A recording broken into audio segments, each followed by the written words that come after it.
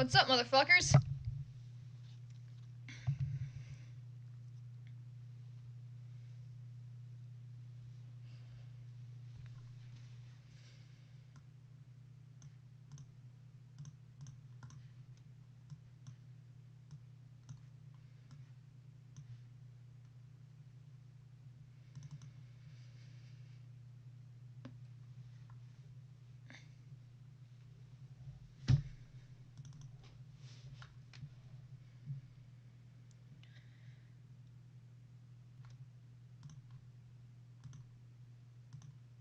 What if you wanted to go to heaven, but God said, time to install a game you already have?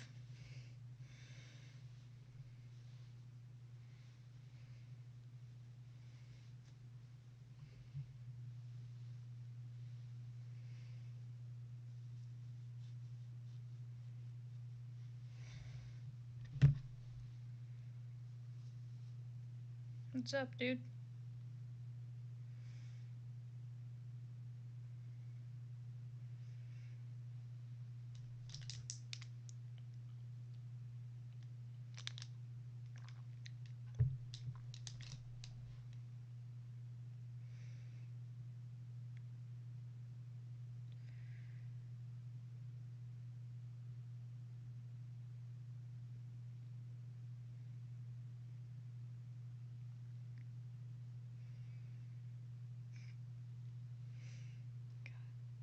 I can't believe in a few hours it's gonna be 2013.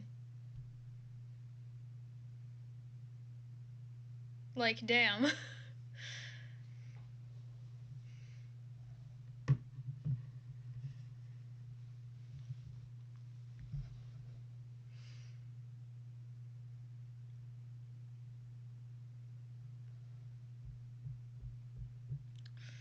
We're gonna be here for a few minutes, because,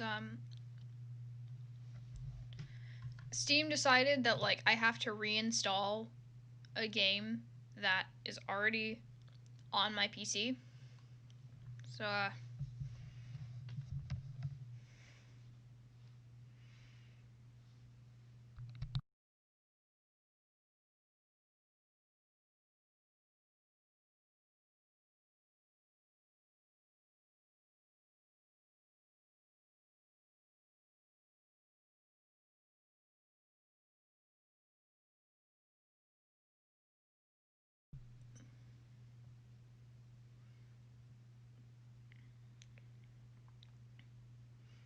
hey, something keeps showing up in my, YouTube feed about this guy named Turkey Tom, and, like, did he, like, make a video on, like, Pyrocynical or something? Because, like, everybody's just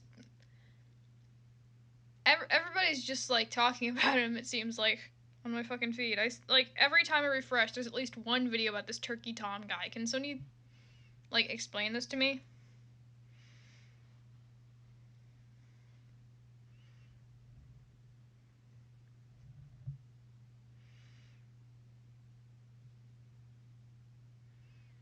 Like, does anybody know what he did?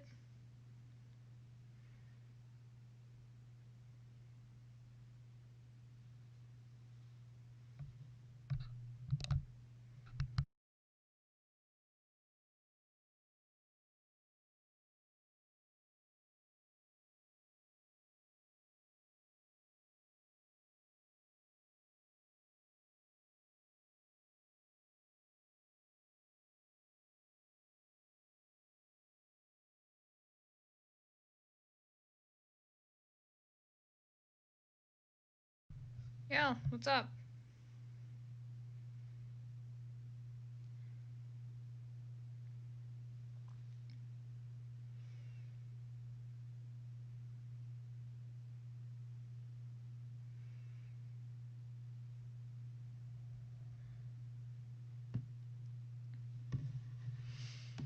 Okay, it's almost done downloading. Oh, by the way, I got a proper webcam, so,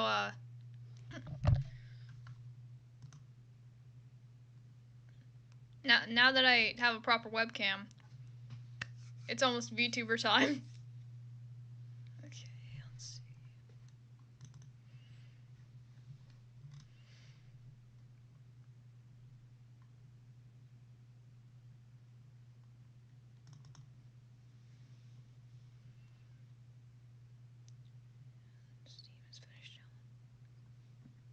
Play game.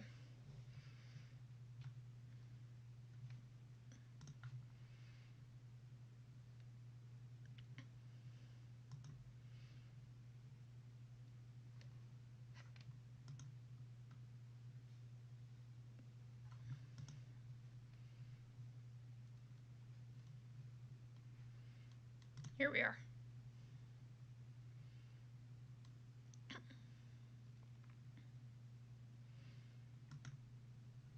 We've had that image like up for a while. I don't think we need it anymore.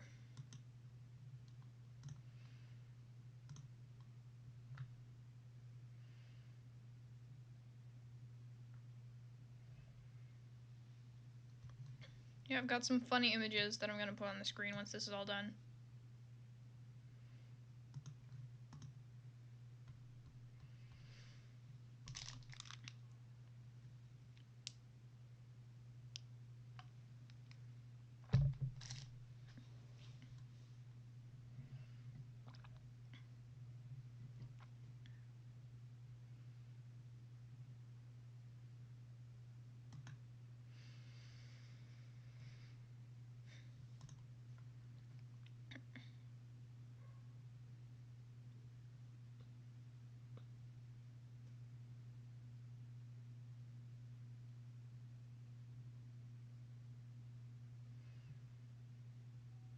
It's been 8 minutes and the game's still not loading.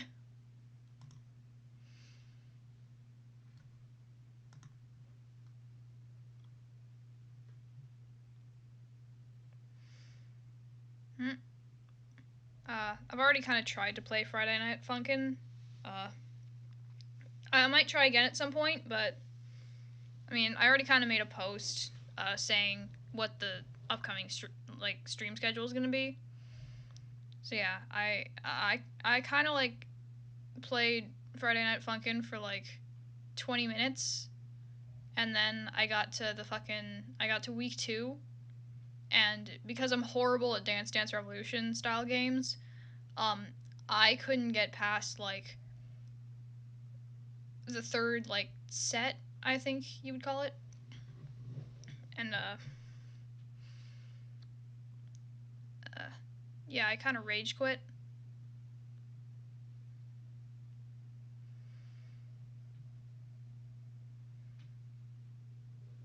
Yeah, I might try again at some point. I hear that like there's a new character out.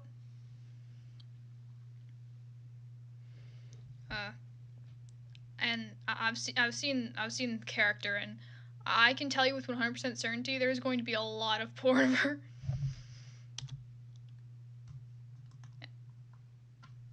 Hey, is the fucking audio not working on this? Oh no, the audio's fine. Okay. Anyways, yeah, I might play Did I leave the? Yeah, I might play I might try playing Friday Night Funkin' again at some point, but yeah. This is yeah. We're streaming Ace Attorney today. Oh, I've got the BGM at 1. There we are. Other options. Resolution, window, key configuration. Oh shit, we can change. Wait, what is?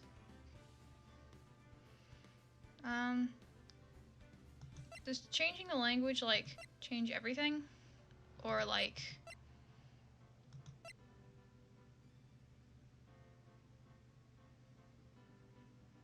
Is it text? Since when? Wait, since when is there a fucking full auto skip? What? I don't know. Oh. Yeah, select a language to play in. That definitely just changes the entire thing. Anyways, let's get going. Farewell, my turnabout. Part 4-1.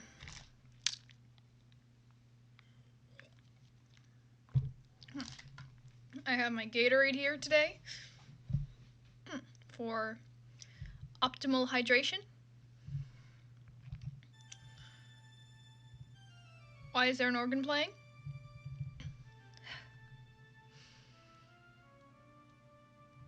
God, how did I get into this mess? Hey, why is it auto, like, fucking skipping the box? That's far enough. You can't run forever. Mr. Phoenix Wright! Oh shit, what's going on?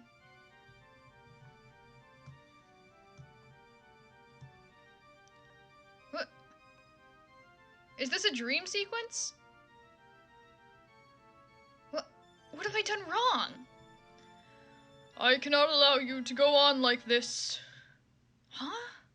But I'm just a simple defense attorney. Silence! You are no longer worthy of your title.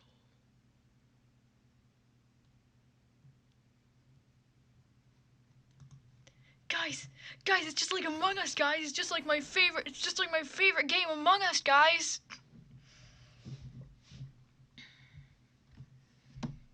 I think I've had this dream before someplace, some time ago. Yeah, I knew I recognized it. Is this like, as if this day was written in my destiny? I think he had a similar dream to this at the beginning of this game.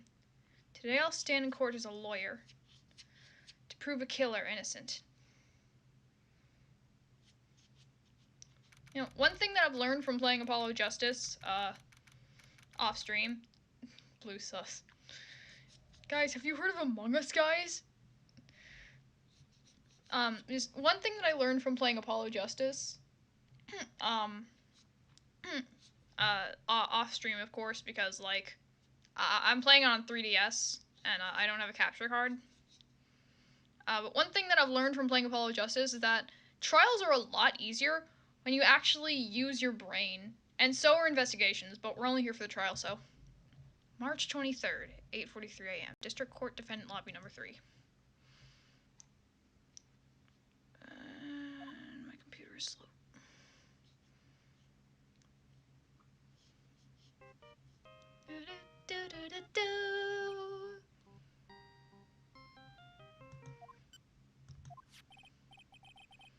Hello, this is Phoenix Wright. Oh wait, what am I supposed to do is, like, You don't look so well, dude. You're gonna prove me not guilty today, right? I can't do, like, a proper voice for, like, his normal state, so I'm just, it's basically just gonna be my regular voice. I'm not very good at, like, voice acting.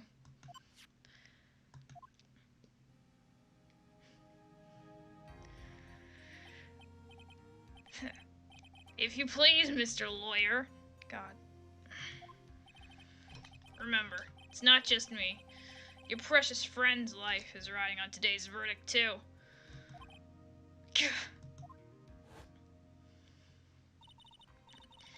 Now listen up.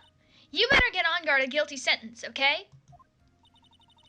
If you get that creepy slime bag and not guilty, I'll never forgive you. Ever.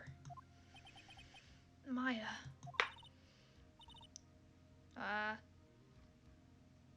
I don't have a fucking voice. Mia! Maya, how's Maya? I don't know. You don't know? She hasn't tried to channel me since yesterday. Mia, what am I supposed to do?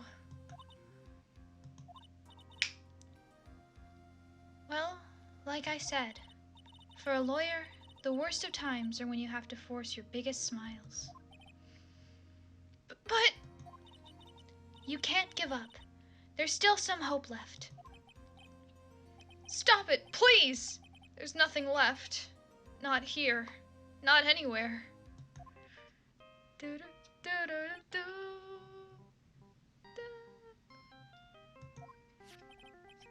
Ah! Is that a cursed on guard again?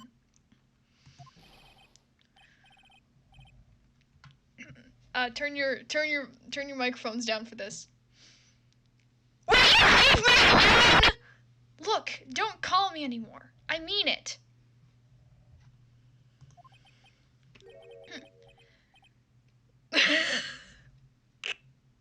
That's a bro moment. I don't have a voice for Gumshoe, so. Gumshoe, I'm really, really sorry. I told you to turn your volume down. I told you to turn your volume down. It's clear that you didn't listen.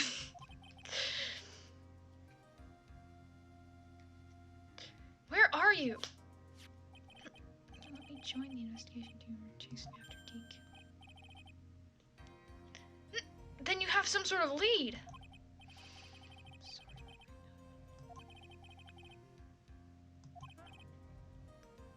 Gumshoe.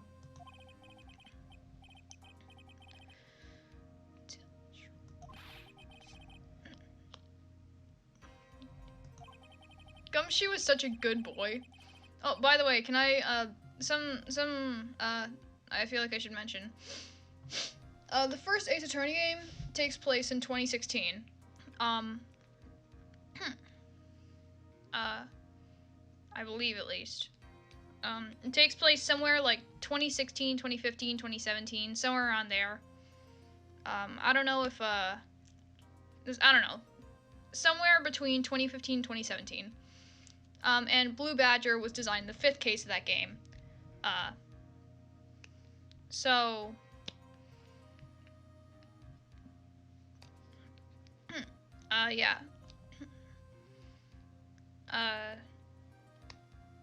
Yeah. Gumshoe designed Blue Badger, which is the police mascot. And, Apollo Justice is set in, like, 2026, 2027, around there. In Apollo Justice, I kind of want to, like, avoid revealing as many details about it as possible, but I'm just gonna, Blue Badger is still around in Apollo Justice, and just, I think it's cool that Gumshoe's work paid off, and that Blue Badger is still going strong, like, fucking 10 years later.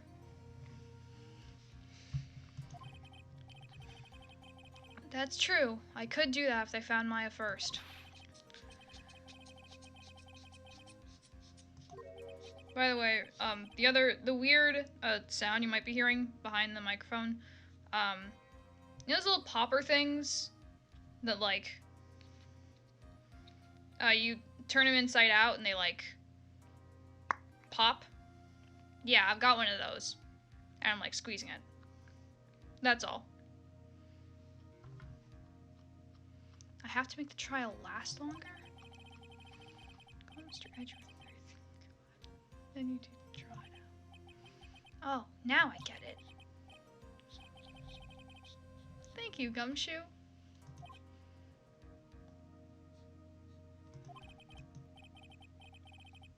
I believe in you, Gumshoe.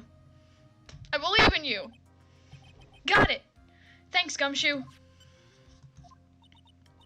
Hey, Phoenix. You understand now, don't you? You have something money will never be able to buy. Friendship. It's the strongest weapon in the world, and you have it in abundance.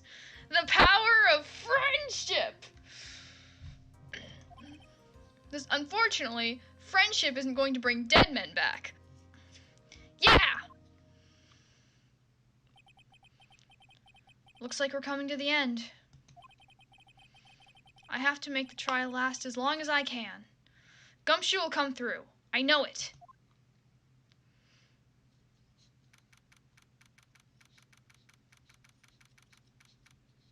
March 23rd, 10 o'clock a.m. District Court, courtroom number 3.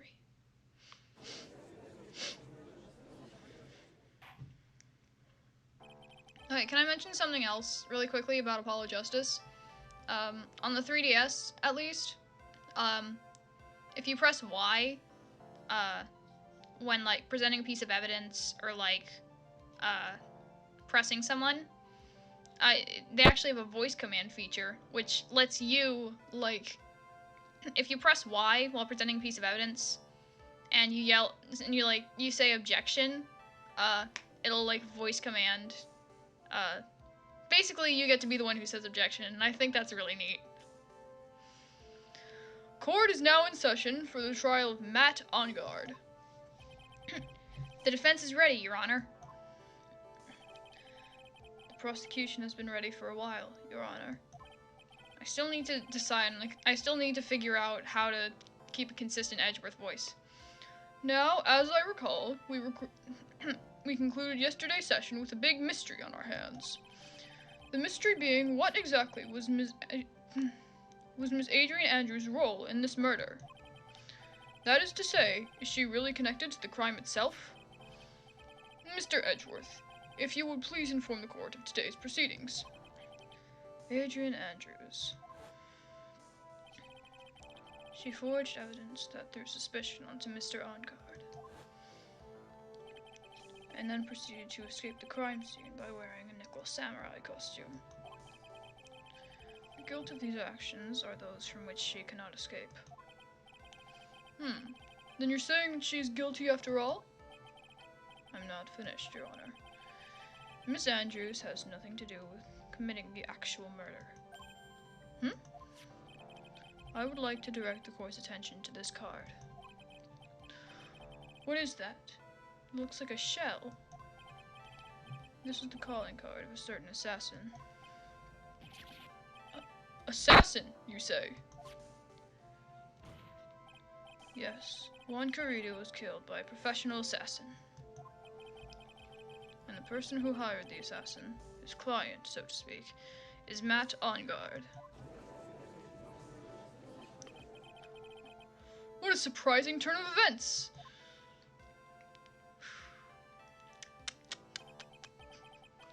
I would think it's become commonplace by now, Your Honor.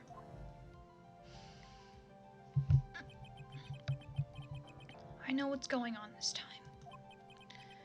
So I know that everything Edgeworth has said is true.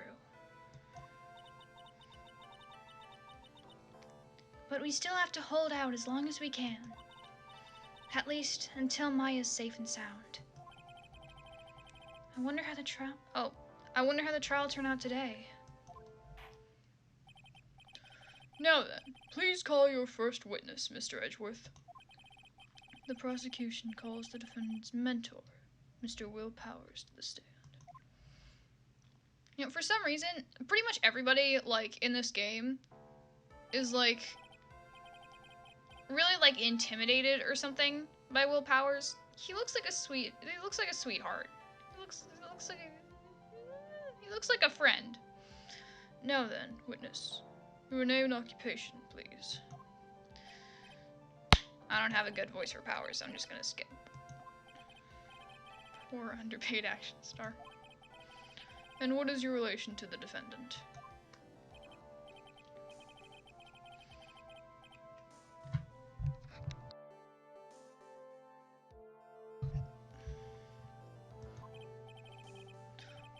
Mr. Powers, please. You don't need to put yourself down so much. Oh, don't say that, Powers. On the night of the murder, you visited the defendant's room. Is this correct? I didn't know that. Yeah, neither did I, Phoenix.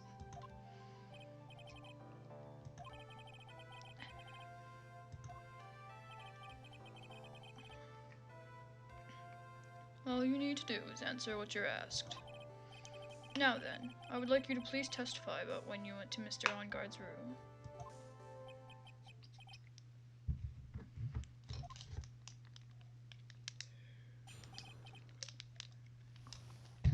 Alright, let's see, what do we got? He looked nice, but he might be he's not. Well, I mean, we already kind of know who the murderer is. It showed us at the beginning.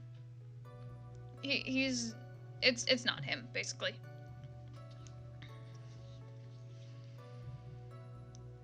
It's this isn't really... They pretty much show you who it is at, the beginning of most of, the chapters in this game.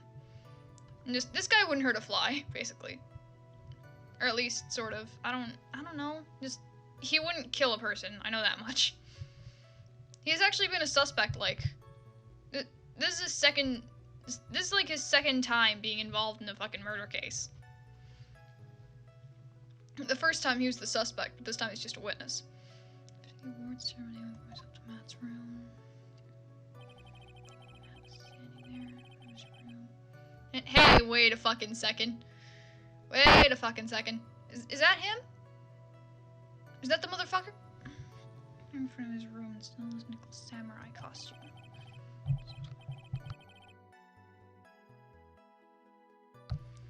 He's talking with someone I first thought was the bellboy. I watched the two of them for a while, then I gave up and went back.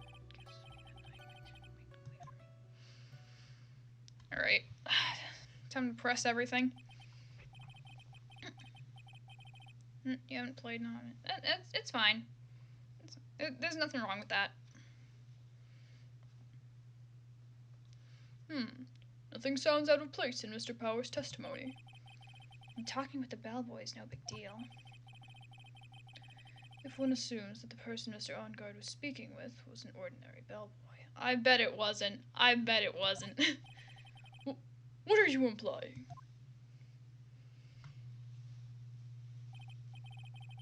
Well, Mr. Wright, let's have your cross-examination, shall we? Looks like we're in another sticky situation. Huh? A trap. Can't you smell it, Phoenix? But for us to find out more, we're just going to have to charge in head first, right?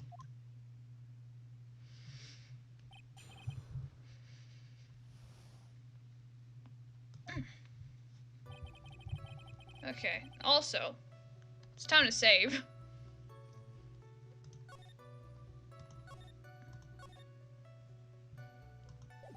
Alright, let's see what we got. Press. Hold it! The defendant's room? Why'd you go there?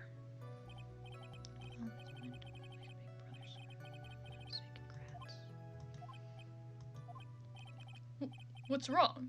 Why did you stop? What's wrong? What is it? You're going to try to trick me into a corner. No, I'm not. Huh?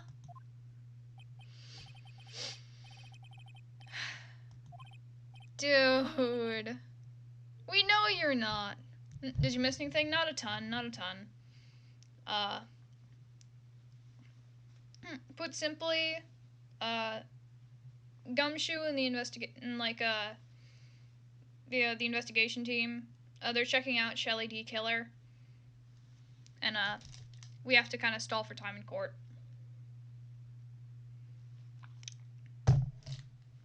And I also have orange Gatorade with me, and it slaps. No one said you were, Mr. Powers.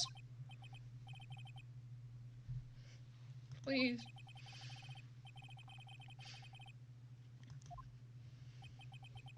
Every time? I mean, he's not wrong. Witness. I will personally talk to the defense at a later time.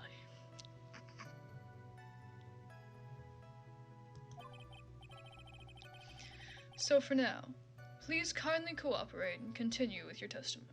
Oh yeah, and I'm still having trouble maintaining an Edgeworth voice. Or deciding on one.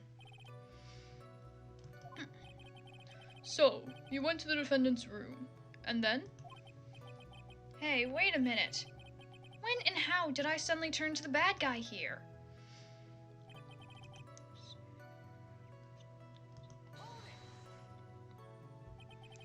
Are you sure that was Matt Ongard?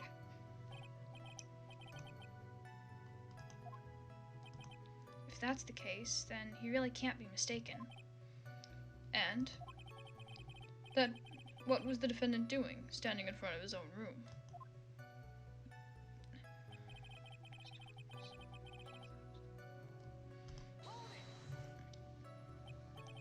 At first? What do you mean by that?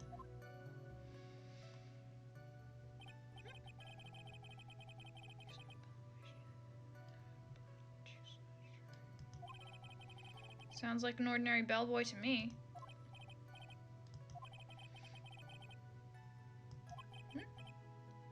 I'll bet like anything that that bellboy is the fucker with the goddamn the stitches down his face. And why was that?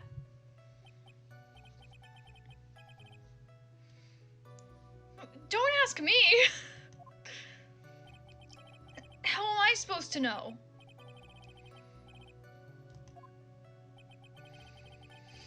Guess I'm gonna have to wait patiently on this one. Just tube them for a while, but then I gave up and went back. God. Give me a second.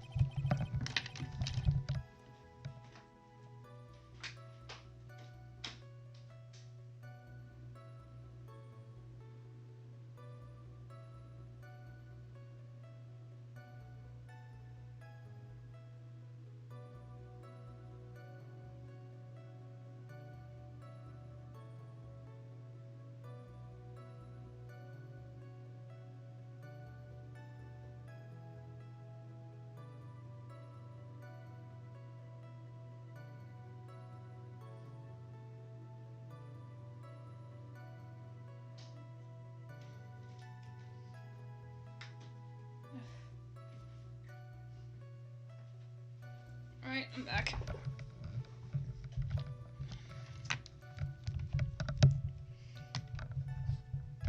My nose was like really runny for some reason. Probably because I like just took a walk actually no, it wasn't that recent, it was like a few hours ago or something. But it was like sort of cold outside. So that might have been it. You saw the two of them, the bellboy and the defendant, together, correct?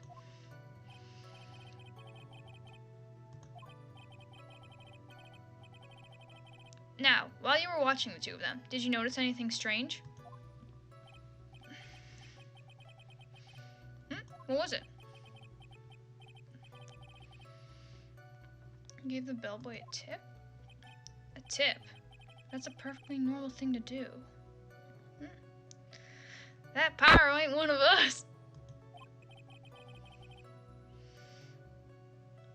Hey boys, it's a spy! So, how long did you watch the two of them?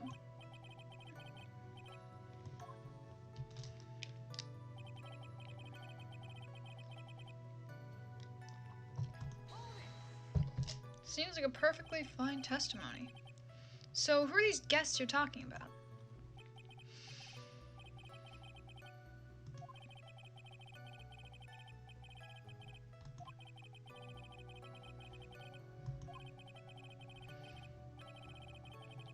This is like squeezing water from a stone. It's probably pointless to push further. Do you remember this incident? Did Mr. Powers leave his seat that night? I don't remember that happening at all. Maya was making such a racket in her hyper state. I ended up focusing on her. I see. In any case, from his story, he probably wasn't gone for very long.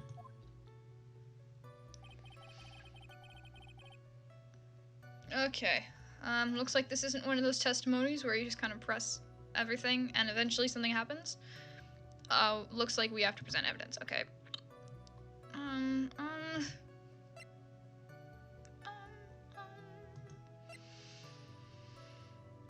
Okay.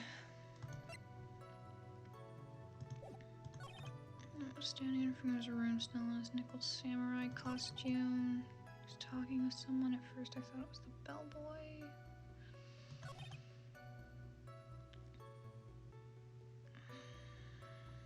Well, this is a fucking predicament.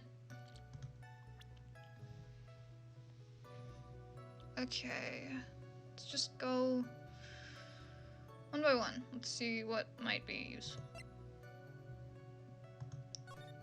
Nickel samurai?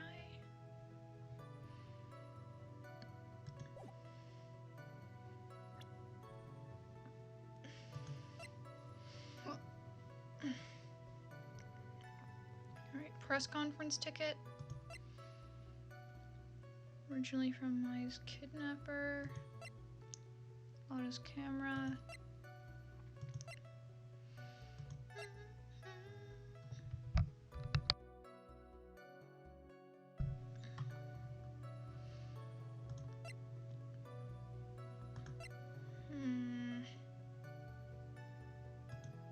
This sounds like a perfectly fine testimony. It's 2 of them for a while, but then I gave up and went back. I had guests with me that night, and I couldn't make them wait for me. For a while, but then I gave up and went back. I was talking with someone. Dude, please don't tell me we have to start random firing, like, already. Please tell me you don't just have to start guessing. Matt was standing there in front of his room, still in his nickel samurai costume.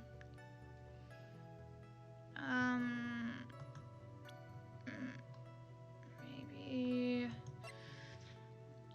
I know what it said in press, but, like... I already don't know what to do. I'm already lost.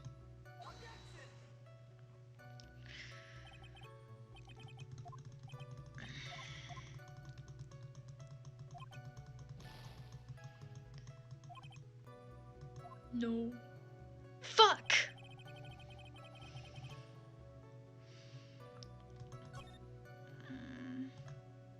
I really can't think of anything. I really doubt there's anything in profiles that we can use. Oh, that fucking hairstyle. Yeah, that's definitely him. That's definitely the sniper main. I was standing there in front of his room, still in his nickel samurai costume.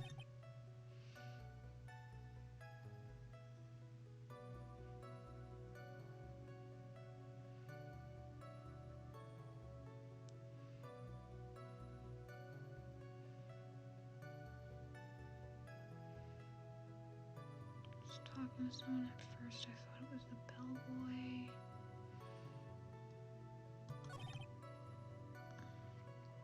I watched 2 of them give up. I watched 2 of them for a while, but then I gave up and went back.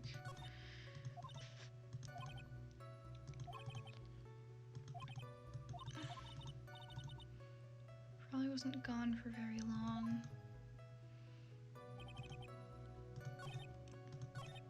I don't know what the fuck to do. I'm already so lost. I've got... because I intend on finishing this before 2021. I intend on finishing at least this trial before the end of 2020. I've got about 6 hours. That's pretty much definitely enough time. But I don't know, these can take a while. I was 2 of them for a while, but then I gave up and went back.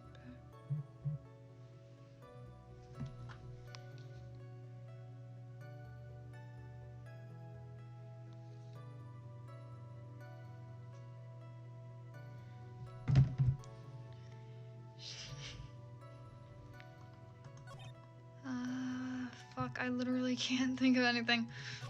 Does anybody have any ideas at all? I was talking with someone at first. I thought it was the bellboy.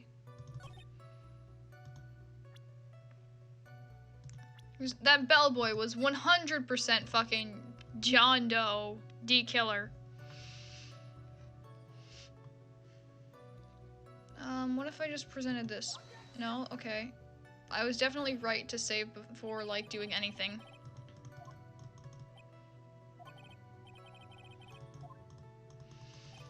Unfortunately, most people know Mr. Penis.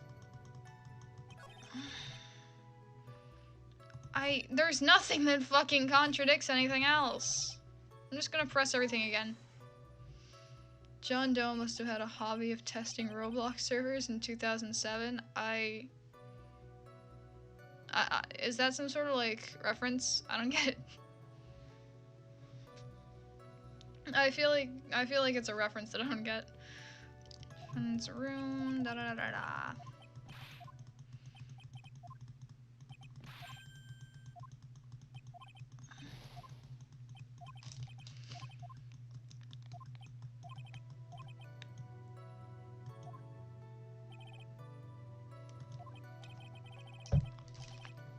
You know, come to think of it, John Doe is used as, like, an example name for so many things. Where did it come from?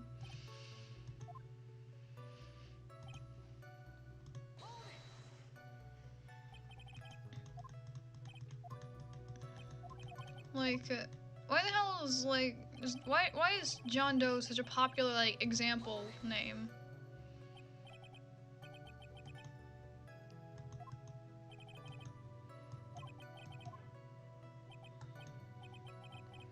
It's a reference to an old Roblox account that was made to act as a test dummy that goes by that name. Also false rumored to be a spooky hacker. I wouldn't have known that. That's fucking wild.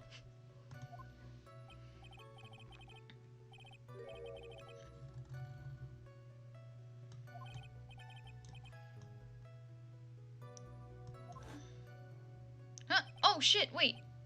We got something.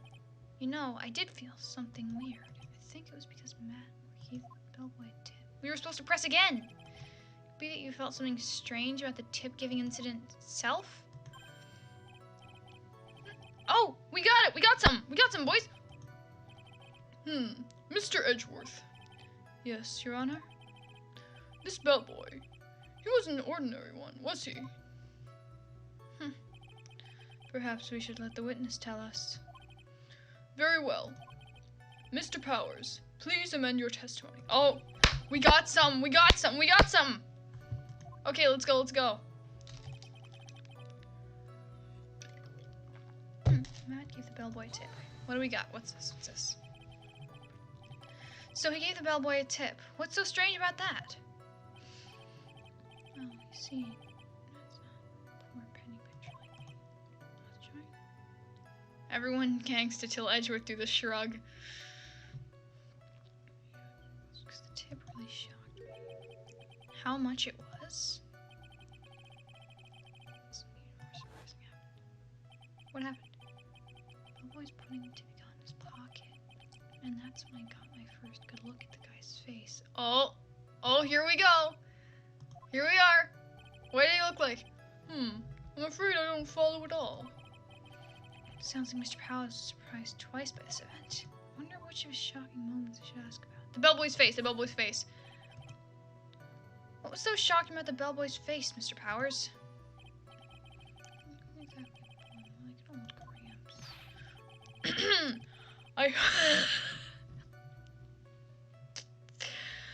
I hope you know that discrimination towards old men is a no-no in my court. That's not what I meant at all. There it is! It's him! It's him! It's a line of stitches! It's him! We got him, boys!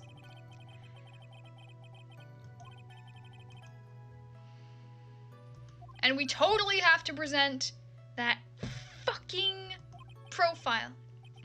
He was there at On Guard's house. He was that butler. What is it, Mr. Wright? Nothing, Your Honor. So that means On Guard was talking with D. Killer then.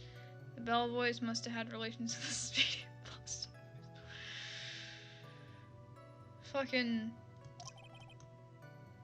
If that fact were to be exposed, On Guard declared guilty in a blink. Phoenix, you have to play dumb here. Pretend you don't know anything. Wait, what do you fucking mean? I want to present the evidence. I want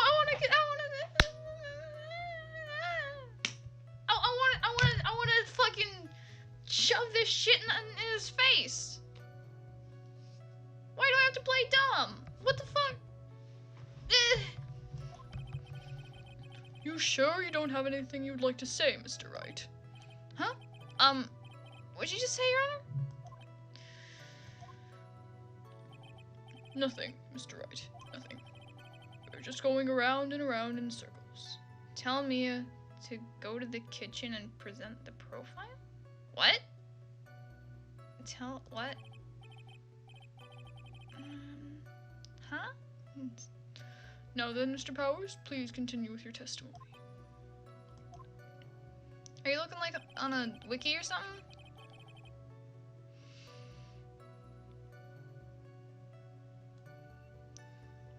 So...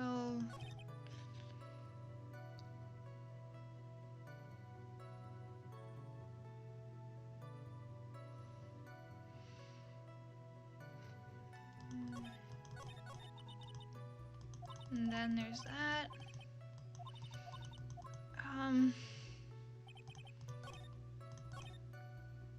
Maybe I should press the other thing?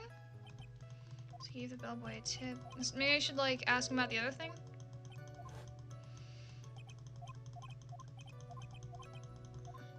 What about Onguard's tip? I'm gonna ask...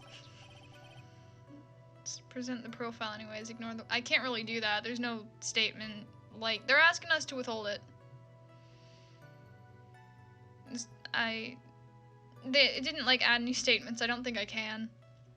The defendant is a huge star. He can afford to give generous tips, wouldn't you agree? Sure, but giving him that much was maybe a little bit too much, I think. A little too much? It's like he was... It's like he was paying for something. Paying for an extra service. I wonder what he could be paying for.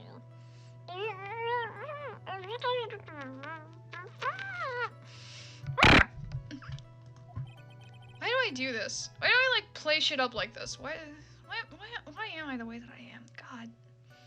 Would you please clarify for the court about how much you would say the defendant gave to the bellboy?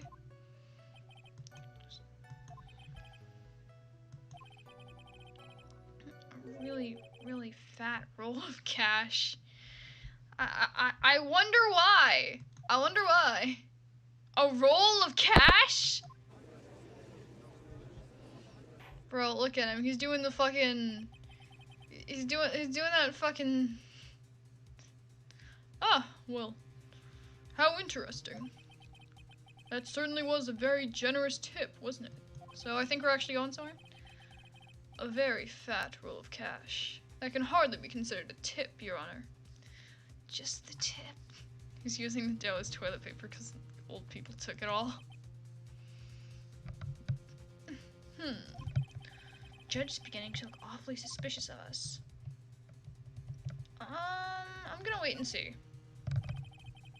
There's nothing I can really object to here. I mean, who can argue that a fat roll of money isn't really odd?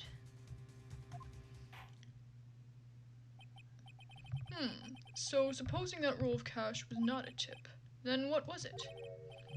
Payment, Your Honor. Payment?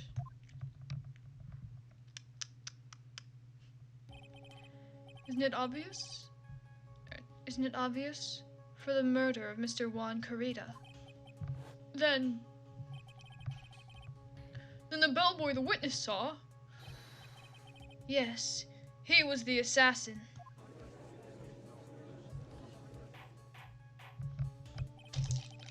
Hold your horses now.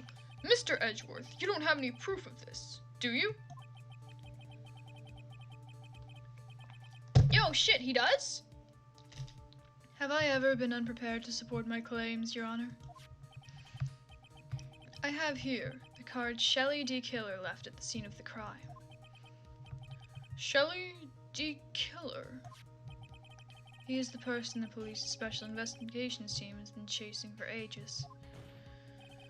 I am certain that the person the witness saw was this very assassin, Shelley D. Killer.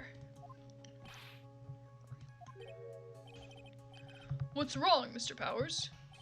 I can imagine someone in Edgeworth's voice having a smug argument over whose wife who is robbing them of humanity the most. It's fucking... I just clicked my head and I think I just figured something. Oh? I saw that bellboy again later on that night. Turn down your volumes, everybody. It's about to get loud again.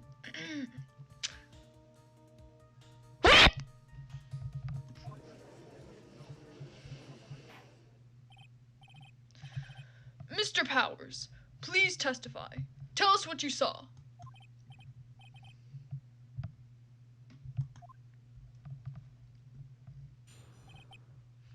A second time. I was in the hallway because I had to go to the bathroom. That's when that bellboy I saw earlier came out of the room. Of course, when I say room, I mean Juan Carita's room. I think that bellboy did seem kind of out of place. So he had to be the assassin, I'm sure. I mean, he's right! He's right. He's not lying.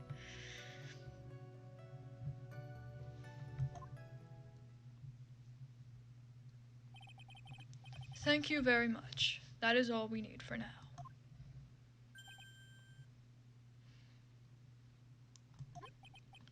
I'm not done. There's still more.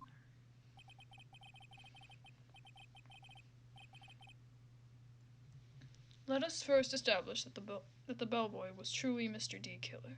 Then we shall see. So the bellboy came out of the victim's room. And if that bellboy really was the assassin, then I think the answer is fairly obvious. That would be correct, Your Honor.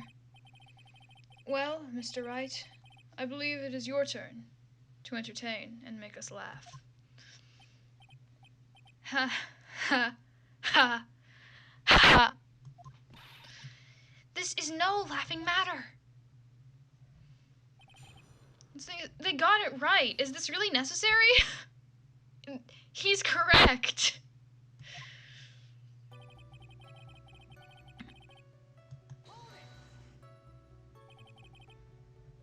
And what time was it?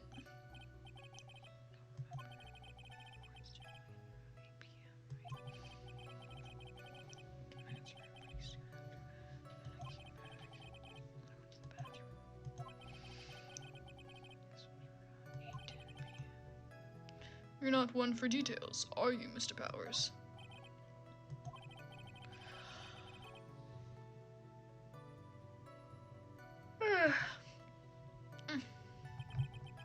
That's not...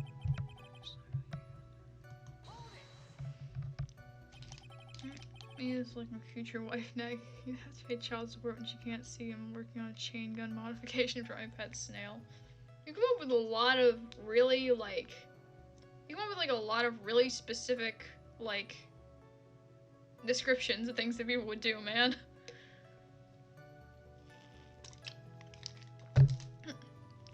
Are you sure it was the same bellboy? Yeah. And how could you tell? All the bellboys wear the same uniform, after all. They're like fucking clerks. See. Irk. Oh.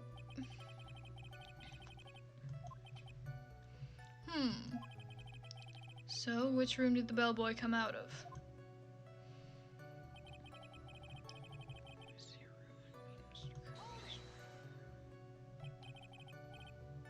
The victim's room, huh?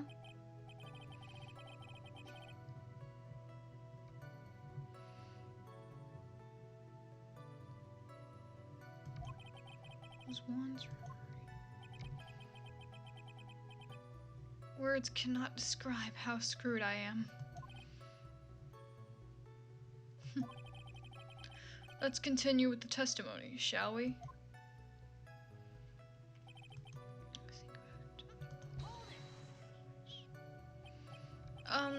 So what exactly was so out of place about him? Right. Why the inspid grin?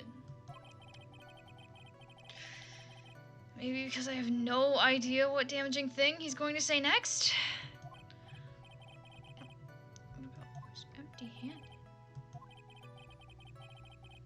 He wasn't pushing a cart, he wasn't holding a tray either.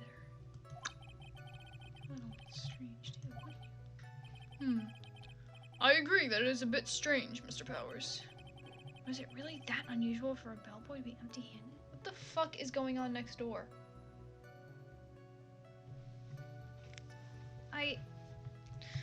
Yeah, as customary for all our Ace Attorney streams, the neighbors are doing something. But I don't know what the fuck it is this time. There's no music, I don't think.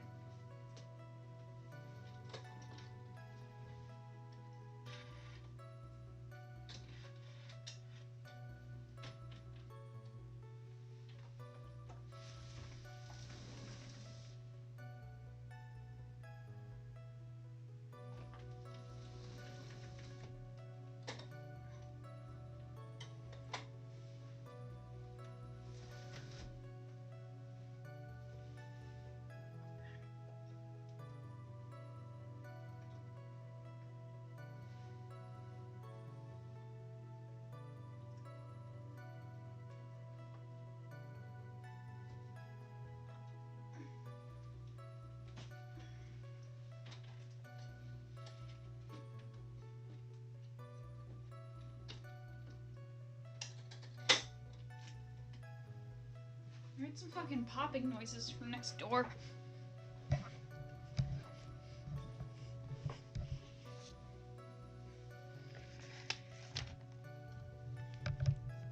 Now there's like no sound basically except for a few people talking. There must be like really thin walls if I can hear them all the way from over here. Should I let Mr. Power's testimony slide or try to pull a fast one? I'm gonna click try to pull a fast one just to see what happens. There's nothing strange or unusual about an empty-handed bellboy. There really isn't! Objection! If you two are done being school children, bellboys are for room service. There is no reason for them to be empty-handed, ever. Your Honor, I ask that the witness' previous statement be supplanted with this new one. Gah, Edgeworth. Are you gonna do whatever you can to make the bellboy look suspicious? I know we have to wait for Gumshoe, but like, can't we just, if we make the bellboy look suspicious, can't we just do this on our own? I see. Very well. This court recognizes and grants the prosecution's request. Mr. Powers, if you could amend your testimony, please. What if I just tried to voice Powers like fucking Peter Griffin?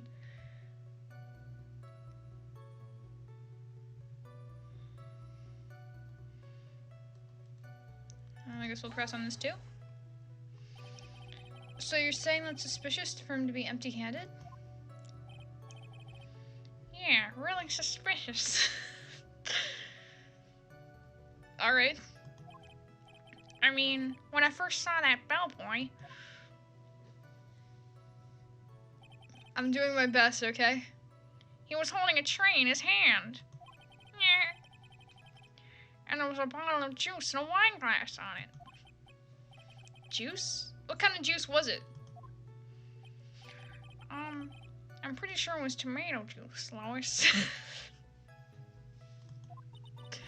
If we could come up with some sort of reason as to why he would come out empty-handed, some sort of proof, then I think we can dodge the bullet on this one for now. Proof, huh? Sounds like another job for the court record. Yeah, so he had to be the assassin. I'm sure of it. Okay, so, like, what do? Well, I know what do first. First we save.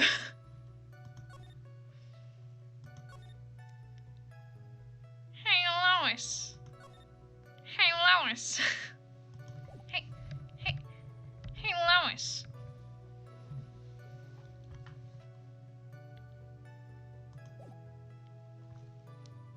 Hey, Lois. Strange for a bellboy to come out of a guest room empty-handed, so...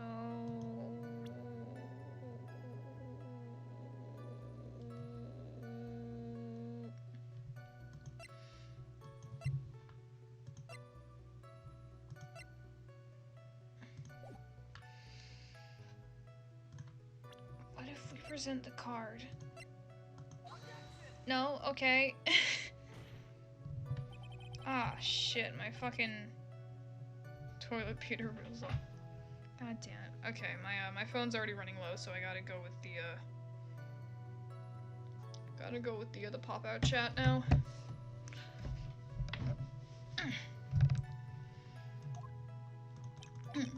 Witness statement is clearly cringe, Your Honor. I thought it was kind of strange for a bellboy to come out of a guest room empty-handed, Lois.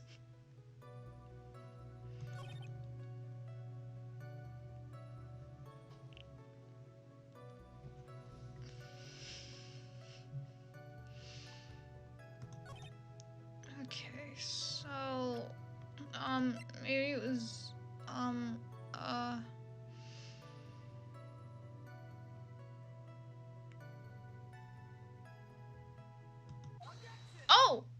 music stopped.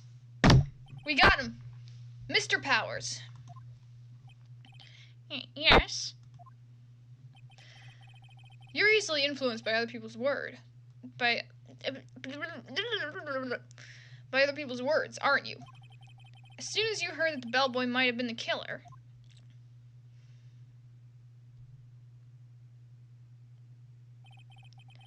you got caught up in believing it must be true.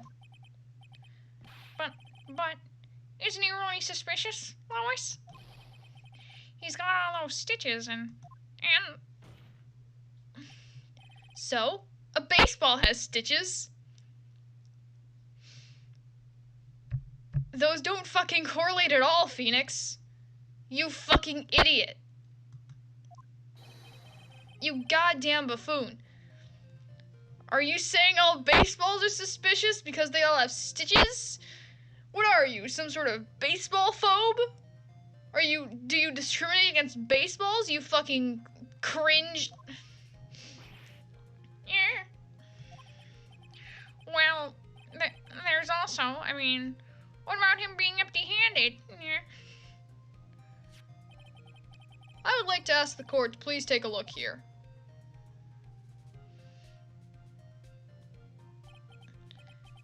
This is the crime scene.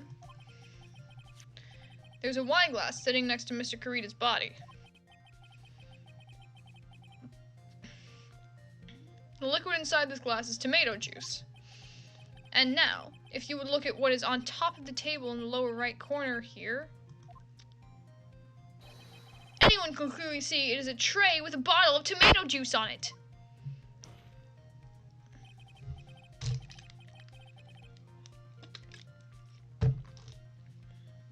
The bellboy had just brought this to Mr. Kurita's room. He left the tray in the room, which is why he was empty-handed when he left. But that would mean the bellboy had seen and left a dead body in the room. Ah, but can you prove that Mr. Kurita was already dead at that time? Hey, Peter, you're baseball phobic saying that XX Shadow 69XX is cringe, Peter.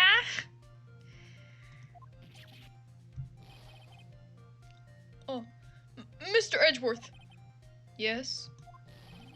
I blame you for leading me down this route. I'm terribly sorry. What is with him? Why is he laughing? Witness, isn't there one more thing you would like to share with us? Is there? The bellboy is empty-handed. Or should I say, empty-handed. I recall that you had something interesting to say about his hands. Oh yeah, I almost forgot. Huh? What? That bellboy, he was wearing gloves. My fucking Peter voice is getting all mixed up. Gloves? Yeah, pitch black, leather ones. All the other bellboys didn't wear gloves like that, right? Black leather gloves. Why didn't you mention them earlier? I will curse the day we have to deal with Miss Crazy Whip Lady again. Don't worry, I don't think we'll have to. Sorry, it slipped my mind. Ah, boy, does this make the bellboy look really suspicious. Alright, gotta focus. I can't lax here. I can't get lax here. No laxatives in courtroom. So what if he had gloves? A lot of bellboys wear gloves. Come on, Mr. Wright. That bellboy was wearing black leather ones. So, a football is made of... How many more sports references are you going to make, Penis Wright? Are you saying all footballs are suspicious because they're made of leather? God. Phoenix, did, the sports team reject you? Did the sports team, reject you? Back in school or something?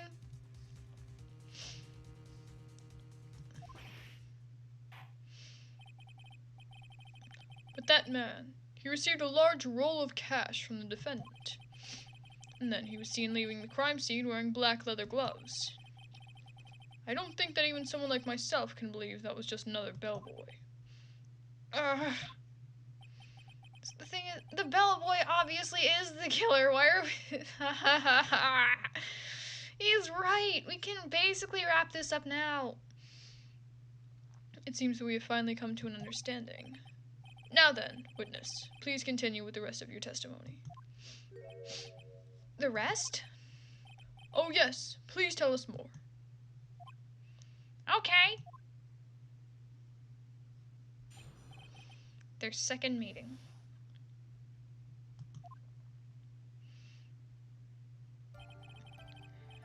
After leaving Juan's room, the bellboy went and knocked on Matt's door, just like that.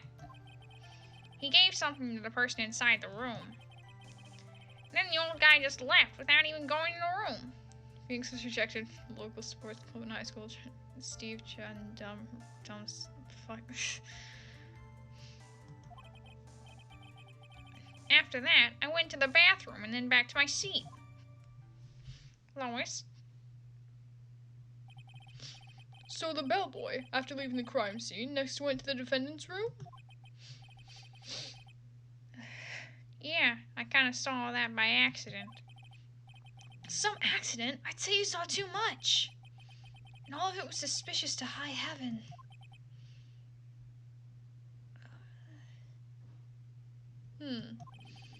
I think it's safe to say that we can no longer consider this bellboy to be normal. Now then, let's get started, shall we? Mr. Wright, your cross-examination, please. Yes, Your Honor.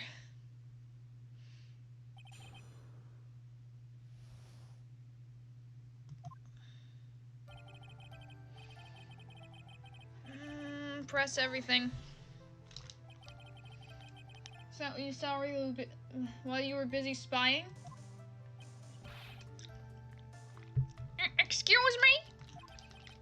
I may be a poor, underpaid action star, but even I wouldn't stoop to spying. Well, I think the point is where did you watch all this from, Mr. Powers? Oh, from the door of the bathroom, my left eye. In a sort of sneaky spy-like. I knew he was spying. Please, does it really matter whether he was doing it over or underhandedly? What did the bellboy do next? That's all I care to know.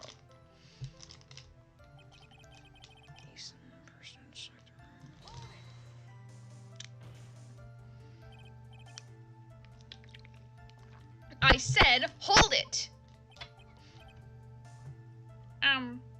Okay. That's better. What kind of statement is that? Please elaborate and give us a few more details. I know we're stalling, man, but, like, we really could, like, cut this down by a lot. Oh, okay. I should probably only ask him one question at a time here. Ask about the person inside. So, who took this something the bellboy handed off? Actually, I don't know.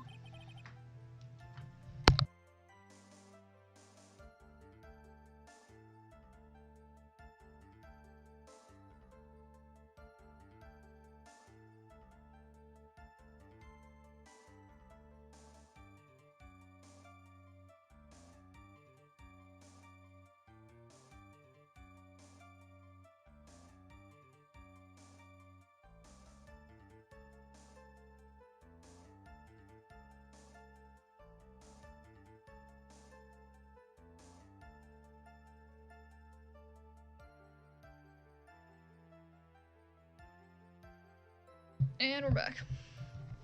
What do you mean? I'm sorry, but I only saw the person's arm. Only an arm? Then you're saying you didn't see the person's face? Yeah. Well, it was Mr. Onguard's room, correct?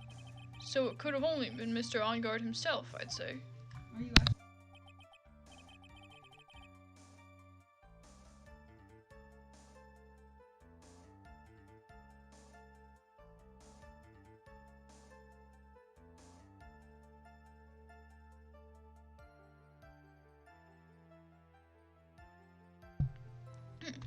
And then, what did the bellboy do after that? Oh, so after he gave the person inside the room the thing, I'm gonna...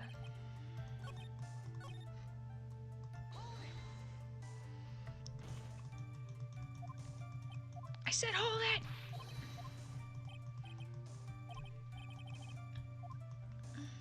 Ask about this something. He gave something to this person? Yeah. And what was this something?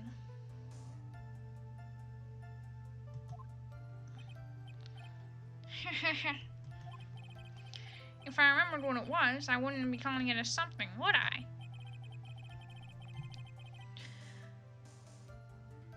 I've got the popper fucking sitting on my desk, so if you hear a sudden popping, that's what it is. But this implies that something was removed from the scene of the crime.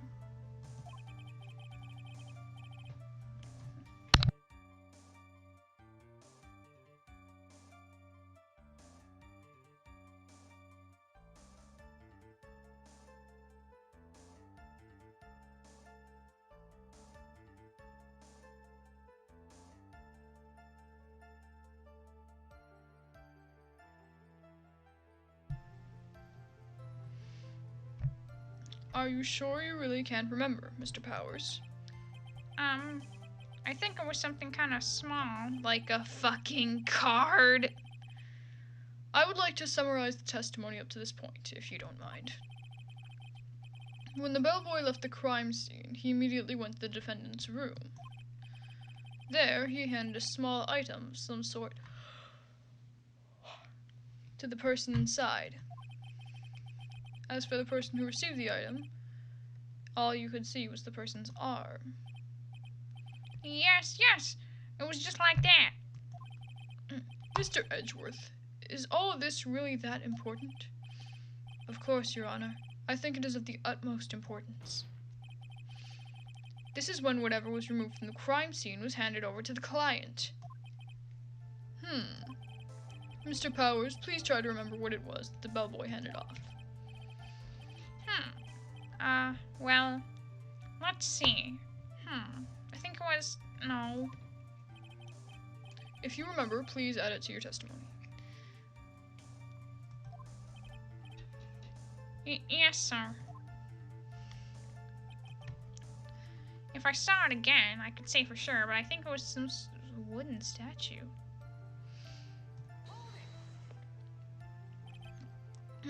Like a statue of a bear? Perhaps? A statue? Yeah, it kind of looked like one, I guess. If I saw the actual thing again, I'd probably remember, you know? Looks like for this trial to proceed, I'm gonna have to come up with whatever this statue thing is and show it to him. You're going to have to trust your instinct on this and take a chance, Phoenix. Oh, I don't need to take a chance. I already know what it is. Well, Mr. Powers, let's continue with your testimony. What did the bellboy do after that? It's totally that fucking bear. Present. This one. Yeah, it's a wooden bear-shaped figurine. Here you are. Objection!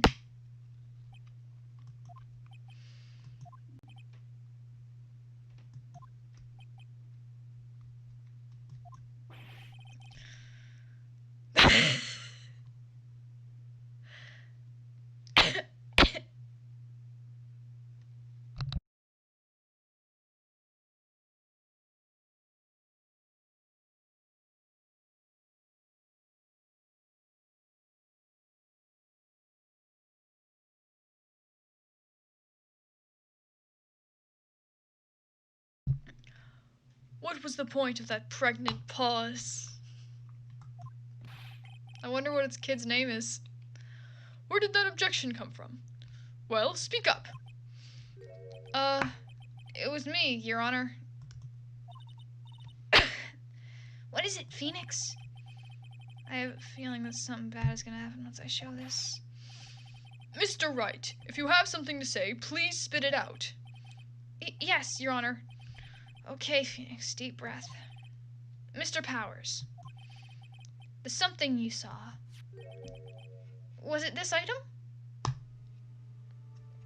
What's with the sinister music? Oh, no, it's not sinister. Never mind. Oh, hey, that's it. That's the something. Wow, Mr. Wright. You really figured it out. I recall we found this at Matt Onguard's mansion. At the defendant's house?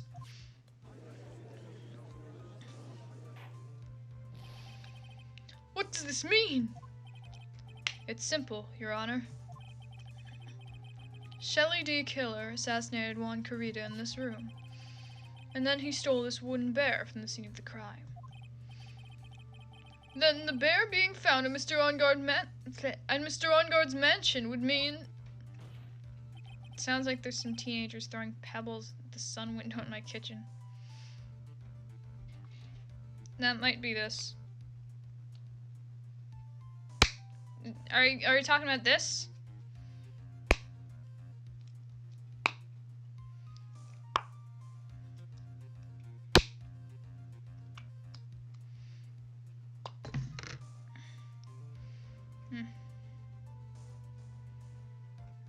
Yeah, I've got like a popper in my hand, like, you know those little plastic things that's like, you put them on the table and it's like, it pops up in the air and stuff?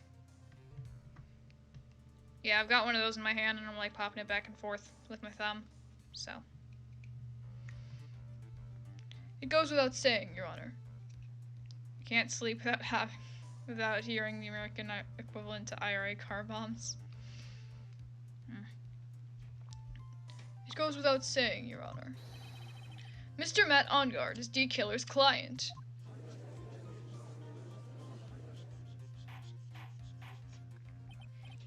Order, order, order. I said order! Mr. Wright, this is a most unfortunate turn of events for you. Yeah. Sorry, Mia. No, it's all right. Your judgment was sound. Actually, I figured the bear would come up. If not now, then it would have later on. Even if you hadn't shown it to the court, I'm sure your friend Edgeworth would have. I almost forgot he knew about it, too. I think it is clear that there is no need for us to continue this trial. I can't let this happen. I have to do something. There has to be something we've overlooked. Your Honor, a minute, please. Yes, Mr. Wright? There are still a few points left that we haven't fully explored. What are you trying to pull? Oh no. Oh no, it's showing our fucking vitality or whatever it's called. It's showing our fucking influence gauge or goddamn...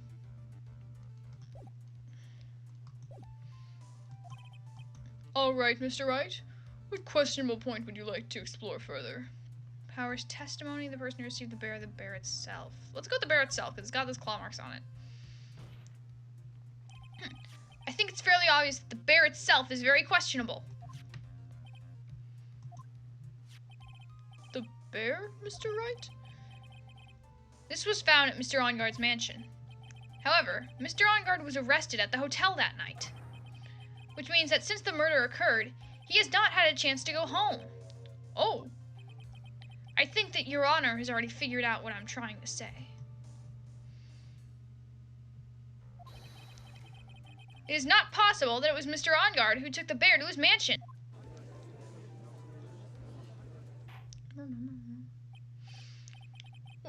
Why? That's very true. We didn't consider that point, Mr. Wright. There was no way, time-wise, for the defendant to have taken this bear home. Disaster averted, it looks. You haven't gotten the best of me yet, Mr. Wright. Huh? I remember it clear as day.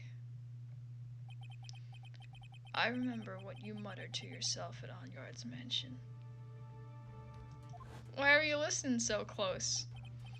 We have this area completely surrounded. There is no way for him to escape. I can't believe it. That butler. All this time, he was D. Killer. D-Killer and OnGuard were working together, so to speak. And D-Killer was hiding at OnGuard Mansion as its butler. What a bold move. The bear figurine was brought back to OnGuard Mansion by D-Killer himself. Edgeworth teleports behind you, sure. Nothing personal, right?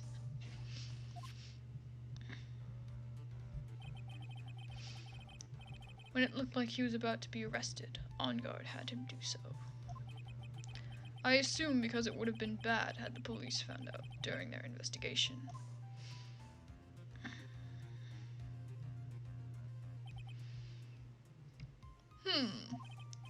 Well, Mr. Wright, you've been quiet for a while now. This is too much! Isn't there anything I can attack at all? I don't see what the problem is. He's right. I don't see the issue here. Aren't we? Isn't this what we're supposed to be doing? What will you do now, Mr. Wright? Do you plan to? I plan to expose a clearly shaky place in Mr. Power's testimony. What? There's still another one? There is indeed, Your Honor, and it's quite a questionable point. What are you trying to pull? Yeah, what are you trying to pull, mate?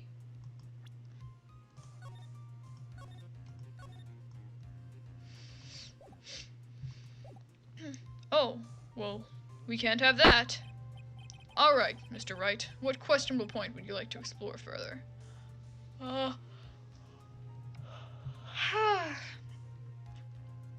Power's testimony?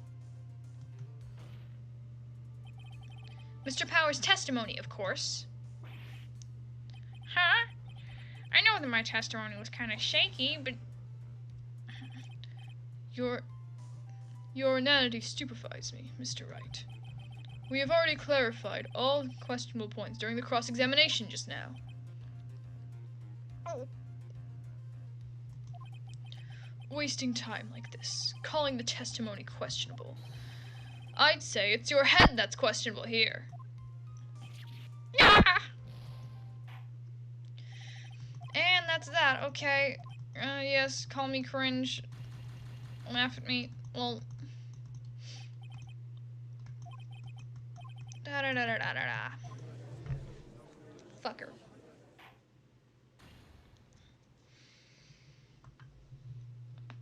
And this is why you always save.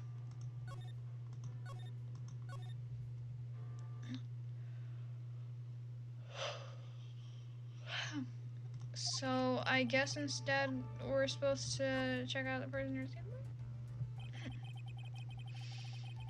There was one thing in Mr. Power's testimony that was very unclear. And that is the identity of the person who received the bear. He gave something to the person inside the room. I'm sorry, but I only saw the person's arm, Lois. As long as we don't know who it was that took the bear,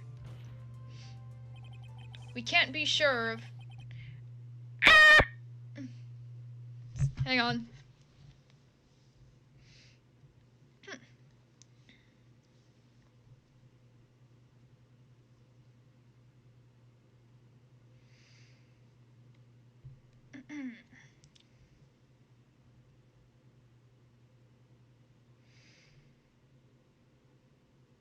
Give me a sec.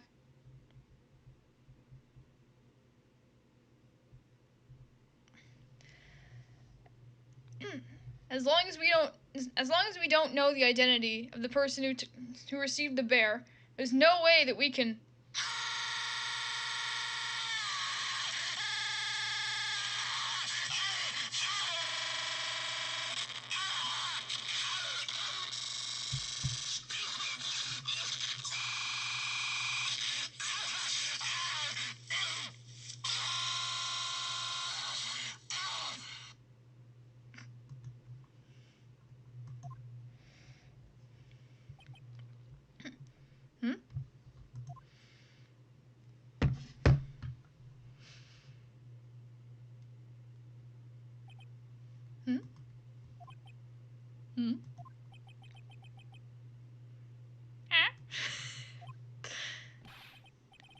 What is it, Mr. Powers?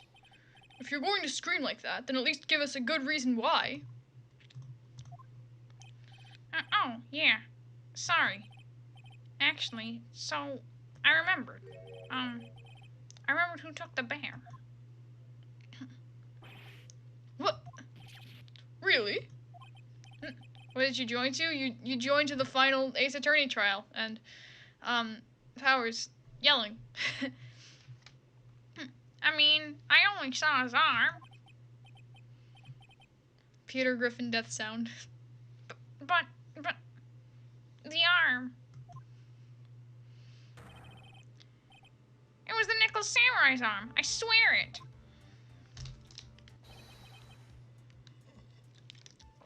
Uh-oh, it's about to get loud again. Turn down your fucking volume. Just everybody, turn down the volume of whatever you're watching this on. You've got to be kidding! Are you sure of that, Mr. Powers? Peter chokes on a rice bowl and dies. Yeah, I'm sure it was a Nickel Samurai, Lois.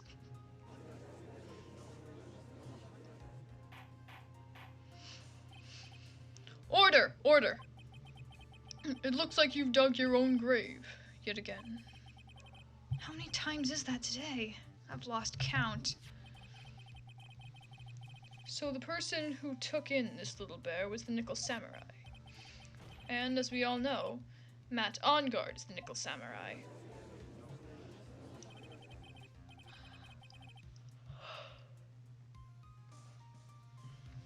Thanks to the defense, we've made that all the clearer.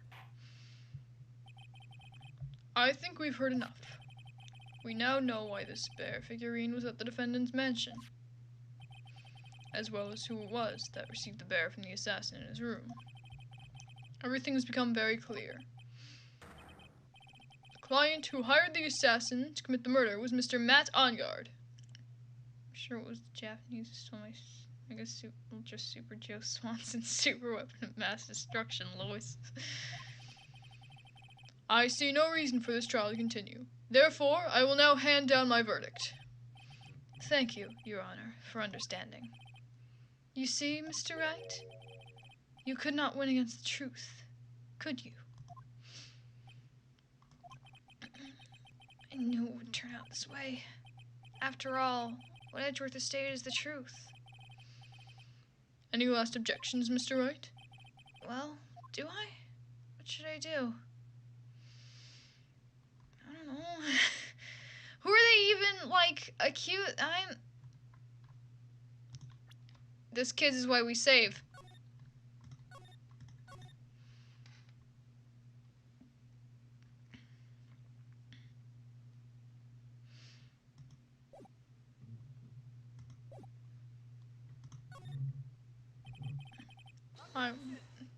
Objection!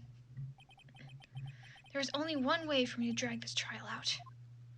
The only thing I have left is this one dirty trick. Dude, what is it? What is it? Oh god, what's gonna happen? Your Honor, right now we have these two reasons to believe my client is the assassin's client. Reason number one, he accepted the bear figurine from the assassin.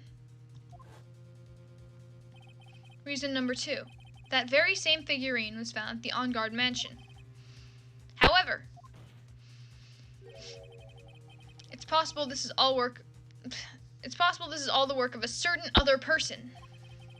What are you saying? What I'm saying is, it's possible a different person is D Killer's real client.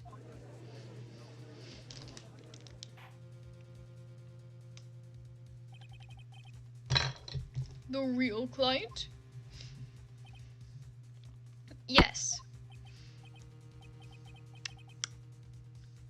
Is this all you have?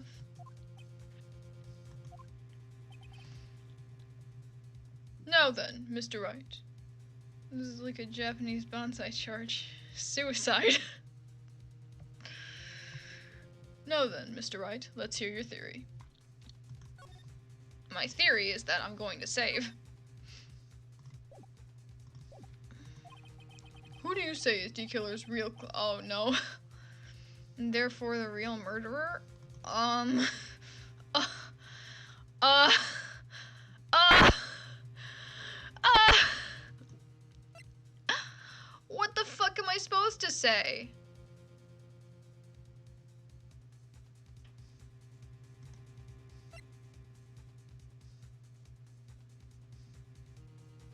This is like a Japanese bonsai charge. It's fucking suicide. Maybe it was John Doe? What if we say this? You've let me down, Mr. Wright. What about the manager chick that hates Karita because of her sister's sudden reset? Sister.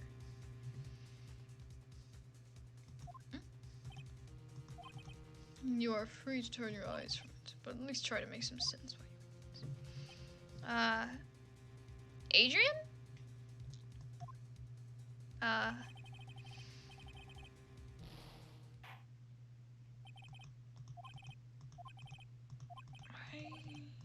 Maybe. I don't. Actually, maybe that would work. But that would mean that we have to fucking deal with Adrian again. Ah, that would be a pain.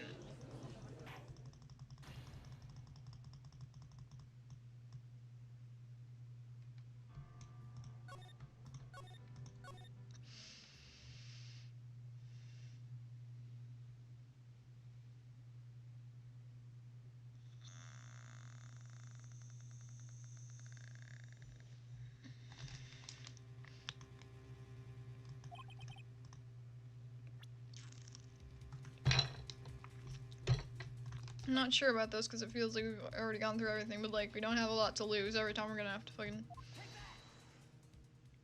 Oh! Adrian Andrews? You were right! Yes, we already know she tried to frame Matt Onguard for the crime. Oh yeah, she did that! By wearing a spare nickel samurai costume. Then the nickel samurai's arm that I saw. That could have very well been Mrs. Andrews. Or Miss Andrews. Fuck, I don't... But what about Mr. Onguard? If you would please recall yesterday's testimony. The defendant was taking a nap during the break period. That's right. Then, finding this figure at Mr. Onguard's mansion... It was a well-laid trap set by Miss Andrews.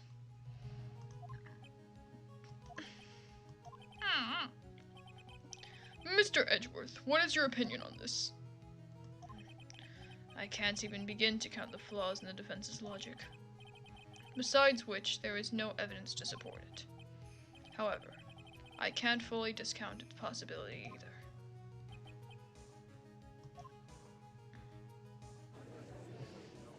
Congration! What is with this trial? Come on, anyone can tell Onguard did it. The murder of all things. This is to save Maya. This is to save Maya. Even if the whole world turns against me, this is one fight I can't give up on. So, like, why can't they just try and get D-Killer convicted? Order! Order! Order! All disruptive parties will be forced to leave the courtroom. Your Honor. For the benefit of the defense, I'm willing to play along with his what-if game. His what-if game, Mr. Edgeworth?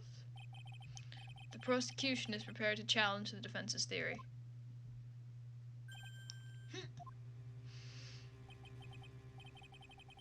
Mr. Wright, even you must have thought it strange and wondered, why would the criminal want this little wooden bear? He's right. Pull out the suicide report? D-Killer did specially bring that bear to Onguard right away. Why do you ask? Is there something special about it? Absolutely. I'm sure that once the court knows its significance, the true killer's identity will become crystal clear. Your Honor, the prosecution calls upon a witness who will clear all doubts against Miss Andrews. And who would that be? It's quite simple, Your Honor. Miss Adrian Andrews herself. Oh no. Adrian really just got the short end of the stick on this fucking case. Also, I think we've already used the suicide report for something. I don't think we can do much with it. Well then, the court will take a short 10-minute recess. The prosecution will prepare its witness in that time. Yes, Your Honor.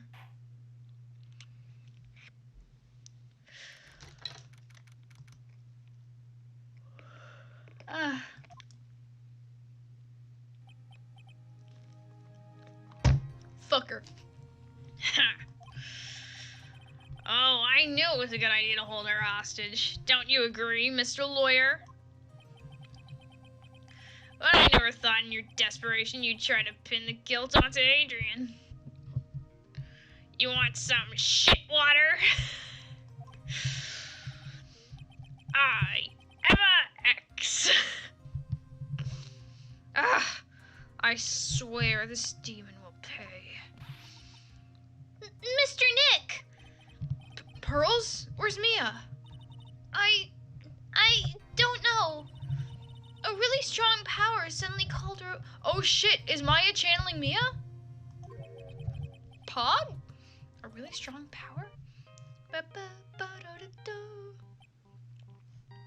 Hey, come to think of it, when did this trial start? Why are so many pearls in the room? I don't know. Come to think of it, hang on. Actually, no, I'm not gonna bother checking. I bet that's Gumshoe. Oh, Mr. Nick, your phone is... It's from Gumshoe. I knew it. How's it going? Hang in there, pal.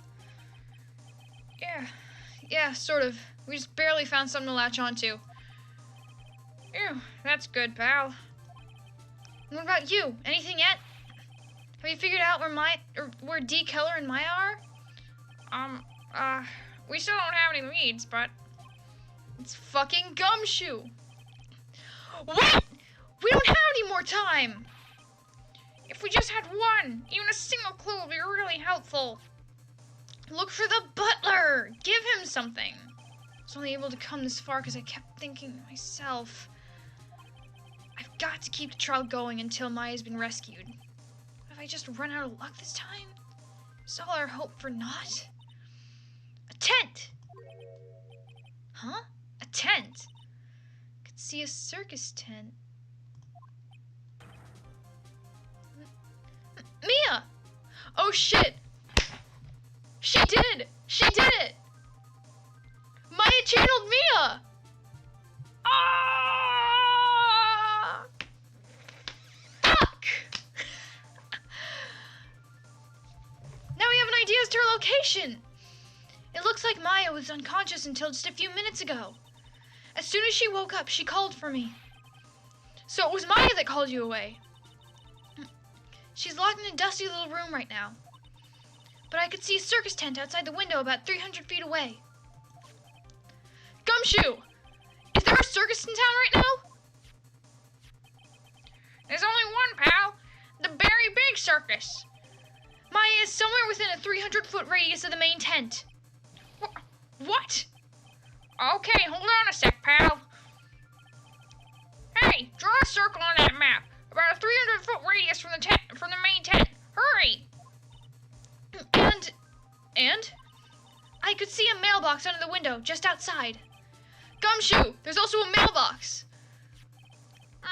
Okay, what else? What else, Mia? I'm sorry, but it was a very small window. I couldn't see anything else. It felt like I was in an old office building. Maybe the 3rd floor or so. I heard her. An old office building. Good stuff, pal. Okay, just hang in there. A little longer, pal. Wish us luck. Good luck. I'll call you later, so don't let your battery die, okay, pal? I'm fucking up this voice. The voice was okay at first, and then I, like, fucked it up. Mia! Maya's not hurt, right? She's in a pretty bad state, Phoenix. She's being starved. Gumshoe, please, hurry! Looks like we're out of time. Are you alright, Phoenix? It's only a matter of time before Maya's rescued. I can do this. I just have to make this trial last a little longer.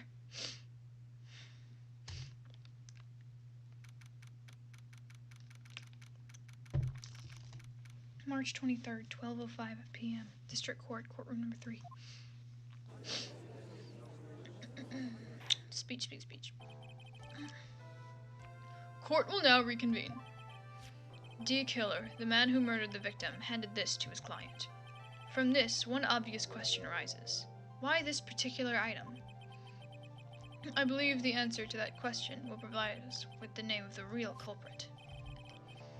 Now then, the prosecution calls the defendant's manager, Adrian Andrews, to the stand. It's cold.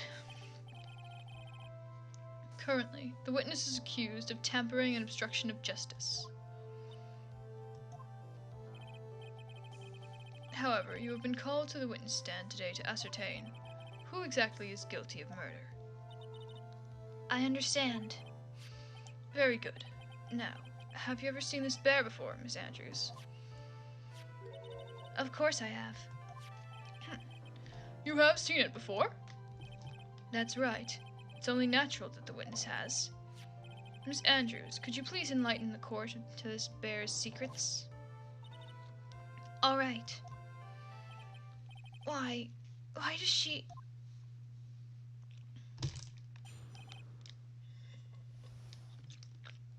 The bear figurine. Actually, this is an elaborate puzzle. If you know the correct order, it can be taken apart one piece at a time. At its center is a small cavity with just enough room to store a small... Oh shit, let's take that apart right fucking now. Because of its complexity, if you don't know the order, you can't open the bear. You really can't tell that it's a small jewelry box just by looking at it. Dude, what's in it? What's in it? I want to see. What's in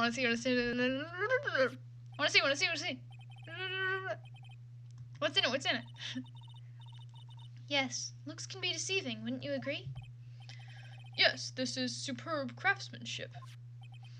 Oh, yes, I nearly forgot. You may begin your cross-examination, Mr. Wright. It looks like there really was something in that bear after all. Bear figurine cross-examination.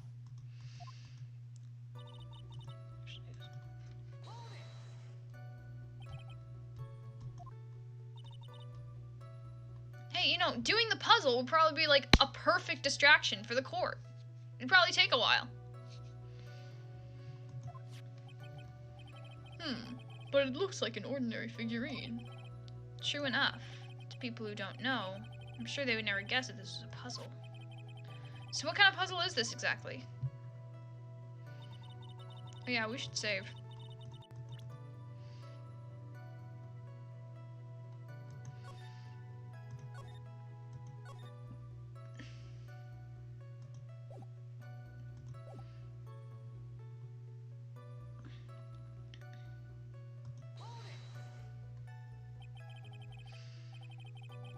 So you can take it apart? And how would one go about doing that? Well, you first turn its tail to the right and then push it in. Oh, yes, I see. After that, the arms and legs are free to move and can be removed. Oh. This is most interesting. A boy and his new toy. It's like he's 5 all over again.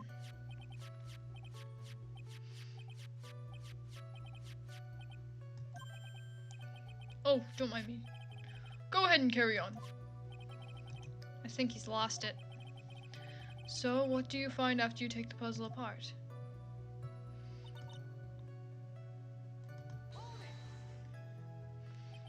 And how do you know about this? I know. I know because I was the one who bought it. Huh? It was a souvenir from when a friend and I went to Switzerland. Then this was a present from you? That's right. It was a puzzle in the shape of a bear, so I thought it would be perfect for Juan. So it was a present from Miss Andrews. Witness, let's continue with your testimony.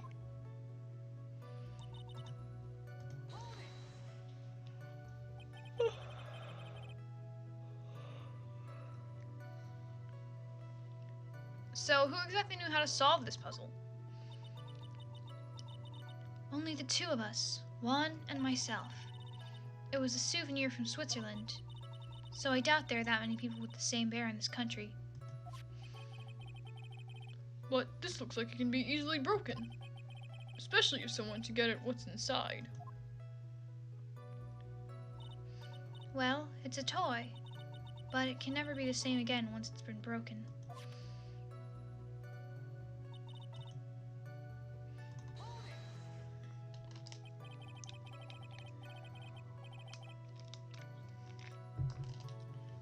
Who else knows that this bear is actually a small container or jewelry box? I never told anyone. And as long as Juan never told anyone either, then only the two of us knew. The two of you, huh? Then of course that means Mr. Ongard didn't know, right? I think this is about all I'm gonna get for now.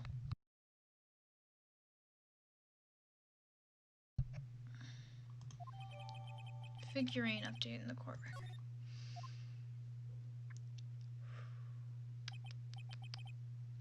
Well, Mr. Wright, I think even you have come to realize.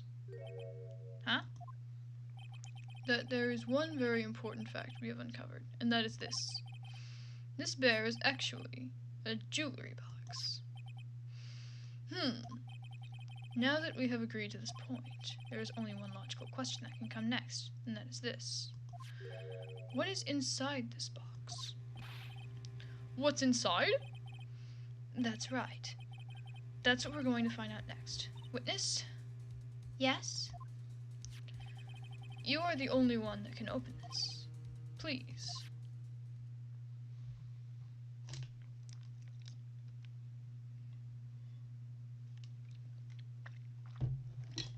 There's a painful silence hanging on the court. Blech. All the eyes are on Miss Andrews. She solves the puzzle and takes the bear apart. Click. I've opened it. What's in there? Oh, it's the suicide note, isn't it? Is this what you wanted? Oh, wait, no. No, wait, that wouldn't work. Because, never mind, I'm wrong. I don't think we need to guess at what that is. Do we, Mr. Wright? Wait, what? It's the suicide note. The suicide note? The suicide note left by Juan Carita's former manager, Celeste Inpax. Until now, no one knew of its whereabouts, but just as we suspected, it was hidden. Hidden by the victim, Juan Carita himself.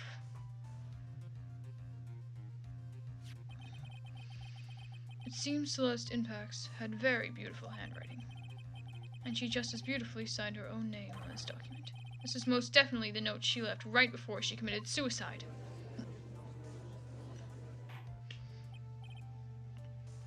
Order! Witness, did you know about this? Yes, I did. I heard all about it from Juan. When I discovered his body, I looked for the bear. I wanted to destroy the note before it became public, but I couldn't find it anywhere. Because it had already been taken by D. Killer. Everything is going at Mr. Edgeworth's pace. So now that the suicide note has been found, what's the next logical question? What is written on the note? That's right. At least that's what I would think. Now then, I believe it is only appropriate that the contents of the note be made known. I can't stop you, can I? I went through so much. PogChamp. I went through so much just to get my hands on it. And I was going to burn it, for her sake. I'm deeply sorry, but I can't allow you to persuade me to stop. Your Honor, if you could please read the contents of the note aloud. Very well.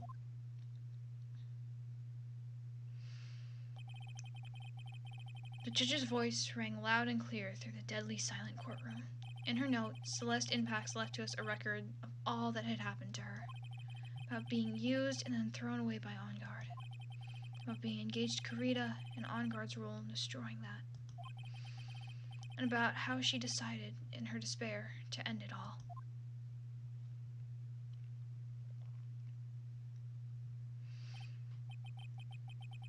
And that's all Miss Impax had to say. There is one thing I would like to say here. The prosecution has no interest in slandering Mr. Ongard. Then what? Our intention, Your Honor, is to establish a motive for murder. Damn, it's already been an hour and like 54 minutes.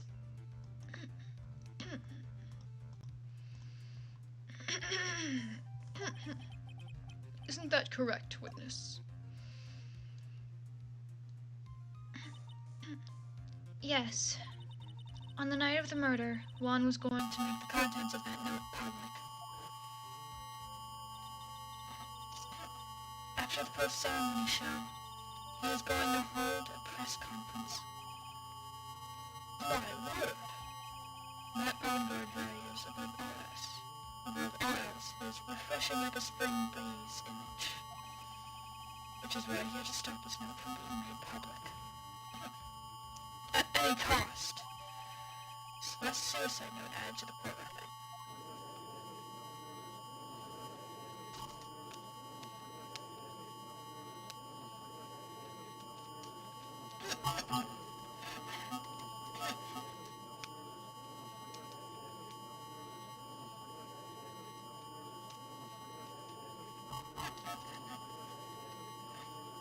Look, we just have to get Maya back. There is no more room for doubt here. Mr. D-Killer's client's goal was to obtain this suicide note. The only person who needed this note that badly is the defendant. But let's not forget that the bear with the note inside was found at the defendant's house. It seems that we have come to the truth at last. The defendant's motives were entirely selfish. He deserves no sympathy from anyone. How am I supposed to escape from this one? Without hesitation, Phoenix. Gumshoe isn't called yet, so you know what you must do. I know. I have to carry on Bram some more time. Okay. There are two deadly pieces of evidence. The figurine and the suicide note. Maybe somehow I can find a way out of the situation for one of those. The gavel is already in the judge's hand! Phoenix, hurry!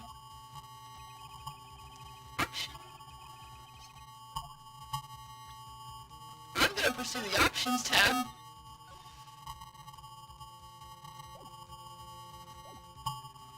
I'm gonna say, suicide note. Objection! Please wait, Your Honor. Oh man, look at that lawyer. He doesn't care. He's trying to kill our back. I think Your Honor believes that Matt Ongard killed in order to obtain this note. Yes, that is correct. But that seems a little strange. In fact, I think there's a contradiction here. This note was hidden by Mr. Karita until the night of the murder. If that's the case, I say that Matt Ongard couldn't have known what was written on this note. Oh, I didn't think about it. I didn't think of it that way. Exactly. But I did think of it that way. And I thought it was rather strange. No one in their right mind would kill for a note without first knowing what it said.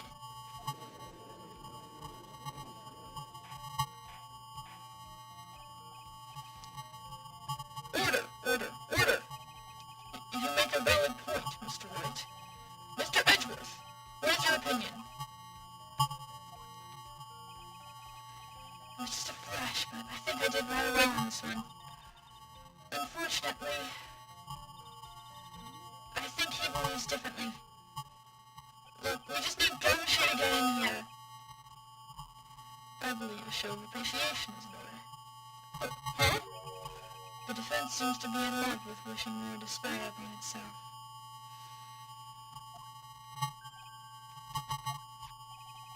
I would like to direct the court's attention to this. What is that? It's a very small video camera, Your Honor. This type of camera is commonly used as a means of spying. Spying? What the? I thought that spy camera was in my possession.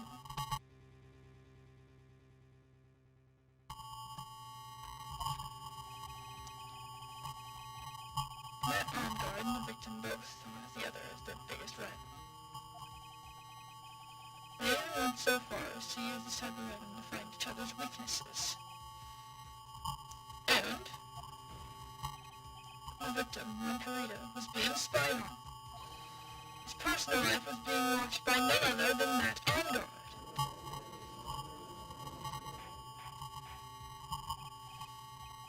Order! Order! Mr. Wright. Yes, Your Honor? You don't tell me you knew about your client's spying activities. Well, sort of. Sort of is not an acceptable answer, Mr. Wright. I see you're confused, Mr. Wright. You're probably thinking, I have the camera that was stuffed in the bear's eye. But I'm spacing out. But this camera that I have is not the same one. Last night, I searched the victim's house on a hunch. Using this Gumshoe's bone sweeper. By the way, Mr. Wright, the defendant's fingerprints were found on this camera.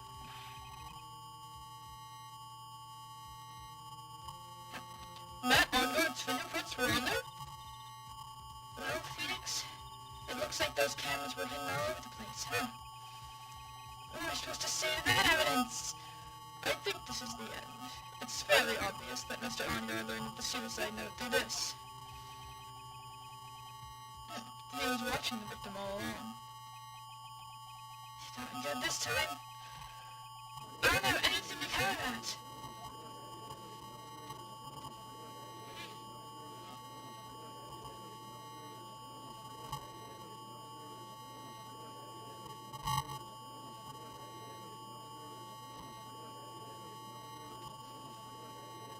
Remember these biggies so mean to him. We just need fucking Maya to get here and be like, alright, act up. Yeah, it was this guy.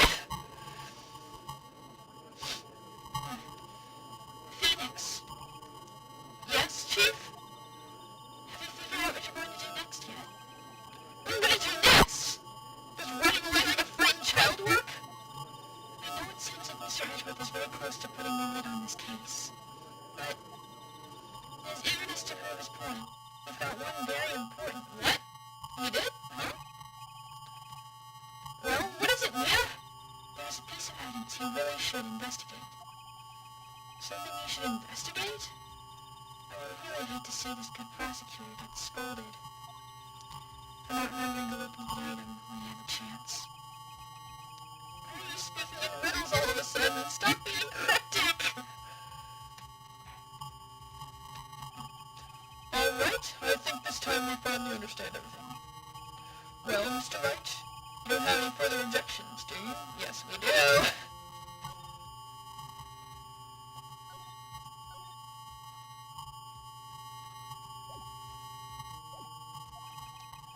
What is this piece of evidence that Mia's talking about?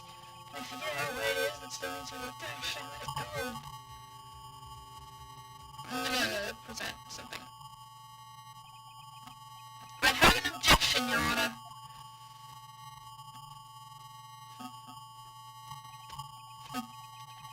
said was about the weakest objection I've ever heard, Mr. Wright. Your Honor, the defense has no intention of letting this go so easily. You're beginning to sound desperate. That's just your imagination, Your Honor. Mr. Edgeworth, this is not like you at all. In your eagerness to prove your point, you've forgotten one very important thing. Hey, isn't that what I just said? So, you're telling me that I forgot something? You're so close, Mr. Edgeworth. So close that I'm gonna save once again!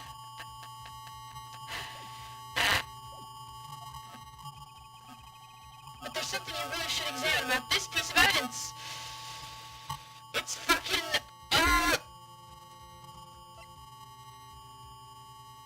it's this? Put my faith in it.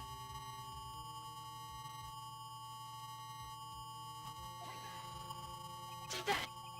Well, Mr. Edgeworth? Yes, I do believe some special examination is needed. But I think the item that should be examined is the defense's gray matter. Oops! Mr. Wright, after this trial is over, I'd like to see you in my chambers. That's all over for me, baby.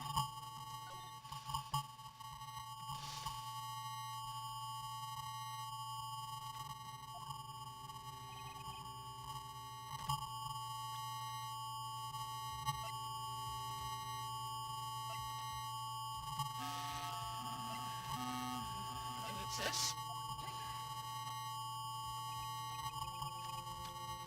Oh boy, it's load heaven time.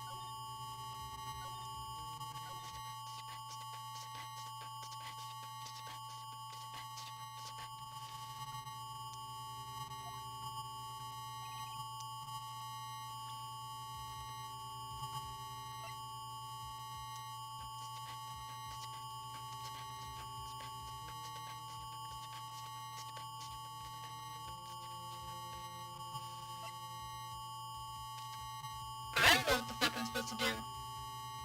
Constant screeching noise? What?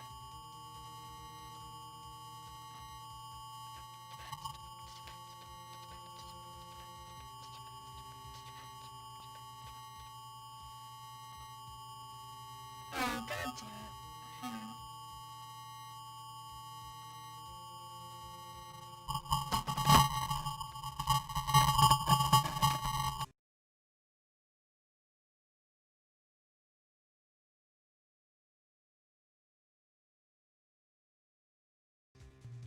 It's better now?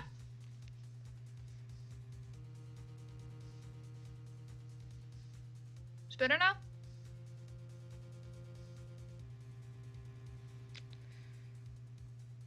It's not. Wait, what?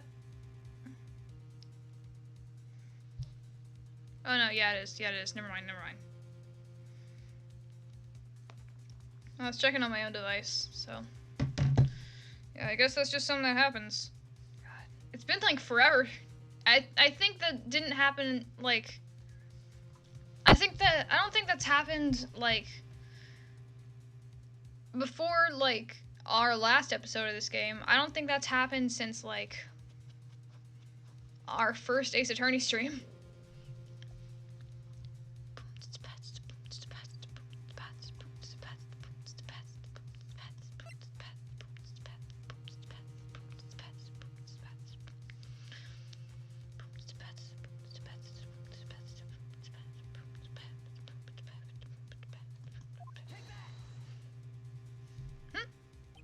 No. That is Miss Impact's suicide note, right? Who knows?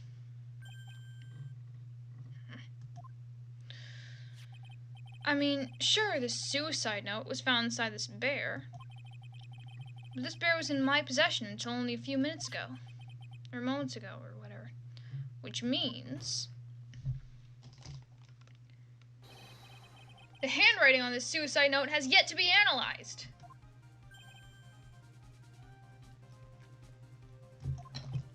Oh.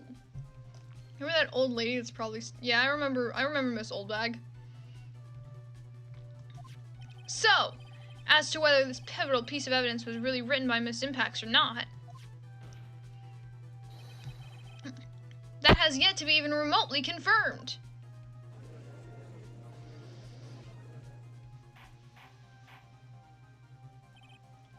Mr. Wright, you can't seriously be suggesting... Mr. Wright, are you saying the suicide note is a fake? Miss Andrews, you were the one who tried to pin this murder on Mr. Ongard. Who's to say you didn't create a fake suicide note and put it into this bear? How dare you!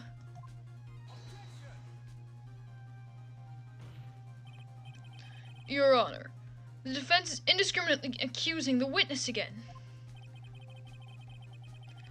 There is no evidence linking the witness to the suicide note whatsoever.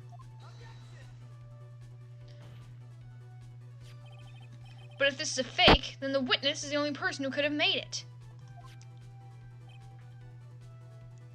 What? Recall the witness's testimony concerning this figurine. The only person other than the victim who could solve the puzzle is the witness herself. Miss Andrews, you wrote this note, didn't you? You wrote it so you could use it to frame Matt Ongard.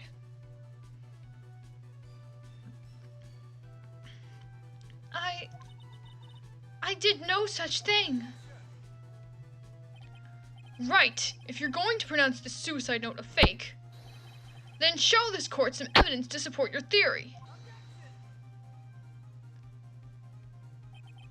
Mr. Edgeworth, you were the one who presented this scrap of paper as evidence.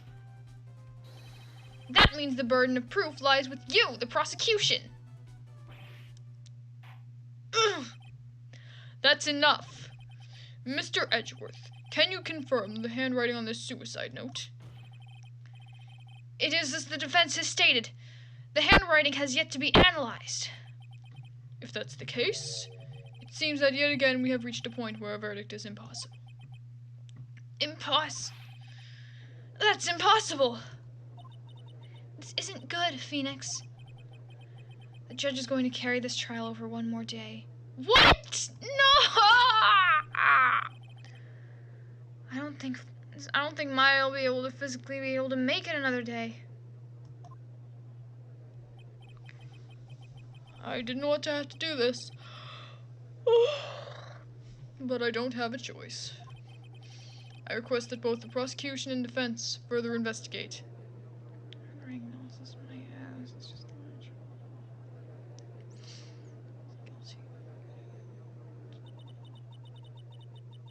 I think we've reached the end of the line. Please, Gumshoe, I'm begging you. I need to go really quickly. I'll be right back.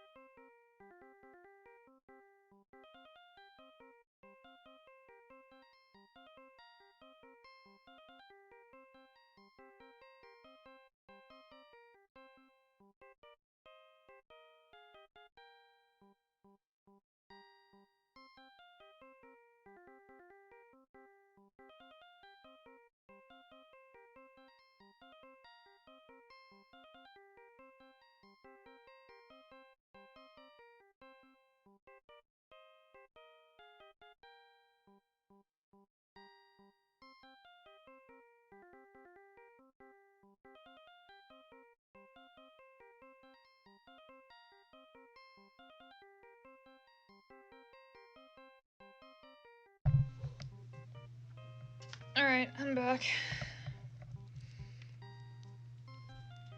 Yeah, please don't make us wait another fucking day. I'm begging you, Gumshoe.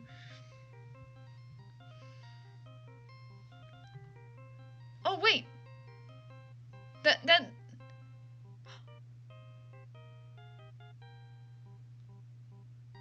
Yo? Pog? It's Gumshoe!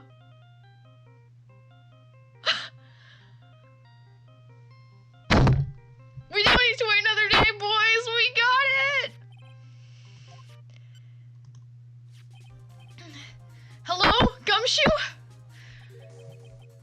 Oh, no!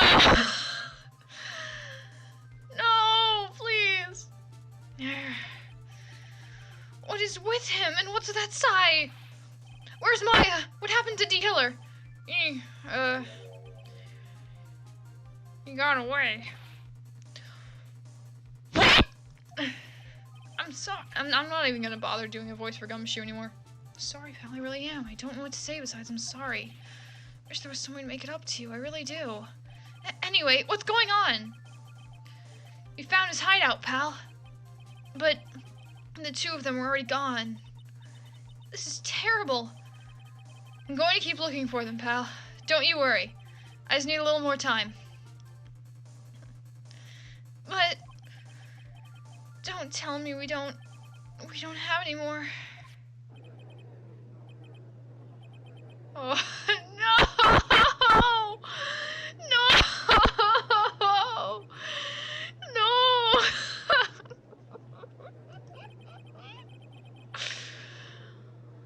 Did you hear that? They're calling for his head! Mr. Wright, I can't. For us to come this far and...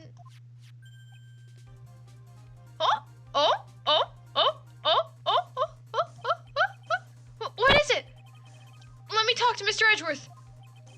I can't do that. No, let him talk to Mr. Edgeworth. Mr. Wright, would you please get a hold of yourself? Yes, Your Honor. I'm about to end today's proceedings. You may take your phone calls after. Hold on, Your Honor. Edgeworth, catch! Are you gonna fucking throw your... Dude! Did he just fucking throw his phone at Edgeworth? Mr. Edgeworth? Please, you gotta buy us some more time. Court is in set... Edgeworth! No! No! Edgeworth, you can't do this!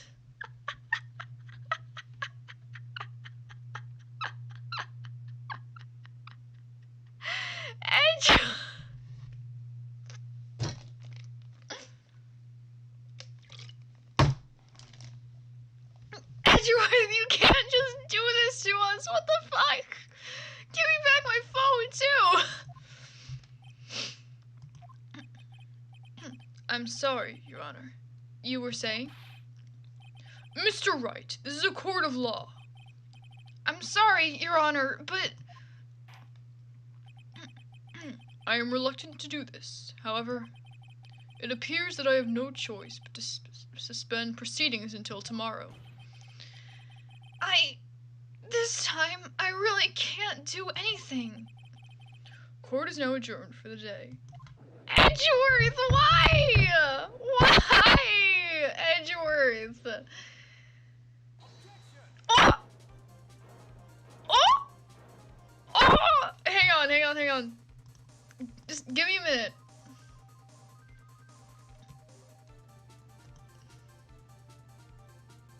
Actually, you know what? Fuck it. Never mind. I don't... Fucking Pog? Please wait, Your Honor. Edgeworth? What is it, Mr. Edgeworth? I humbly request another 30 minutes of Your Honor's time. He came through!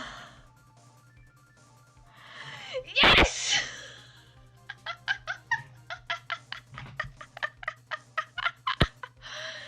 Edgeworth! think my mom heard that.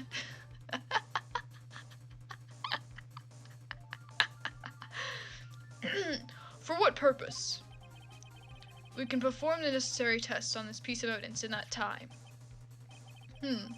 But can you really obtain your results in 30 minutes? I believe we can, Your Honor. But wouldn't it be better if we adjourn for today and then reconvene tomorrow? No, it wouldn't! 30 minutes. Please, Your Honor. That's all I am asking for. He came through! Yes! God, I'm probably the one being loud. My neighbors can probably hear me. Yes! Yes! Please, Your Honor. Very well. At the prosecution's request, this court will now take a 30-minute recess. Yeah! Yeah! Yeah! Yeah! Yeah! Yeah! Fuck! But advise that I will not allow another recess today. I'm not sure if this is helping or hurting us. The court will now take its final recess of the day. And also, give me back my phone, please. We did it! Let's fucking go! Ah! Right. Well, what's going on with Maya's situation? D-Killer. Looks like he got away again. 30 minutes. We can't find her in that time. Oh? Report. Is that Mr. Edgeworth? We don't have time. Just spit it out. Right. It looks like we just missed them, sir. But D-Killer left a few things behind by accident in his rush to get away. Oh! Pog! A few things? Can we use any of them as evidence? Oh, I thought you'd ask, pal. I've got the things he left with you right now, and I'm on my way over. Oh, Pog! Really? That's odd. Any items like that are usually sent to the crime lab first. We don't have time to wait for those guys, sir. When those guys weren't looking, I swiped the stuff and ran. What? Well, I'm not a detective anymore, so I had to. I'm really sorry, sir, but I've got to put the law on hold for now. Sounds bad. I hope he doesn't get in too much trouble over this. My Uncle John Gar would say I'll be there in 20 minutes, sir. Don't worry, I'll be there. Wait for me. All right. Just get here in one piece. I'm on a mission and no one can stop me now, sir. No one! Ah!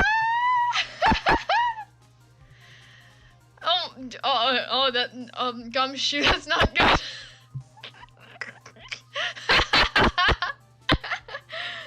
Dude, I'm so pumped. All the stuff sitting around together. Like, items left by the murderer, huh?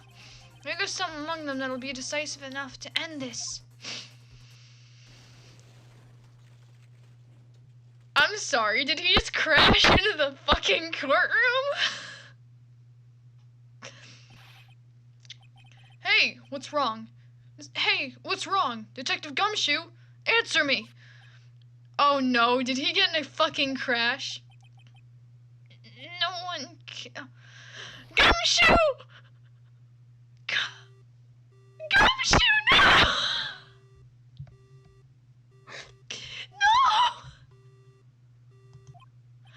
No! This can't be fucking real! No!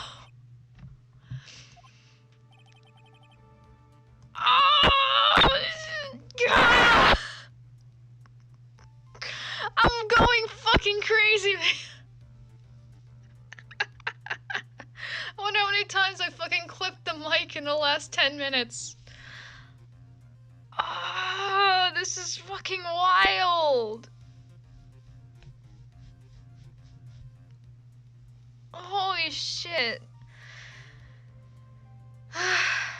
I think I need to take a few deep breaths.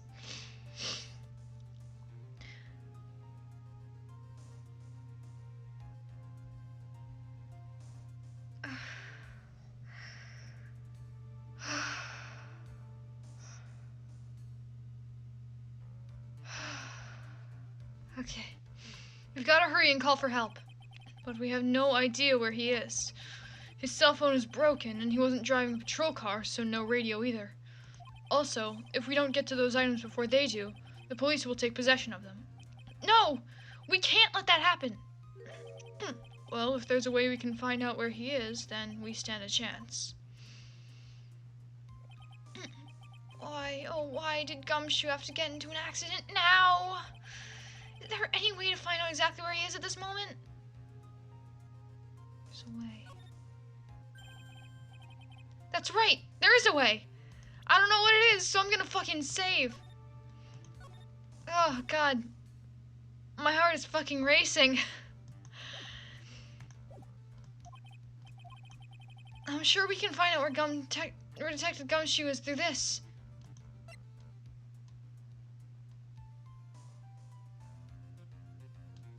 Perhaps it's through this? Right, we're not in the middle of a mock trial here. I guess this won't work, huh? It's up to me. Alright, I'll think of something on my end. Don't get your hopes up too high, but I'll try my best. Did I say something wrong? Edgeworth. What is it? I don't have any right to judge anyone ever again. I know my client is guilty. What I'm doing now, I'm pinning the guilt onto someone totally innocent and using the evidence to do so. It might be my turn to say, Defense Attorney Phoenix Wright chooses death. Right. It doesn't suit someone like you to cry useless tears. Whether you did your job well or not, that can only be seen after the verdict has been decided. The verdict? Is Prosecutor Edgeworth here? Yes, bailiff? There was a phone call for you, sir. They said it was extremely urgent. They're probably finished with the handwriting analysis. I have to go take this call. In the meantime, think hard about what it is you must do. Hey, did I fuck this up?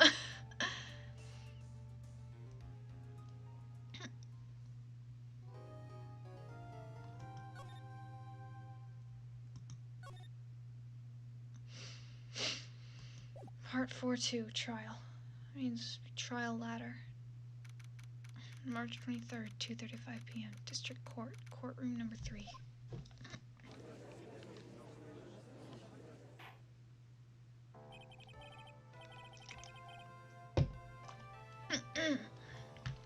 Court will now reconvene. I assume both sides are ready? Yes, Your Honor. Yes, Your Honor. I can understand the defense acting like this. However, why do you also seem distraught, Mr. Edgeworth? It's nothing, Your Honor. What's wrong with Edgeworth? It looks like something unexpected just happened to him.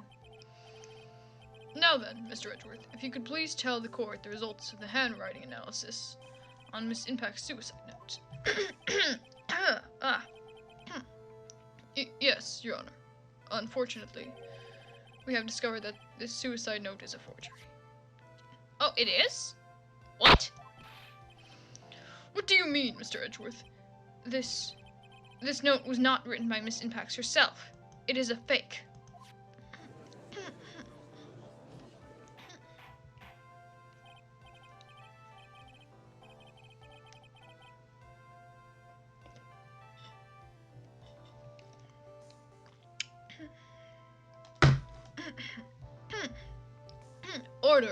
Order. Mr. Edgeworth, would you care to explain what's going on? If this was not written by Miss Impax, then who wrote it? We would need more time to do a more detailed analysis. However, it appears that the handwriting matches that of the victim, Mr. Juan Carita. Mr. Carita? Well. It looks like Miss Impax never left a suicide note after all. She never wrote anything about On Guard. However, Your Honor, even though the suicide note is indeed a fake, Mr. On Guard could not have known that, and so that facts remain unchanged. Acting under the assumption that it was real, he had plotted to possess it. That does sound very plausible. This theory that OnGuard had no idea that the suicide note was fake. Something seems a little wrong with it.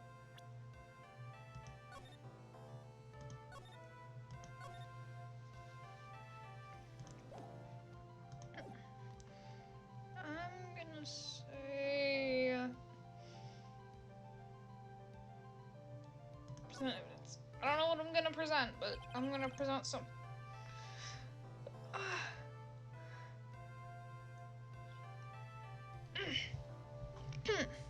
The defense believes that the theory the prosecution has... The defense believes that the fucking... The defense believes that... The defense believes that the theory the prosecution has stated contradicts testimony. God. If everything the prosecution has proven up to this point is true, then it's impossible for Mr. OnGuard to not have known that it was a fake.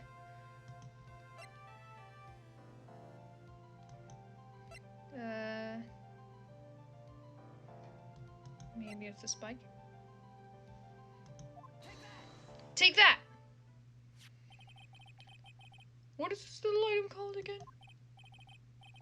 A video camera, Your Honor. Well, a very small one, but... Oh, that's right. A camera. You kids and your fancy toys nowadays. Mr. Edgeworth, earlier you claimed that Mr. OnGuard knew of the existence of this note because he was spying on the victim. Isn't that right? If that were true, then this means Mr. OnGuard would have known that the victim had forged the note.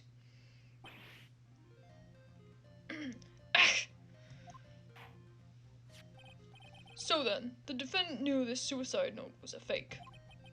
And if that's true, then the situation has suddenly changed in a very dramatic way. Exactly, Your Honor. The prosecution's theory as to what Mr. OnGuard's motive for murder was. It has suddenly disappeared into thin air.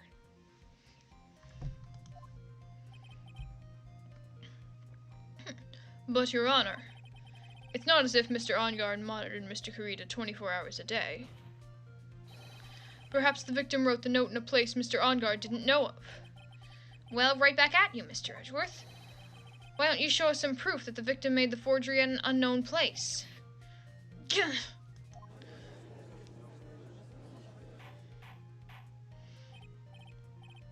Order, order, order. Mr. Edgeworth, it looks like this time it is you who has dug his own grave. As I figured. Huh? As you figured?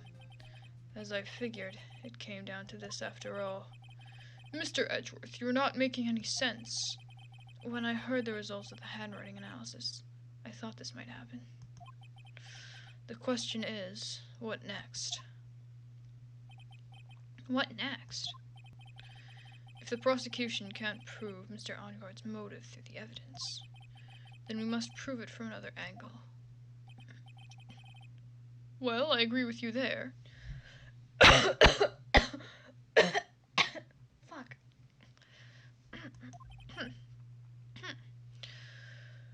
Your Honor, the prosecution would like to call a witness to the stand at this time. Fuck. God. There's so much, like, shit in my throat. God. Fuck. Oh, well, that's fine. However, this witness is a little unusual. Oh, shit.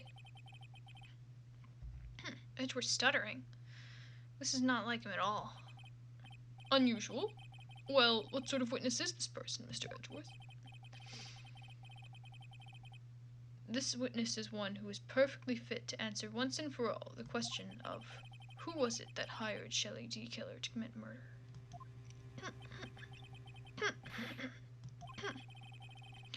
No such person exists who can answer that question with such certainty. Yes, Mr. Edgeworth. Who is this witness? It's...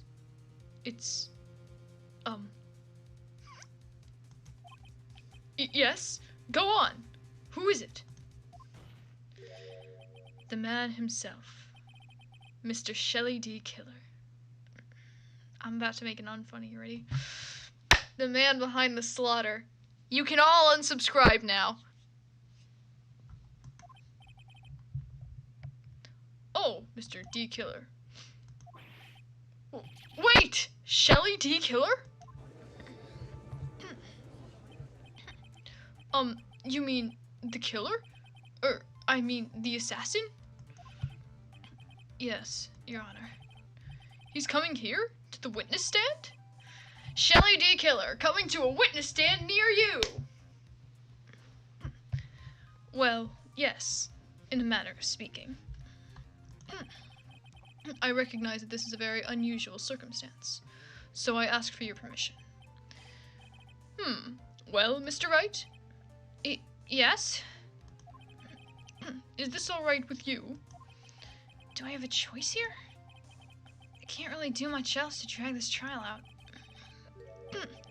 The defense has no objections, Your Honor. I wonder if it really is alright to do this. Very well, then. The prosecution calls its witness to the stand. Edgeworth, is there no other way left to us?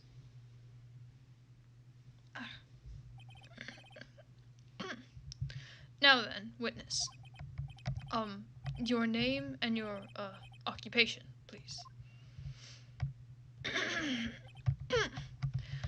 Very good, sir. My name is Shelley D. Killer, and I am a professional assassin. I say. What is going on here? Your Honor? How can you remain so calm? And what is the meaning of this two-way radio? Actually, Your Honor, it was delivered to me just now, and it came with a condition. As long as we do not trace its source, Mr. D. Killer will testify to the court.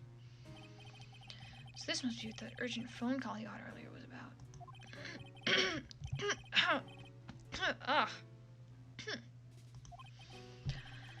First of all, we can't even be sure this is really Mr. D. Killer himself.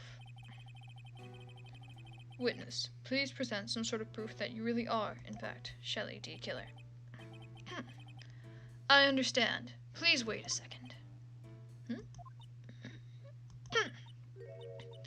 I'm so hungry. Maya! Maya! A voice! Mr. Wright, can you confirm anything from this? The defense has no objections to this person. We are satisfied that this man is indeed Shelley D. Killer. It looks like we have run into yet another unexpected turn of events. Well, it doesn't seem like we have too many choices under these circumstances, so...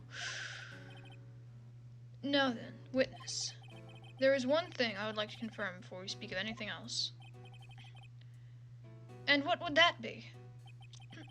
At the request of a client, you killed Mr. Wojicki. Is this correct? It is as you say. I did indeed kill Mr. Kurita.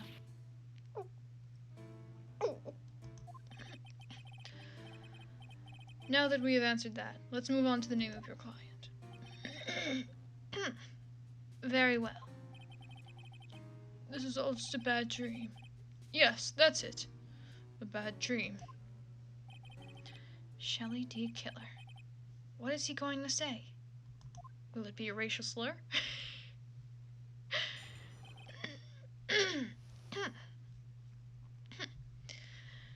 Shelley on the radio. What will he say? About my client.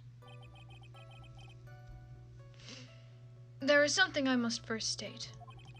To an assassin, nothing is more important than the trust between a client and himself. And that is the reason I am here today on this witness stand. It is my wish that you grasp this concept before I give you the name of my client.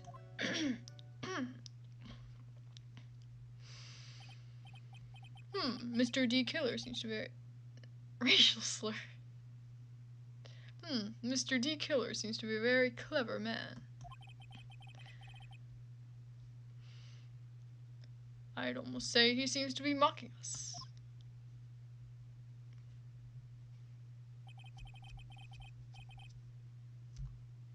While he may appear to be our enemy, Your Honor, Mr. D. Killer is only stating the truth.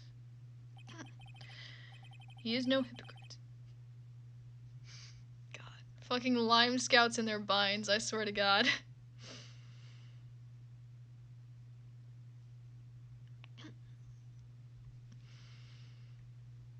He is no hypocrite. He has always stood by this one belief. You mean about this trust between his clients and himself thing?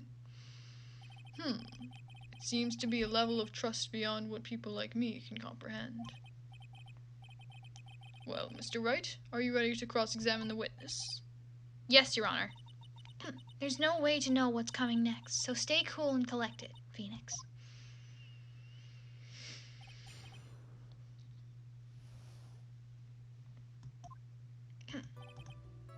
Alright, press everything, press everything. We can hear anything you have to say later. Can you please just tell us your client's name? Or your client's... Rex, easy kill, stay mad. I don't think you understand your place, Mr. Attorney. I said this is something I must first state. Do you know what the word first means? Sorry. Go on. Well, it appears this is one witness you can't badger, Mr. Wright. That's only because you don't know about my situation.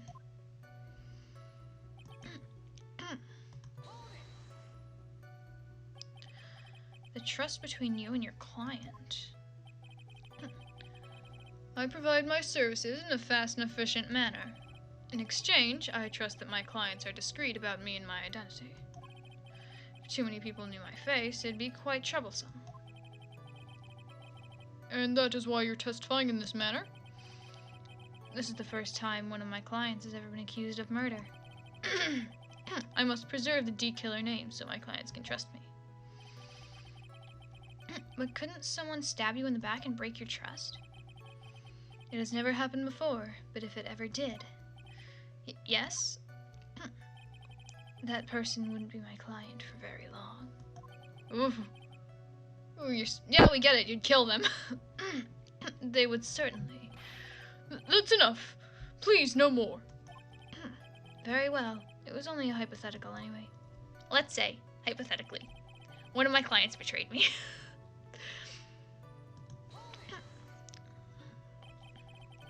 That seems a little strange to me. I mean, you're about to tell us the name of your client. I would think that this would be very bad for them. It doesn't matter to me. This client has already broken the rules and acted outside of the prescribed role. Oh? This person tried to implicate another of the crime in order to save themselves.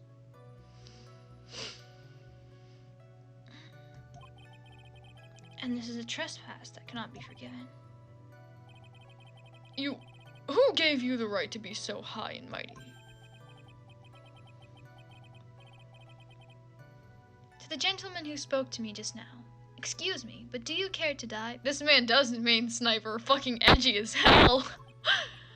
No, I didn't say anything. The judge had better watch himself. Oh yeah, how could I forget?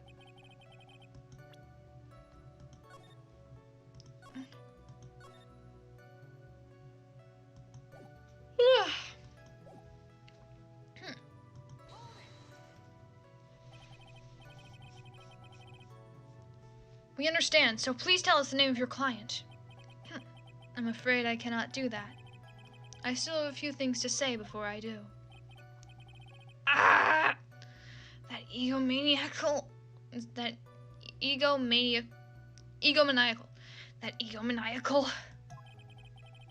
It's not good for your health to be so aggravated. You won't live very long if you let everything bother you. Somehow, that coming from an assassin makes it less than comforting. I don't really care about all this extra fluff. Just tell us the name already. Patience. Try to calm down a little. It's important to try and understand his mindset. He seems very steadfast and closed, so you're going to have to work to get him to talk. I'm not his therapist, you know.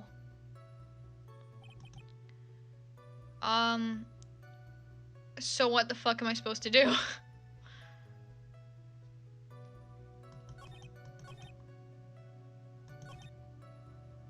Alright. What if I just present his profile?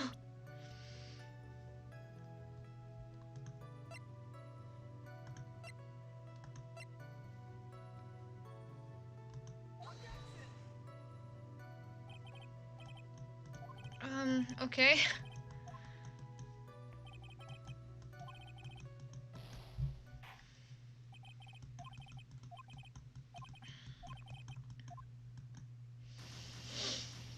Guilty.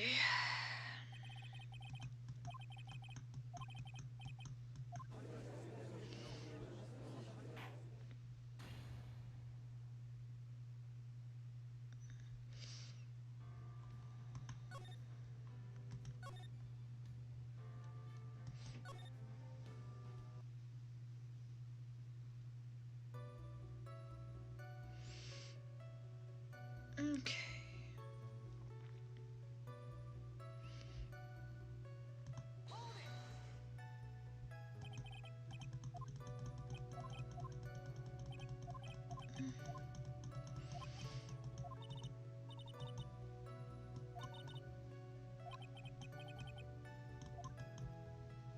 Okay, so what now?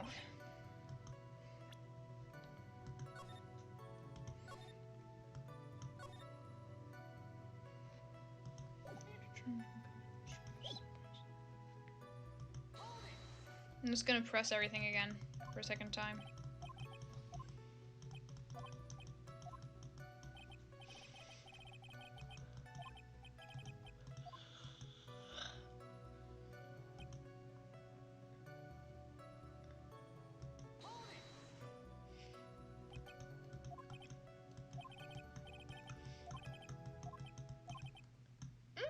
Oh.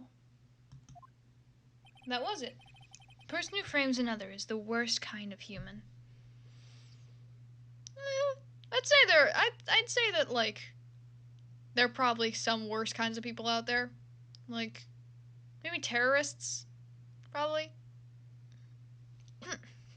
I'd say that, like, I'd say that people like terrorists are probably worse than, like, people who frame other people. And that's why you feel you can betray this person? I have no trust relation with a client who can't understand their assigned role. Just my luck. An assassin with a conscience. Who would have figured? Now then, everyone, do you think you can understand my logic? This case just keeps getting better and better. If you can't, then I'm afraid we can't proceed. Everyone understands your point, I think. Really. In that case, I believe that I am prepared to disclose the information you seek. You have made it crystal clear that you value trust over all else. I believe we are ready. Excellent. Alright. You gonna tell us yet? Or, like, what?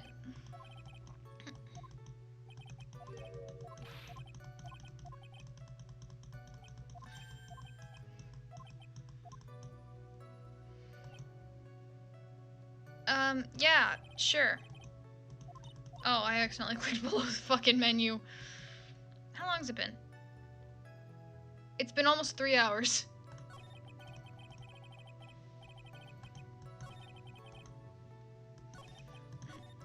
Oh, god damn it. My incessant clicking is a blessing and a curse.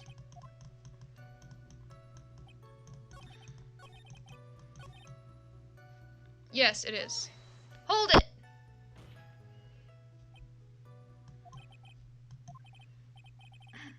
Now I can't bring myself to ask the client's name. If you can't ask it, Mr. Wright, then I will. Witness! What is the name of your client who requested the murder of Mr. Juan Corrida?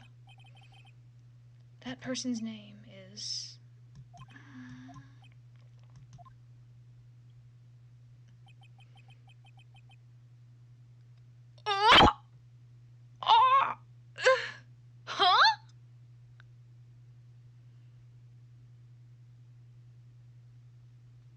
What? Adrian Andrews. What? Witness. Witness Dick. That's not who you told me it was earlier. Pray tell, what are you talking about, Mr. Prosecutor? I should think that I know my own client, and it is Adrian Andrews. What? Sorry, what? I don't know how long that goes on. This can't be. On the phone earlier. What's going on here? My guess is that Mr. D. Killer just stabbed Mr. Edgeworth in the back. Stabbed Edgeworth in the back? I'm sure in order to get an audience with his court, Mr. D. Killer told him a different name. Matt Ongard, perhaps? I knew it. This is outrageous. I was deceived.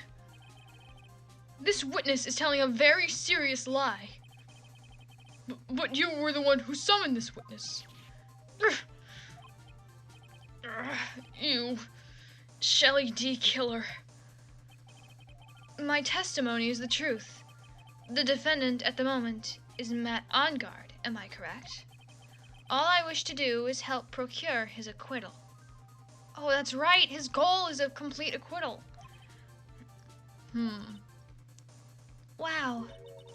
All of a sudden, it feels like we can actually win this. Yeah.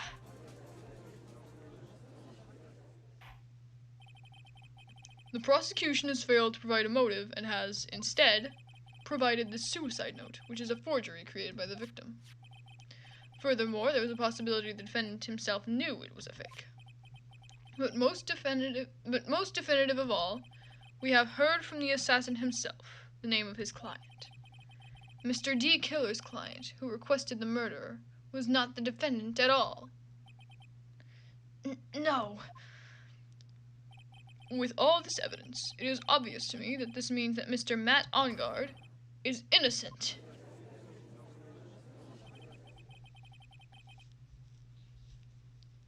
I seem to have caused you all a bit of confusion. Please, continue your discussion and call me when you have reached a verdict.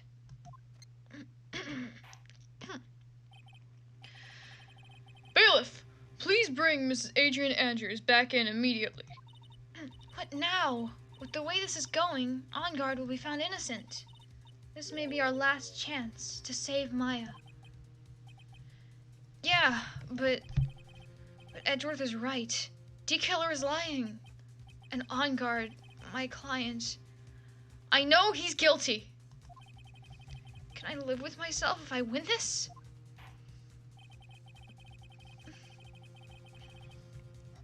Who would have believed the prosecution's own witness would absolve the defendant? Your Honor, the prosecution requests permission to further question the witness. Shelley D. Killer is certainly lying under oath. It wasn't me. Listen, everyone, please. That testimony just now, it was all one big lie. Miss Andrews, the suicide note may have been a fake, but that man, Matt, he's the reason Celeste died. And Juan's death, it was all because he got pulled into Matt's twisted world. That testimony just now, you have to believe me. It was a horrible, horrible lie. But Mr. D. Killer himself has testified. He has named you as his client. No, that's not true. Also, there is quite a bit of evidence that points to you. The knife and button, donning the nickel samurai costume. But that's... You even have a motive. We know that Celeste Impax was a large part of your life.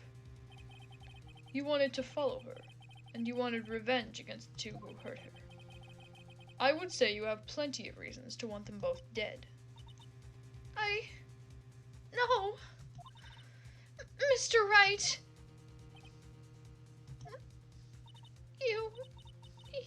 truth. Tell them. Tell them the real story.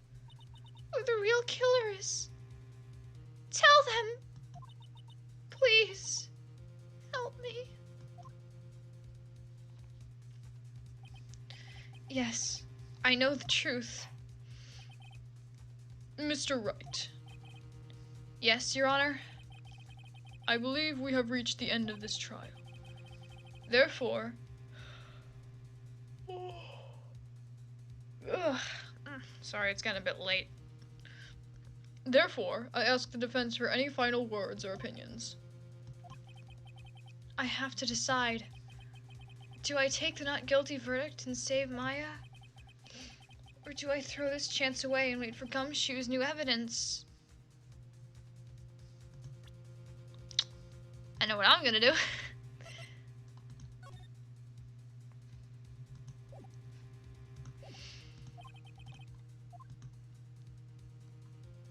I'm gonna request the trial continue. We need to keep this going. Phoenix. I can't do it, Mia. I can't accept a not guilty. You are a lawyer. I know. But Matt Ongard is a killer. A murderer. I can't let him get away with this. I can't let someone else take the fall. If I let Miss Andrews be convicted, then I am no better than Ongard.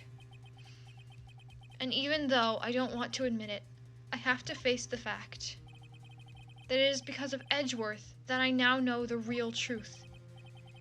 He could have gotten Ongard convicted so many times over, but he never took a single one of those chances.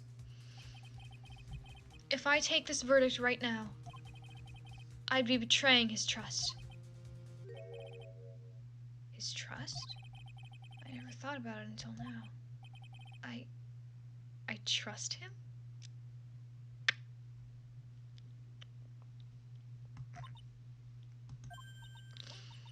Yes, you do.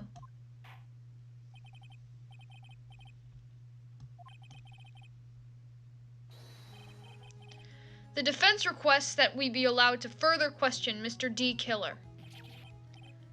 Am I hearing you correctly, Mr. Wright? Right. But that witness has cleared your client through his testimony. Your job here is done. I'm not done yet. To see through witnesses' lies and find the truth. That is my job, Your Honor.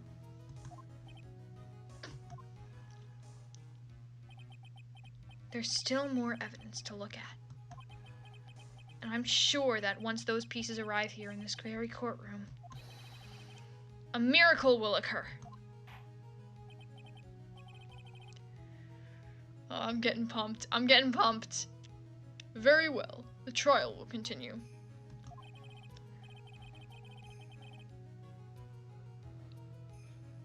I might be yawning a little bit, but I'm getting pumped. I'm getting fucking pumped. Mr. Edgeworth, please reestablish connection with Mr. D. Killer. Right away, Your Honor.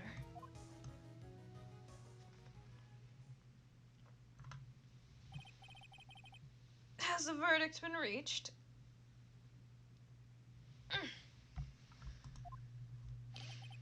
Before that, we would like to talk with you a little more. About? All you needed from me was the name of my client. What else could you need me for? Well, actually, we would like to hear everything you know about this case. That is how things are usually done. What is he talking about? Usually done? But what shall we have him testify about now? Mr. D. Killer, if you don't mind, please testify about your client in more detail. You legal people and your procedures. Is it any wonder no one likes to go to court? Alright. As I have already stated quite a few times, Adrian Andrews is my client. However, one thing I simply cannot overlook is tampering with the scene of the crime. My client did it to frame another for the crime. while pretending to be the first person to discover the body and enter the scene. Adrian Andrews already knew from the very beginning that Juan Carrito was dead. But even more appalling is the creation and planting of the knife and button. That act is what I was referring to when I said my client had broken the rules.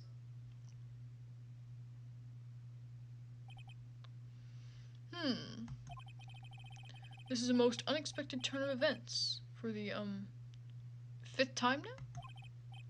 However, this time, everything has finally been revealed. Just a second, Your Honor. Yes, Mr. Edgeworth? We still have the cross-examination to do. But you don't need to question testimony like this. Do you, Mr. Wright? Your Honor, the defense will question the witness, as if I have a choice here. Huh? Why? What this witness has said is nothing but beneficial to the defense's case. If you scrutinize the testimony, then I'll expose the lies in that oh-so-beneficial testimony, I suppose. I don't understand what's going on anymore. That makes 2 of us. Oh, god damn. Yeah, we're at 3 hours now. 3-hour mark. Alright, let's push everything. And also, we'll save.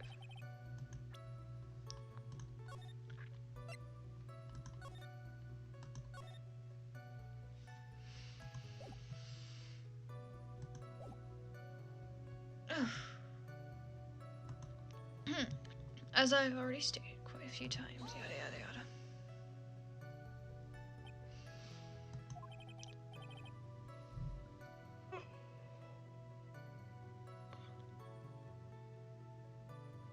What is it, Mr. Wright? If I press him the wrong way, it might raise suspicions on his end. But I have to do something to waste more time. Witness, about requesting a hit. Yes? How much is your fee?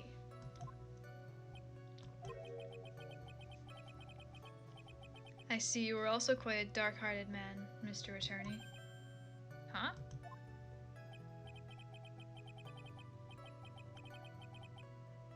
If you would like to talk business, we can do so after the trial. Ah! No, no, no, no, no! I'm not thinking of hiring... Mr. Wright! You...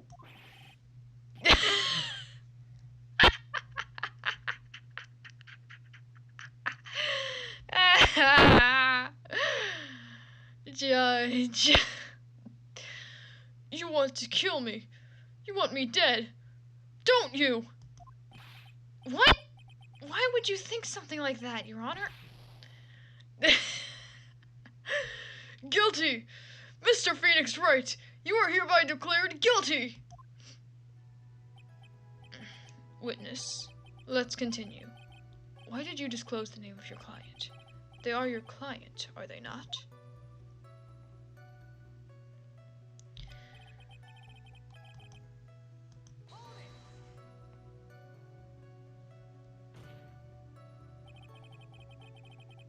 I would think that most people wouldn't be able to overlook a person hiring another to kill.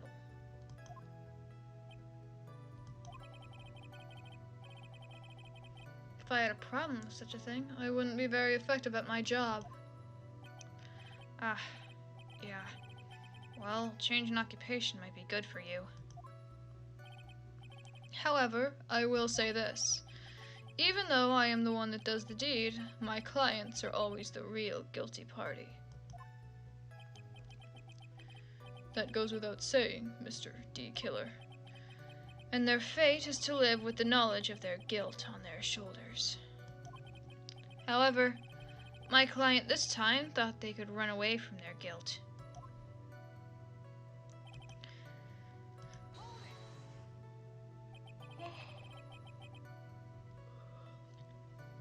Are you talking about the button and the knife?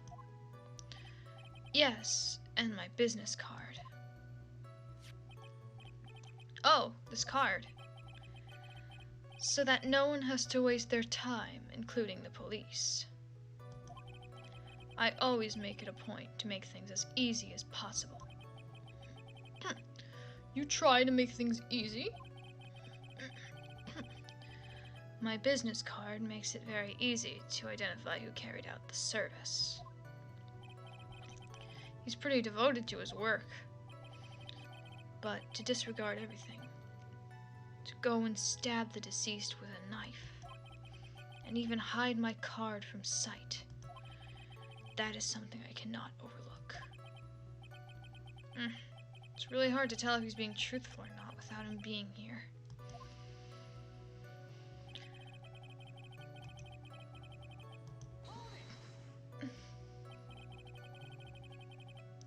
So you're saying most clients wouldn't do such a thing? That is correct. Usually, most people try to create an alibi for themselves. If you should use my services, Mr. Attorney, I would suggest you plan for your alibi too. No, I already told you. I have no intention of using your services. Ever. Why does he keep looking at me like I'm the one on trial here?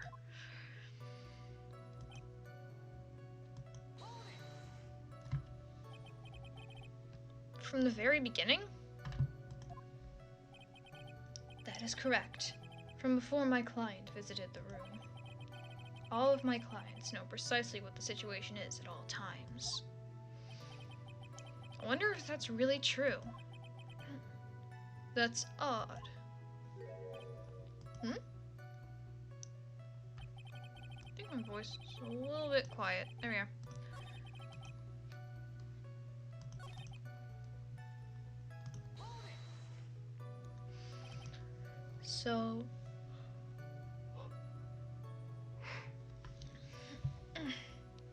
So why do you think your client did that?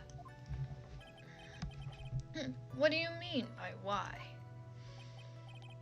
Well, fiddling around at the scene of a crime is pretty risky.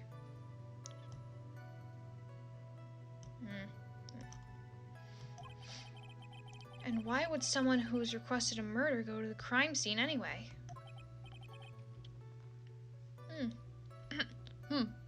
That is true. I assume it was probably done to frame Mr. Ongard.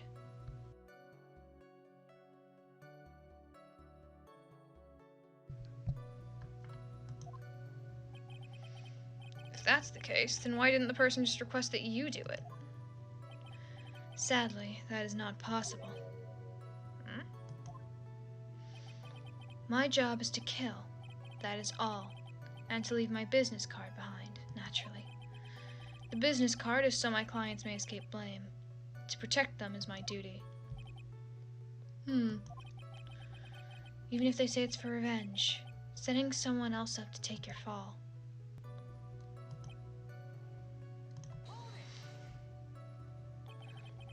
And that's all you have to testify? Yes, and I pray that I will never be called to the stand again. Again? As in you plan to continue? I must, as I have yet to find a person to take my place and become the fourth successor. Actually, how would you like a new life, Mr. Attorney? Excuse me? No. I'm fine. Really? Are you really now? I wonder what kind of man the judge thinks I am now. What are you going to do now, Phoenix? All I can do now is expose the lies. That's true. However, you realize that'll be very bad for our client, right? I'm so confused. But the one thing I know for sure is that I can't let this trial end yet. Alrighty then. You know what time it is.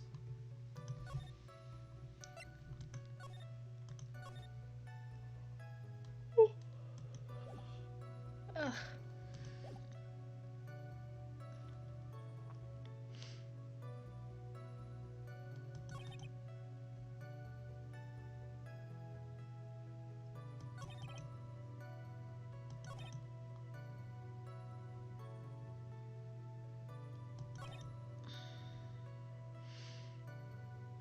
Adrian Andrews already confirmed her getting that creative is dead. Maybe it's this one? It says I have to expose the lies.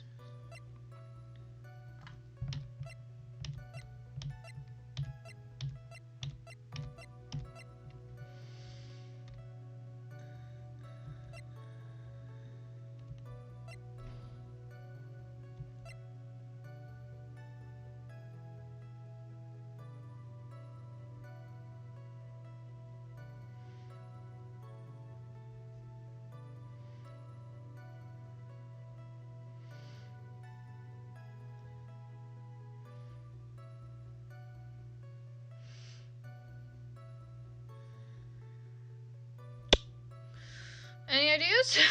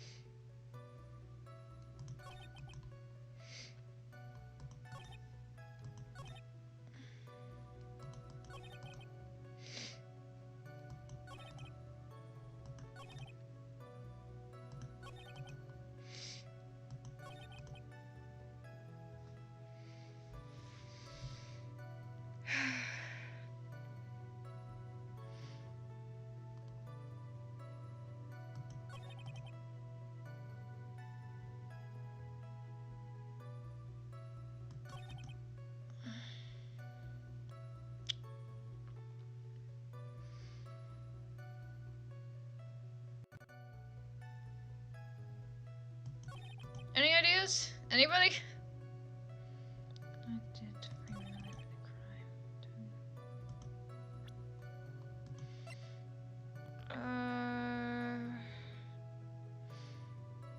Dun, dun, dun,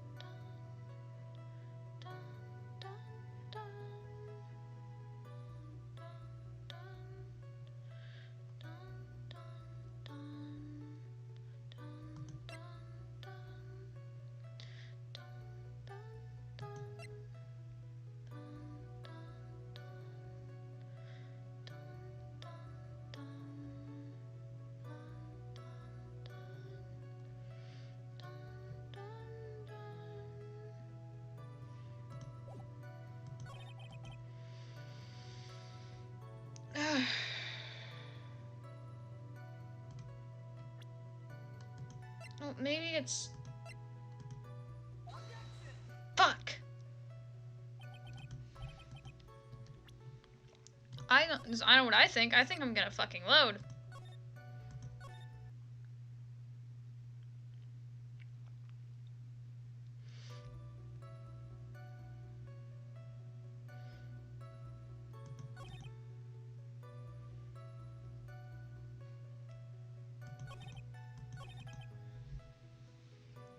Let's try pressing everything again.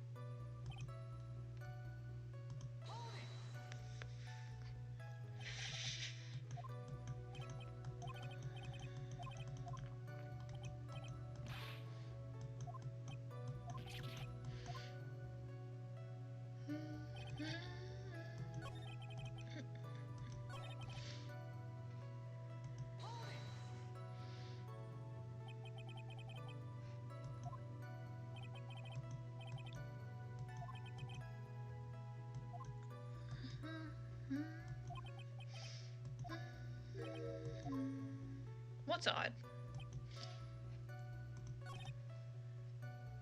Wait, what was that again?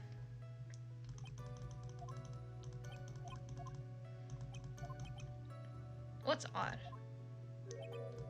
Oh, there's something wrong with this one. Okay, we got it. We figured it out. Present.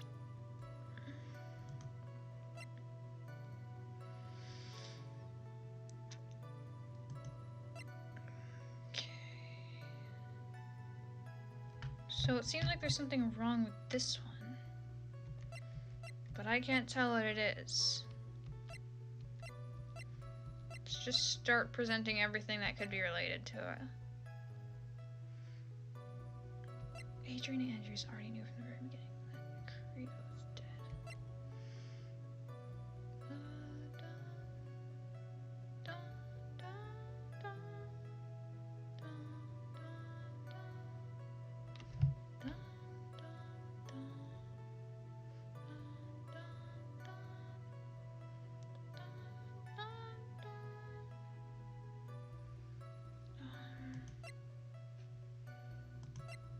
I don't know.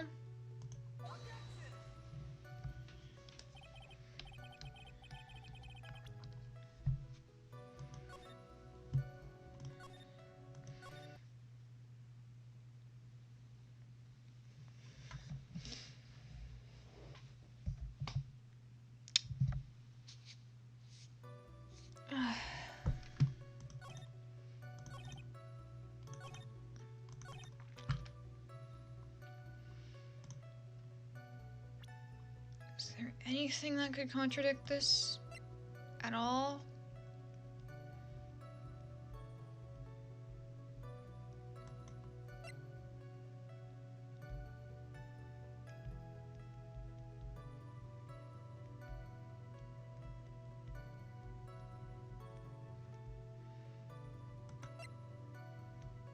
Anything?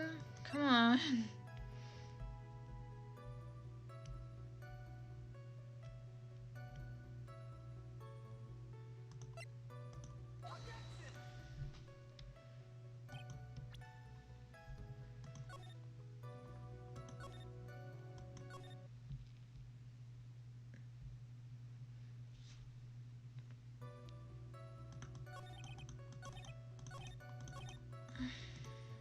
It's this one, right? From the very beginning? That is correct. From before my client visited the room, all my clients know precisely what the situation is at all times.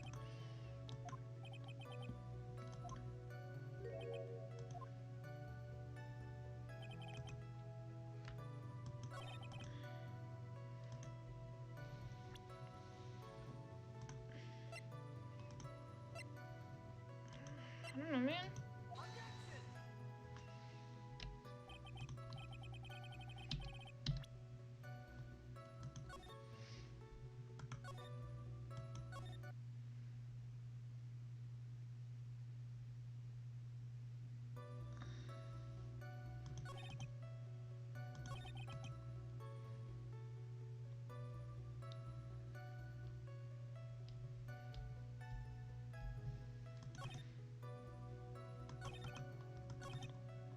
Let's try just pressing everything else.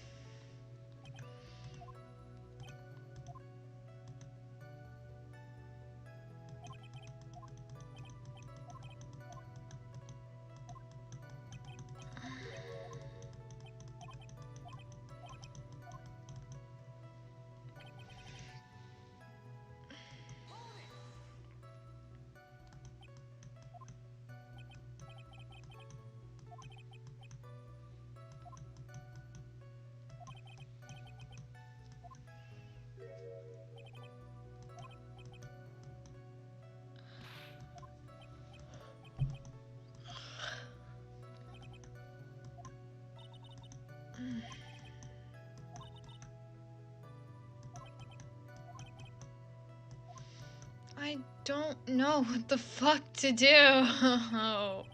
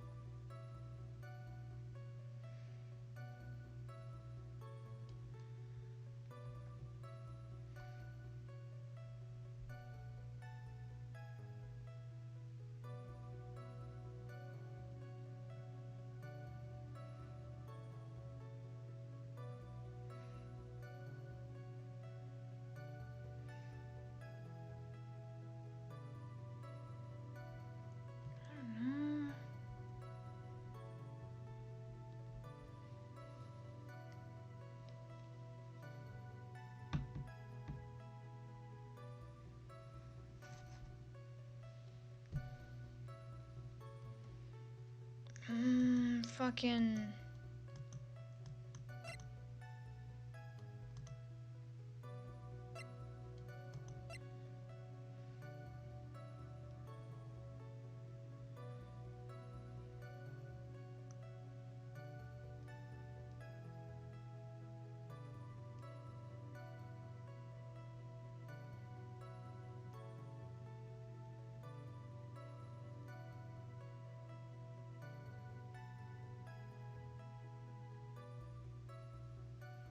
Fucking... Oh wait, this is the wrong statement.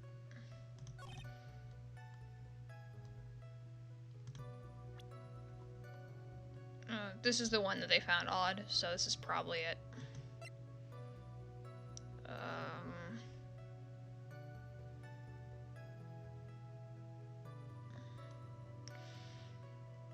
Fuck it. We actually got it right?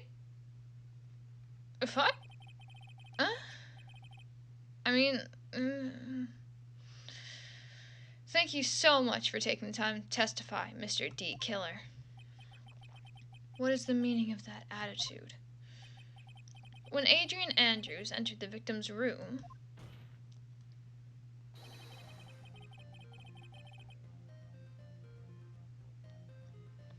Your client had no idea that Juan Carita had been murdered.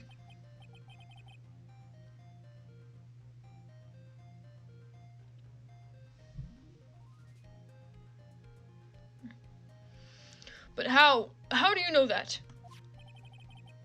From this wine glass, Your Honor. The glass? Mr. D. Killer's supposed client thought Mr. Carita had only fainted. Which is why this glass of tomato juice was poured for the victim. Wasn't that just a part of Adrian Andrews' calculated plan? That is not possible, Your Honor. This glass bears the fingerprints of that person. Had this been planned, they never would have left fingerprints behind. I see your point. Mr. Edgeworth, what is your opinion? Strangely enough, I had the same exact thought just now. Witness, how do you explain this strange phenomenon? Isn't it a waste of time to ask about such a minor detail? It's not a very important point anyway, correct?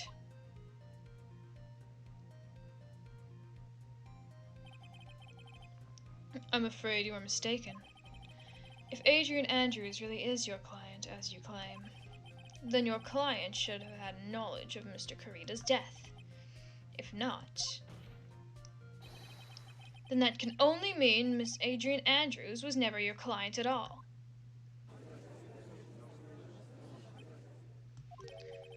How strange.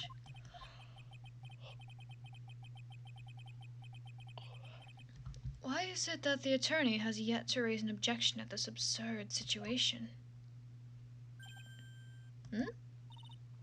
Phoenix. If D. Killer figures out what we're up to, we're in real trouble. Yeah, I know.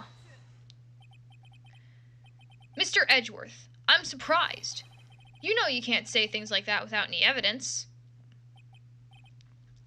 Sorry. Well, that was an awfully weak objection for the two of you. Anyway, I am positive there was a contradiction in that testimony. The prosecution requests further testimony concerning when the request was taken. Right now, I have to buy us more time. While we wait for the items D. Killer left behind to get here. I just know that the very outcome of this trial lies within those items.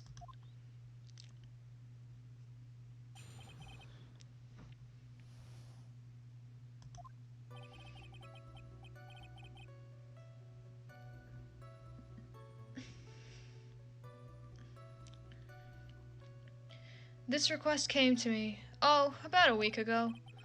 It was a request for my services on the night of the awards ceremony. We met at a certain bar to discuss and finalize a few matters. This is what occurred.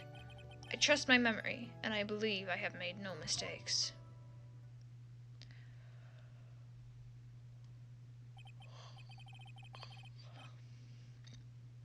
So you physically met your client, huh? That is correct. Meeting one's client is the first step to building trust, in my opinion. I see. Well, Mr. Wright, your cross-examination, please.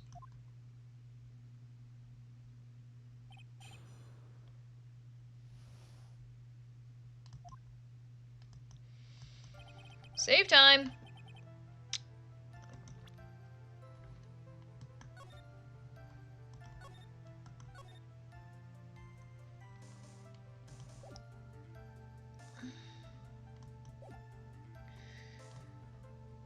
Press.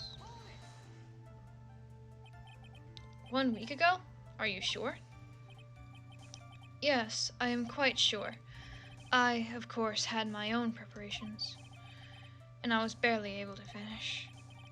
When you request my services, Mr. Attorney, I hope you will keep that in mind. Please, stop. In any case, my client this time had a very specific date and time in mind. A specific date and time?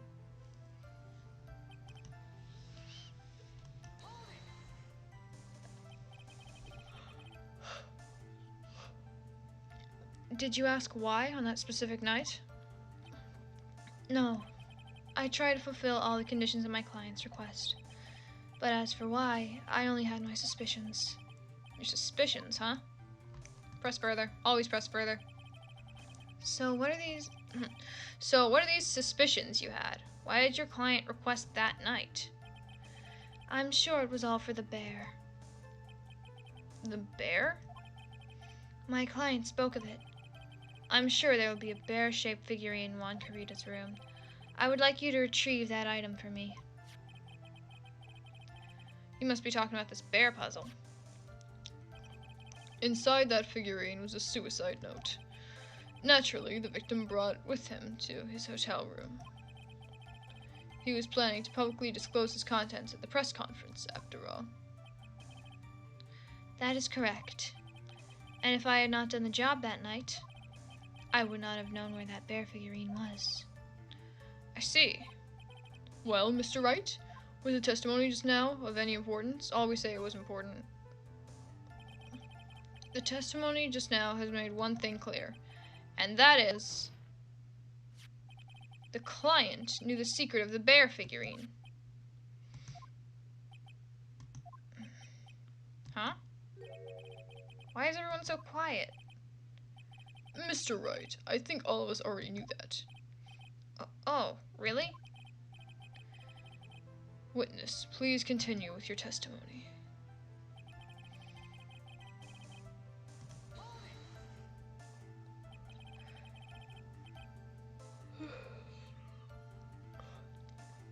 So, you physically met Adrian Andrews, right?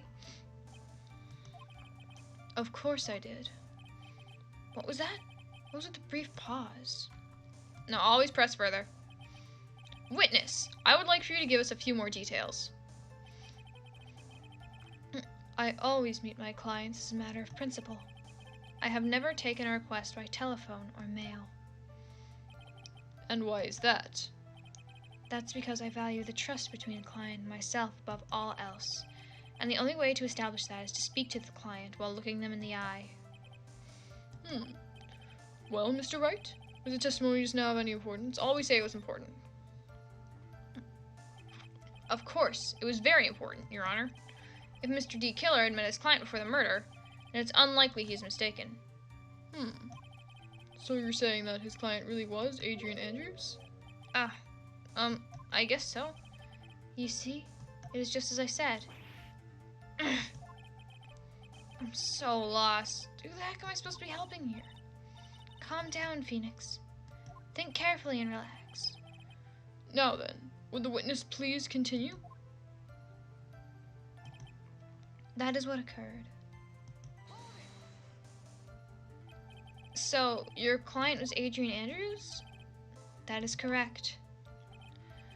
Well, he says the two of them met, but if they did, then there shouldn't be anything wrong with D. Killer's testimony.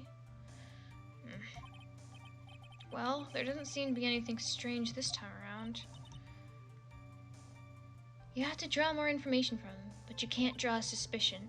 If you can do that, you should be able to find a flaw in his testimony somewhere. Talk about a delicate balance. Then we'll just press everything again. Oh, God, it's cold.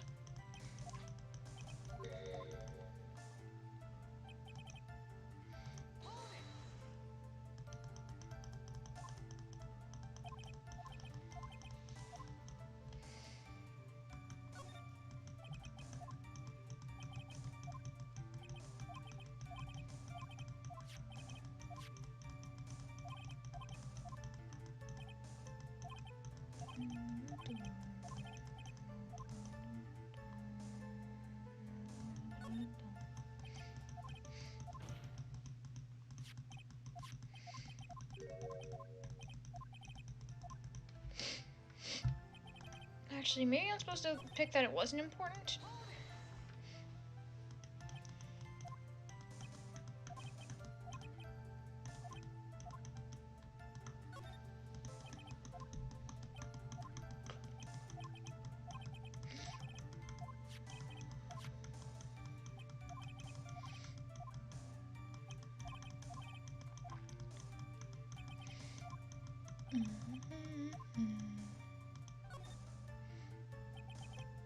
What T. Killer said sounds plausible, but in the end, it's just his conjecture. No, Your Honor, I don't think it's very important. Well then, witness, please continue. And I guess that doesn't change anything.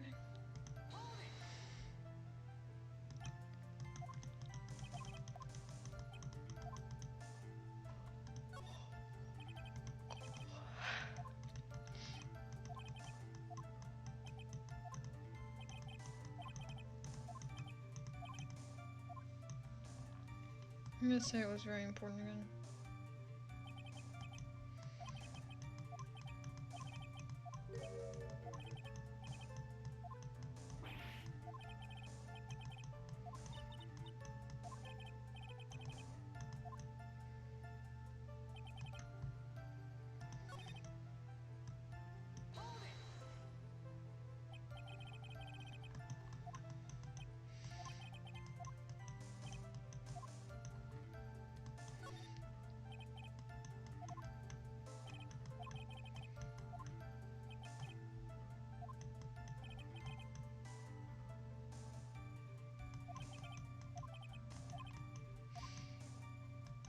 What if I clicked that it wasn't important?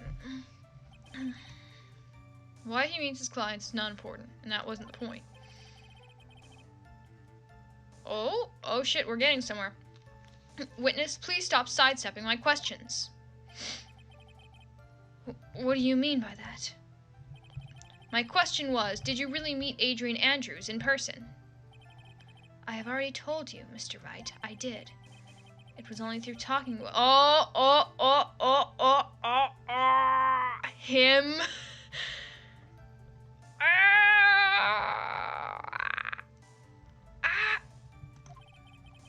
That's what I thought. I can trust this person as a client.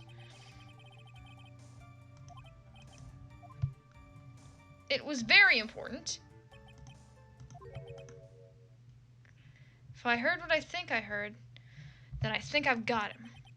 Your Honor, I believe the testimony just now is of the utmost importance. Really? If that's the case, witness, please include the statement just now in your testimony.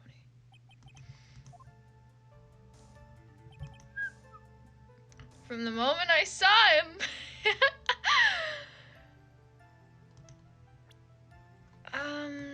I think I know what I'm supposed to present, but I'm going to save anyways because I'm anxious.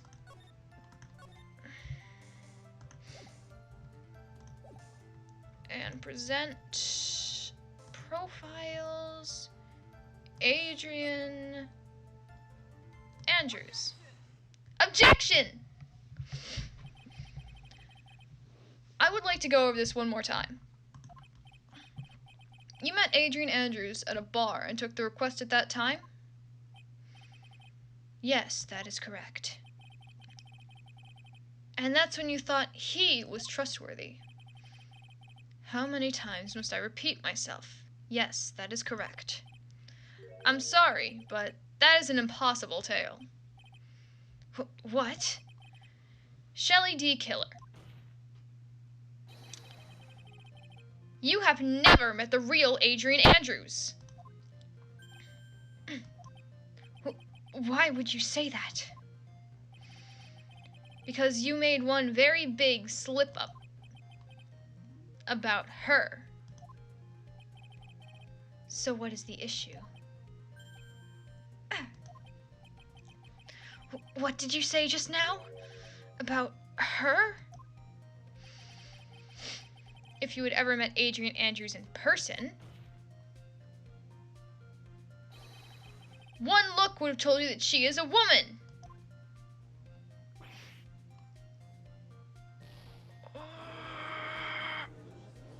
Oh-ho! Order in the court. Mr. Wright, what is the meaning of this? The witness testified to the following: that he always meets face-to-face with his clients when taking their request. But he has never met Adrian Andrews in person. Yes, Your Honor, that's exactly the point. That means Mr. D. Killer's client could not have been Miss Adrian Andrews. Is that oil? Dude. Now all he needs to do is go outside in the rain.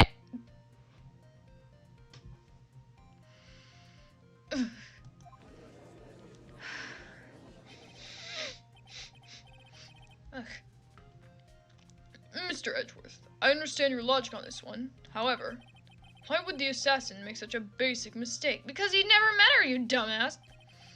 I believe it has to do with her name, Your Honor. Yes, Adrian Andrews is, without a doubt, a very androgynous name. Yes, I see. Unluckily for Mr. D. Killer, the entire time he was on the stand, no one had stated Adrian Andrews' gender. And so, he simply picked the wrong gender to go with. What is going on? Shelley D. Killer, this court demands an explanation. I think somehow I must have mixed up this client with another. So does that mean you remember something different now? Yes, of course. Please, if you would allow me to testify once more. I know he's just gonna spit out more lies. Very well, but this time, please give us the truth, and nothing but the truth. Oh, God. Hang on.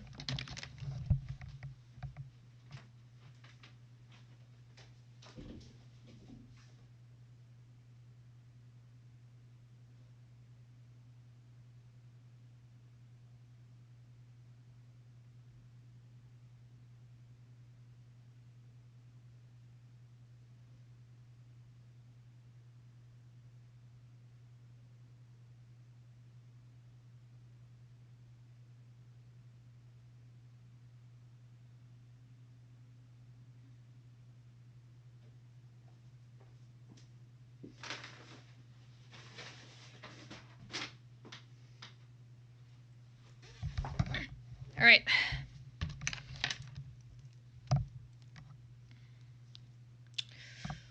Quest taking part 2. Yes. You just said you didn't take requests by mail, you fucking idiot. Yes, now I remember. I took that request by mail. There have been times when I took a job without having met my client. What about that trust, you dumb bitch? The request was for the murder of Juan Carita and 2 or 3 other small things. When I saw the name at the end of the letter, I thought my client to be a man. So much for that trust bullshit.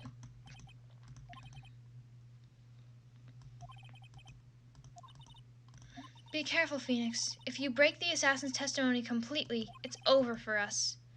I know. I can't make him suspicious, but I think we're okay. Like, we can do this. As long as he's standing there across from me. No matter how strong of a punch I throw, he'll counter it. Now then, let's begin the cross-examination.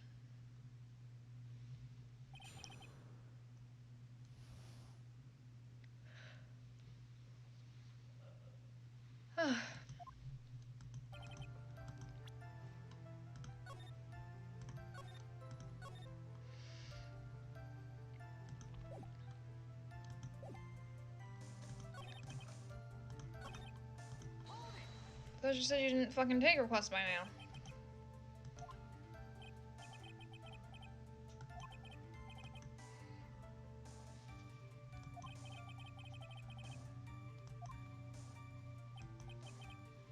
No, I did not.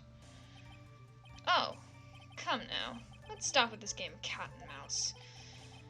Using your silkiest voice is not going to work on me. Alright then, just cough it up and confess.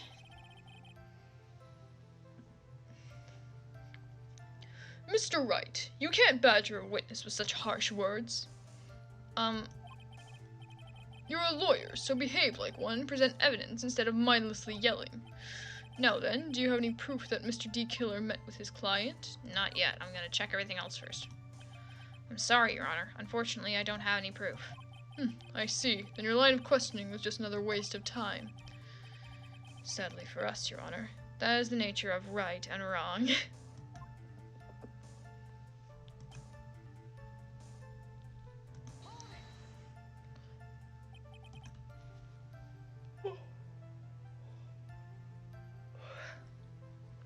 And why could you not meet certain clients? Recently, I've been receiving more requests. If I met each and every client, I would lose some nice business opportunities. Nice business opportunities? On top of which, the times have changed. It is now the age of information and computers, correct? Well, I have joined the times and now take requests via electronic mail. Electronic mail? Do you have to mail that in a special insulated envelope? I'm very sorry. I despise the shortening of words. What I meant by electronic mail is what is commonly referred to as email. Email? In a contest of mimicry, the judge would beat a parrot, hands down. Anyway, so you took his job without having met your client. Or you took this job without having met your client. And?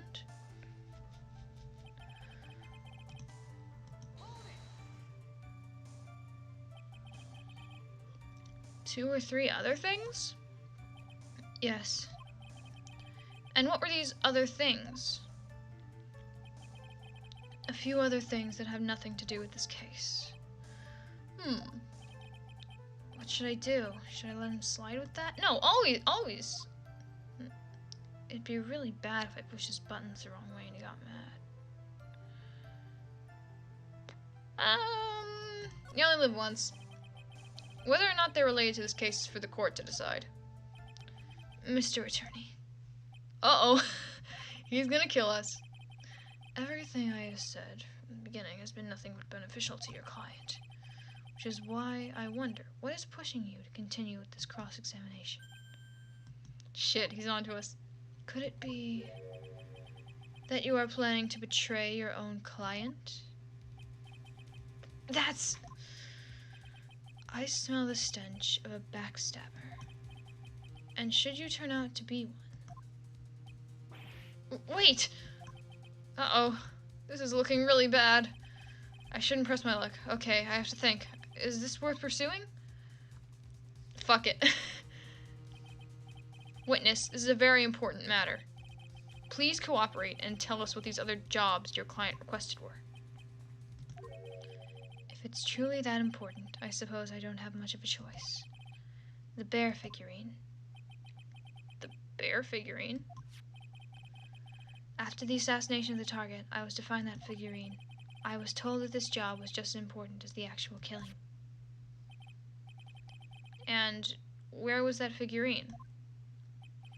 It was inside Mr. Kurita's suitcase. And then, what did you do next? I handed it over to my client right away. You gave it to your client? Interesting. This information certainly sounds important to me. Witness, please include what you just stated in your testimony. As you wish.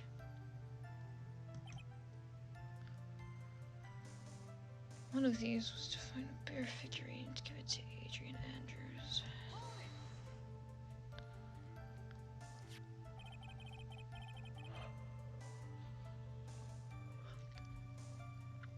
I found this figurine at Mr. Onguard's mansion.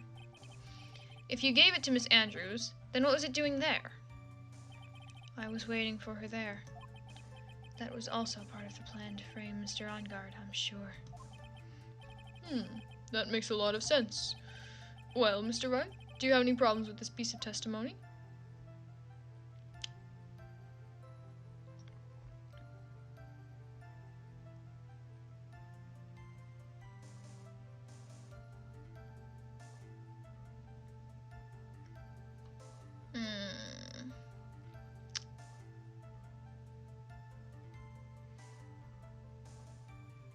I'm gonna say no objections until we press everything else.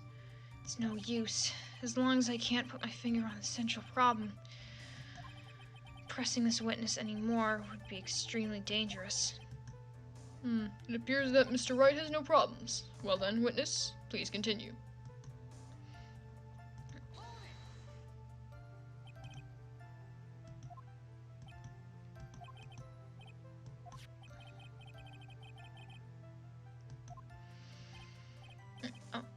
Yes, I see. But Miss Andrews was wearing a mask at the time. A mask? A mask? The nickel samurai mask, I'm guessing. Mr. Wright, what do you have to say about this? Do you have any problems with this piece of testimony? I think I can pull something out of what he said. It would be real bad if I did something and made him mad over something trivial. There are no problems with the testimony, Your Honor. We've pretty much reached the end of our rope here. Huh? Seems like we're still okay to me. That's exactly what's so bad. At the rate we're going, we'll end up completely destroying Deke Killer's lie. If we do that, you already know how serious of a situation that'll put us in. Oh yeah. All I can do now is pray that those items reach us in time.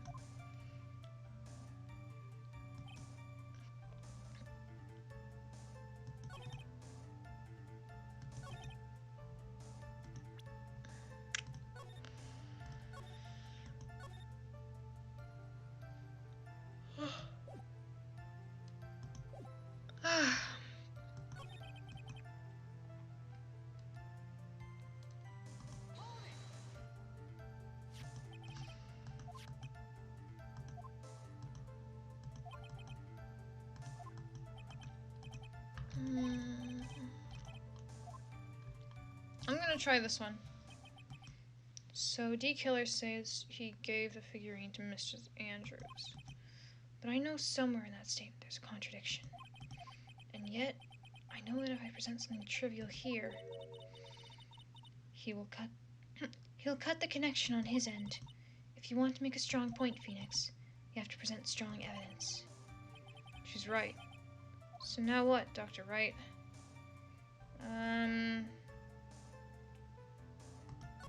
Think it over again.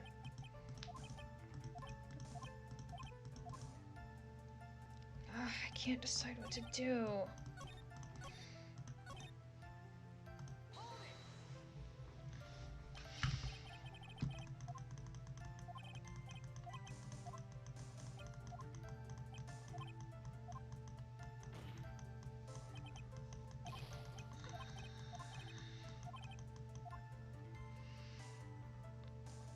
Do we have anything? I don't think we have anything.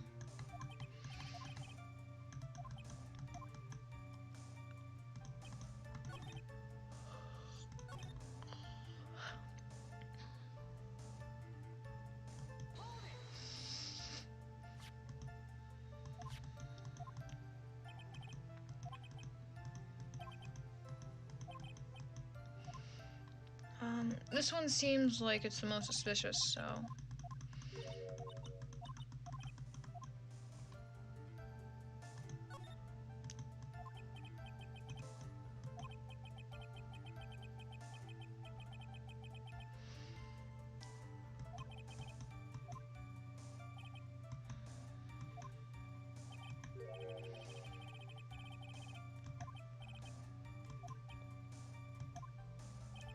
This is a battle of wits. I can't let up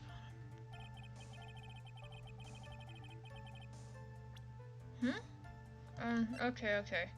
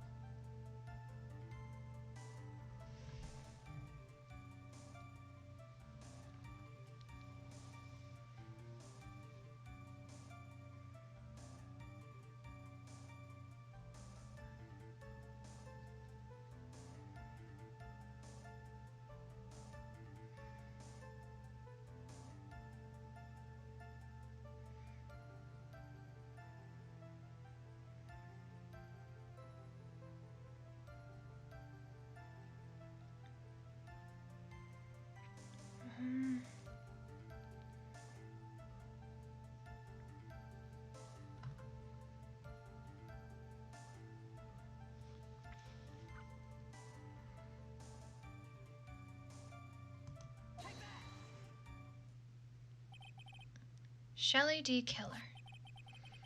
If you had really given the bear to Miss Andrews, then this item should not have been inside it. This item? I see where you're going. Yep, that's where I'm going. Where is everyone going? Do I need to pack a suitcase? Your Honor, please think back to Miss Andrews' testimony.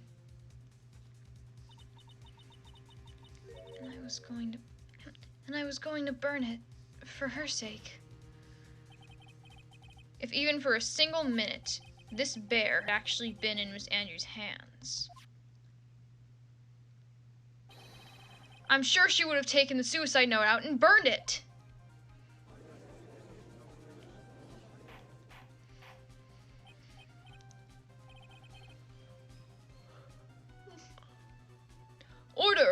Order. So that's where you two were going. So by the very fact the suicide note was still inside the bear, it tells us that your client didn't know how to disassemble the puzzle. Which means... It means, Your Honor, that it is impossible for Adrian Andrews to be the client.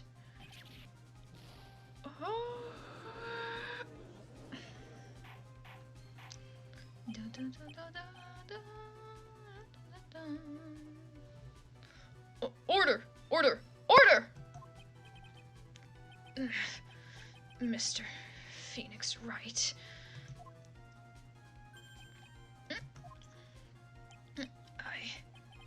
I'm sure I mentioned this before.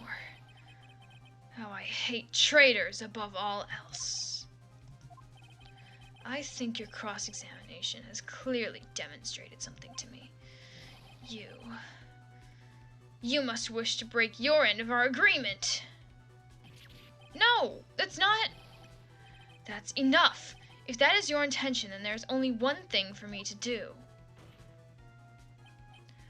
Wait, please! Gentlemen, ladies, please excuse me. No! You can't fucking do this!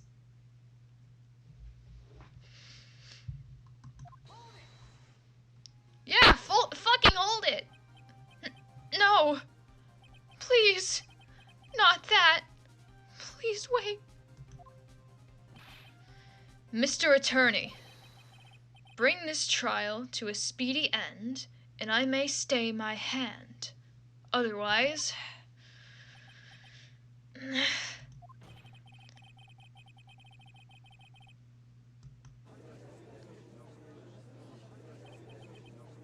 What in the... Mr. Wright? Are you Mr. Edgeworth? Yes, Your Honor. I didn't understand this witness's outburst just now. Do you think there is a need to hear more testimony, or is this enough? Well, we should. Edgeworth! We can't do this! If we keep this up, Maya... she'll...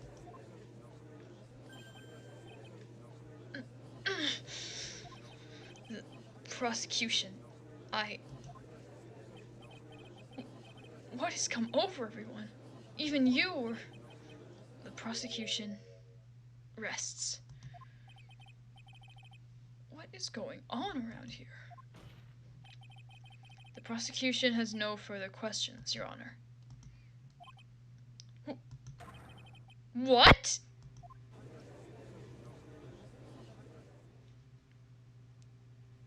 Come on, Gumshoe, you gotta pull through. Well, I never thought I'd see the day. This is a most unusual situation. If the prosecution rests with no further questions, then the prosecution has failed to uphold its stance. If that is the case, then even though I am reluctant, I must believe that Mr. D. Killer's testimony is accurate. That would mean that Shelley D. Killer's client is... Adrian Andrews.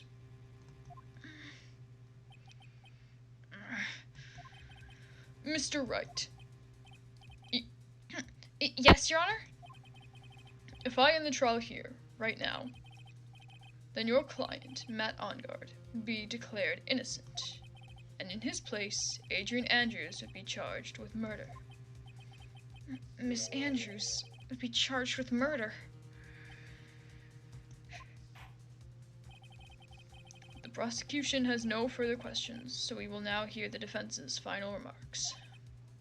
Bailiff, please bring the defendant, Matt Ongard, to the stand. The items from D. Killer's hideout didn't make it in time. We tried as hard as we could, but it looks like our time has run out. I can't believe it. The outcome now lies in your hands.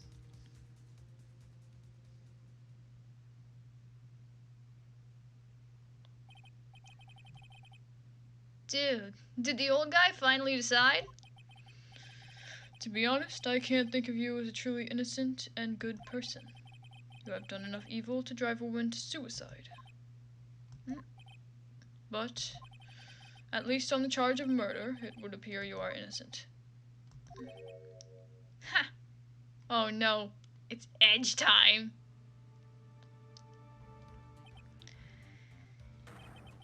So, I guess even the old fuddy-duddy figured me out. Mr. Ongard? What an atrocious lawyer I have. Giving his own clients up like this. And that refreshing like a spring breeze crap is just as atrocious, don't you agree?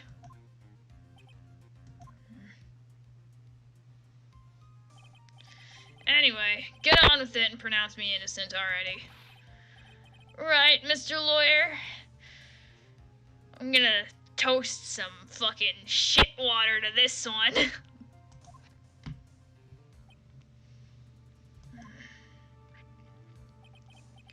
Should I side with justice? Should I save Maya's life?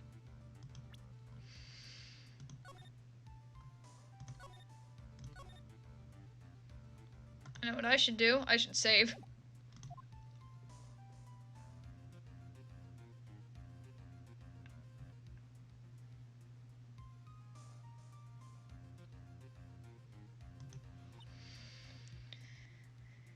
You'd better get on guard a guilty sentence, okay? But if I did that, Maya will die. But if I say he's innocent, then Miss Andrews will be charged as the murderer. Do I say he's guilty or not guilty? Either choice I make, someone's life is going to end. It all hinges on what I choose.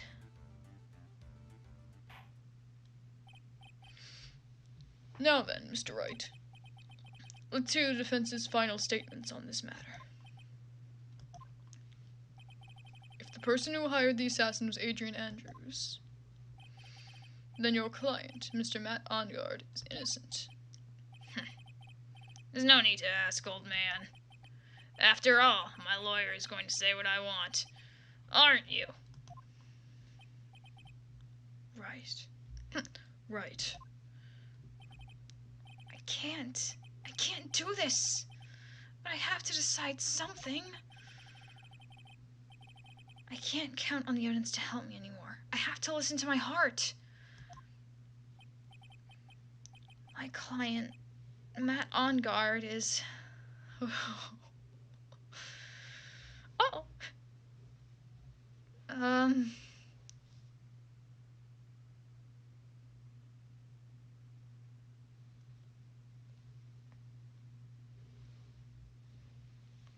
You know what time it is. And we can't make a decision.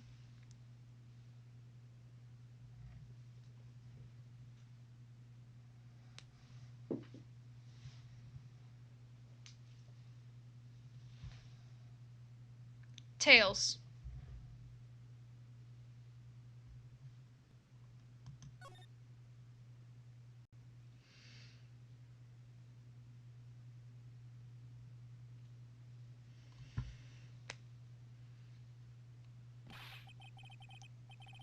Oh, he hasn't said anything. We are waiting for your answer, Mr. Wright. Matt Ongard, your client deserves an answer. Maya, I'm sorry.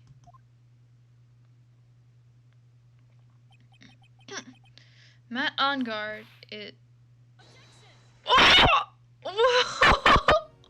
Look who's back! Fuck! Yo! It's Von Karma! The cooler one. Ow. I can't do a good, like, German accent, so... She was raised in Germany, right?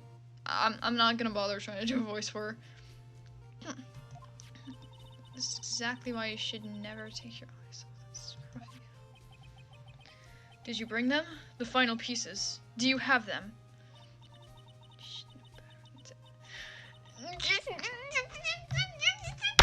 Yo! Yo! What's our evidence? What's our evidence? And where is Maya? Where is Maya? Gah! All the items are inside this. His jacket. What a filthy old coat this is. That's Gumshoes. I can spot his tattered rags anywhere.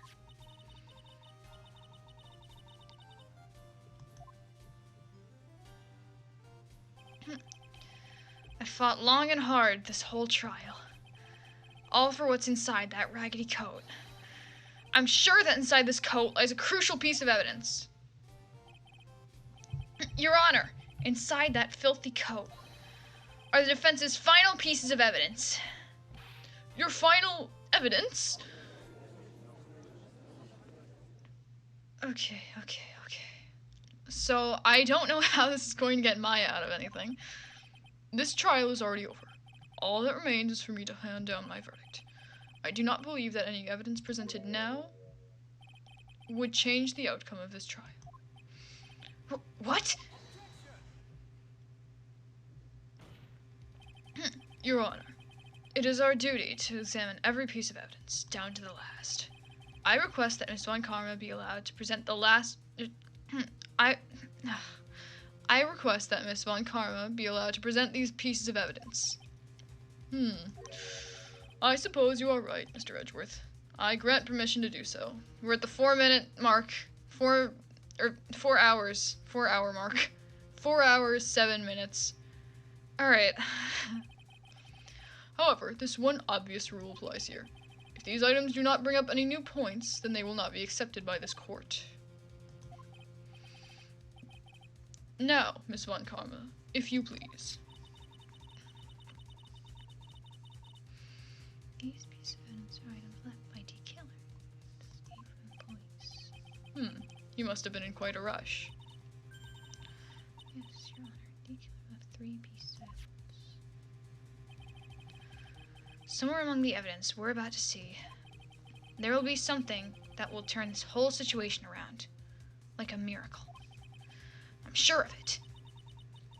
That is all we can hope for. What is it? What is it? What is it?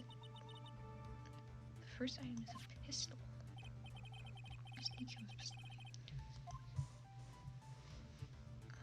Always question for more details.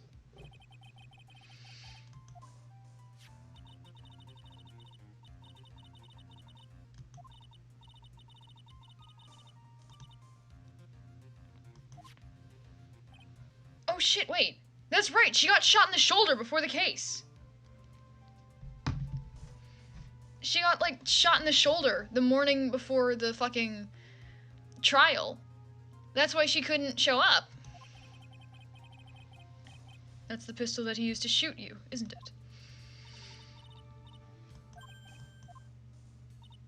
God, fucking Manfred von Karma. He, like, ruined a child's life for 15 years over being shot in the fucking shoulder. And then Von Karma just shows up. And then just fucking... Manfred von Karma gets shot in the shoulder and ruins a fucking child's life for like 15 years over it. I actually kind of forgot her first name, hang on.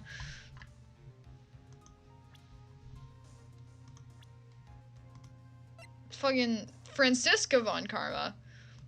She gets shot in the shoulder and shows up like a day and a half later to show up with, to provide like crucial evidence to a fucking trial that's about to end.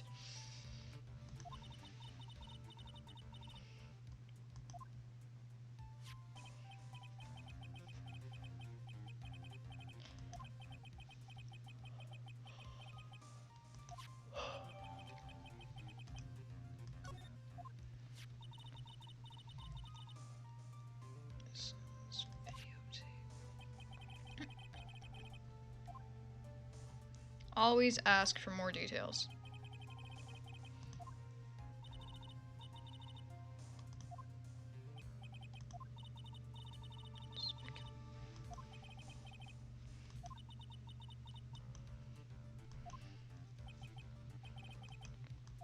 D-Killer went back for it?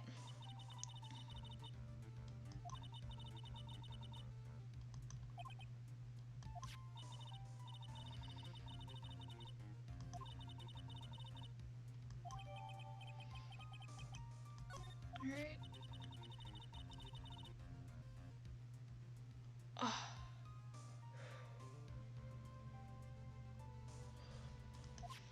So yeah.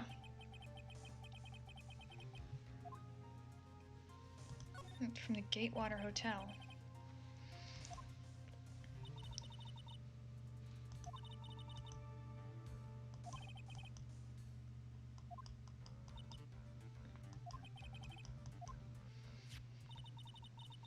Button missing on this uniform.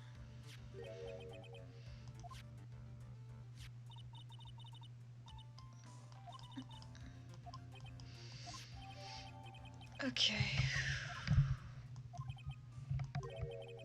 It's just as I thought. And what is that, Your Honor?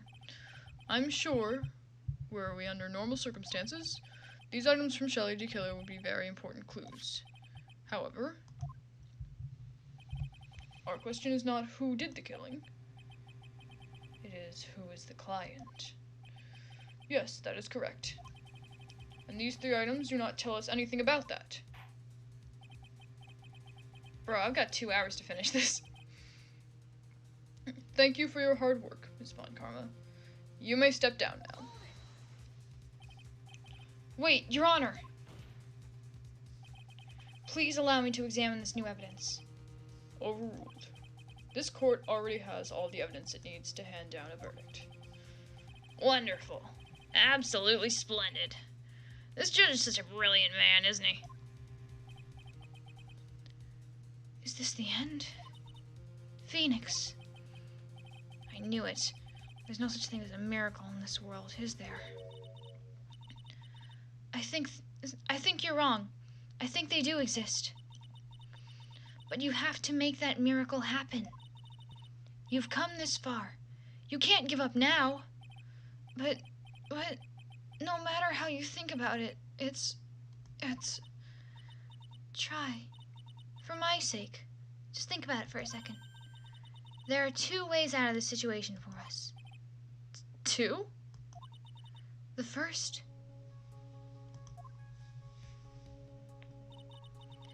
Make On Guard wish from the bottom of his soul for a guilty verdict. Huh? D-Killer will always place his client's wishes first. If On Guard himself wishes to be convicted, then he will let his hostage go. That may be true, but that's asking me to do the impossible. The second way...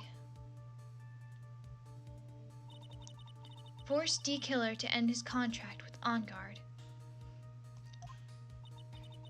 If D-Killer were to no longer think of On Guard as his client, then he would let Maya go.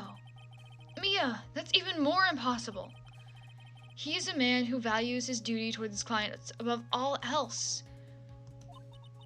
I know both of these seem like impossible feats at first, but if you could make either one happen, it would truly be a miracle.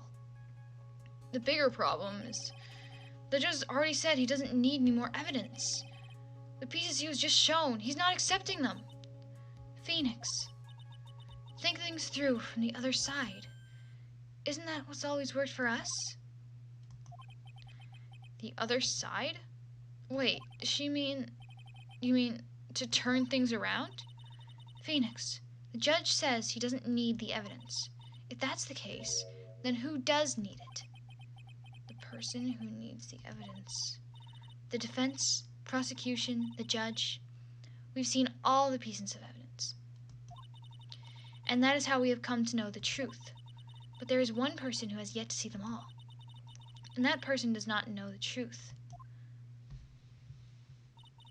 That truth, it may be what will bring about the miracle in the end.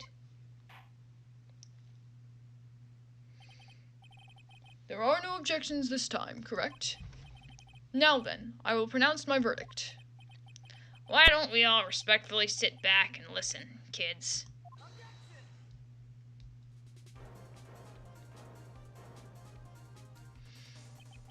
I have already told you, Mr. Wright. This court does not need any more evidence. I'm gonna make some spaghetti after this. I'm not saying that it is us that needs the evidence, Your Honor.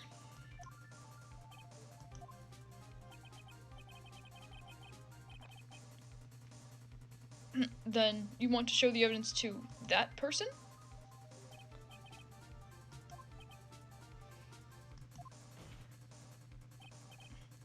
Please, Your Honor.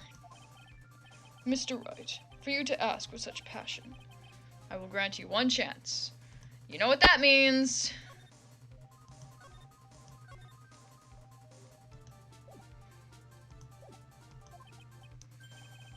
One chance.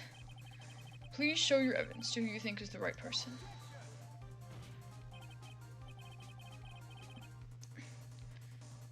That's impossible. To turn the situation around in one try. One try, that is all I will permit. I have to try to remember everything that has happened up to this point. Think, Phoenix, think. There must be a way to save Maya while taking On Guard down at the same time. Now then, Mr. Wright, let's not waste any more time. Who would you like to show evidence to?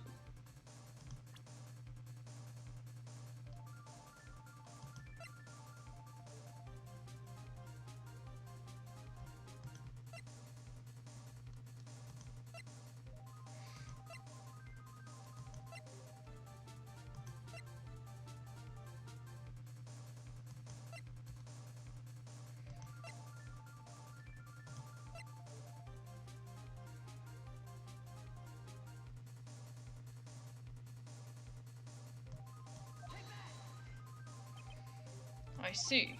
And now, tell this court with one piece of evidence you would like to show this. Oh, no. This is going to be an issue.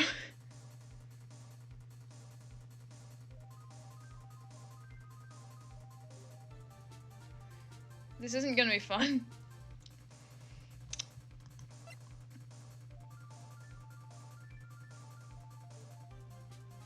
Maybe it's this?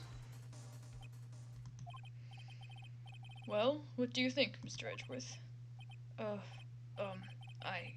I don't have anything to say to this. How about you, Miss Von Karma?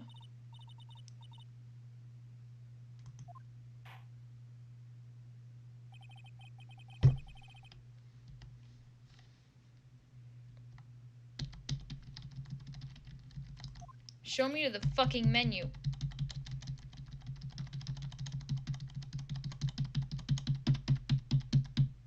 The escape key isn't working.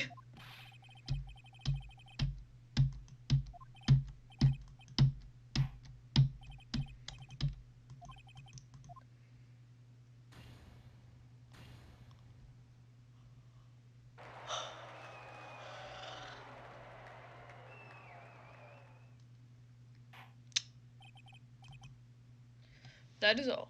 This court is adjourned.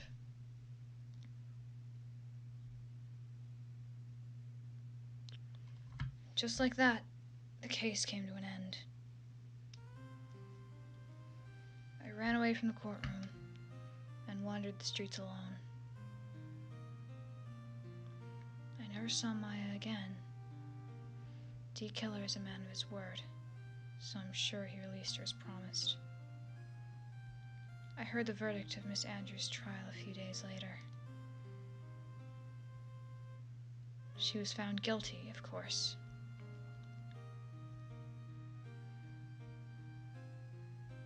The miracle never happened. Maybe it was never meant to, because a miracle is something that doesn't exist. Did we fuck it up? We fucked it up. We fucked it up big time. We fucked it. We fucked it up. We're getting the good ending.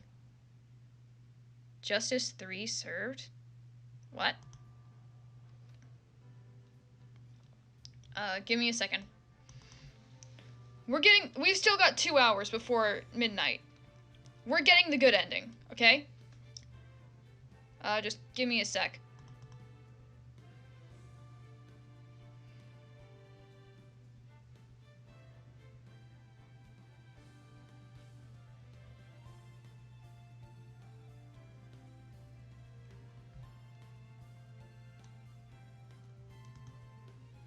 I'm just gonna check something. Because I just got an achievement called Justice 3 Served. Oh, downloads 101 complete. Oh, that's just that. Also, I'm gonna charge my phone really quick. It's almost dead.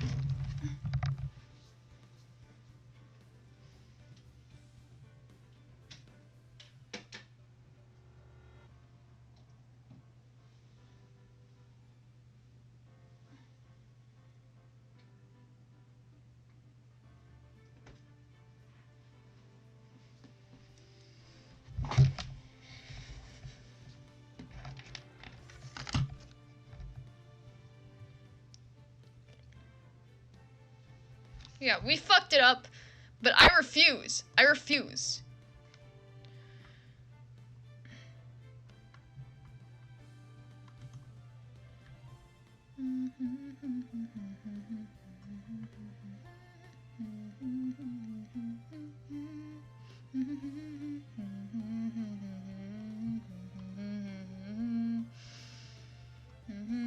Oh, I love having a slow-ass fucking computer.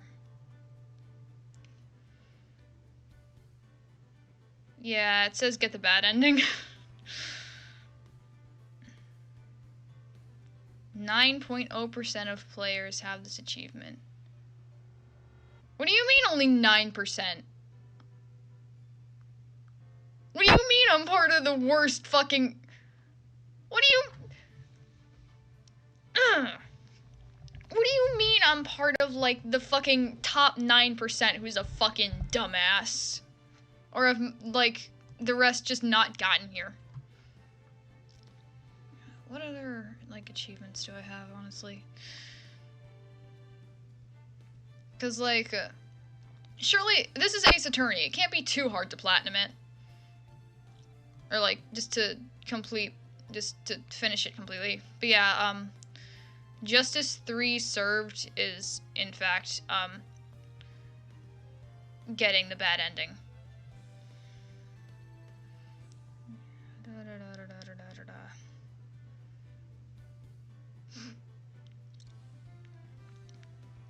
You can get an achievement for saying that, Mia Fey is the, defendant, in the tutorial for the first Phoenix Wright game. Oh, and in the 4th chapter, you can get an achievement for borrowing all of Gumshoe's, stuff.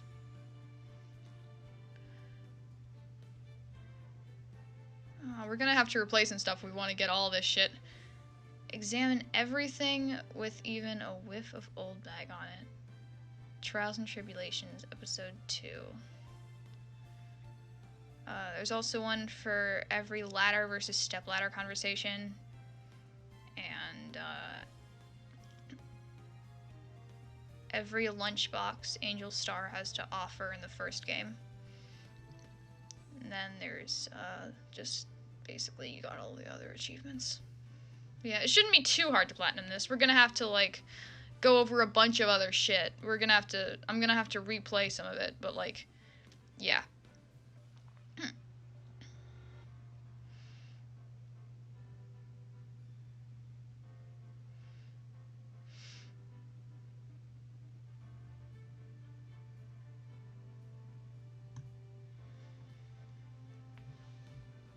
But yeah, that was the bad ending. But you know what? We've still got an hour and 30 minutes. We're gonna get this right. We're gonna do this. We're gonna get this right, okay?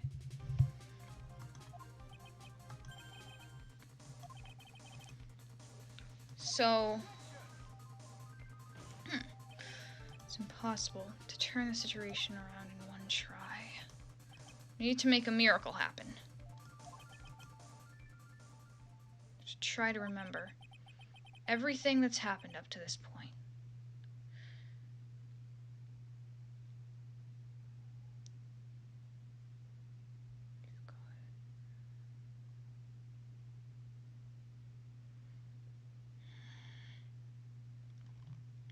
Okay.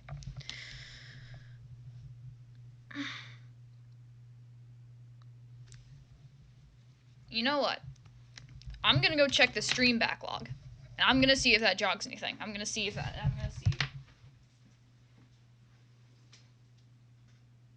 gonna view it real fast. And I'm gonna see if that, like, jogs my memory or anything.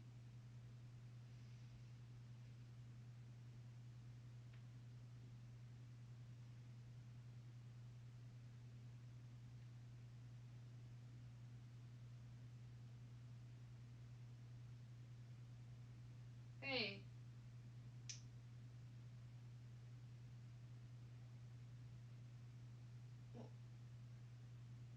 Why is OBS...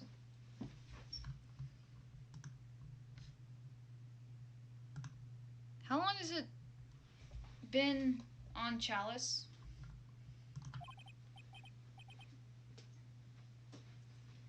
When did I switch it to that?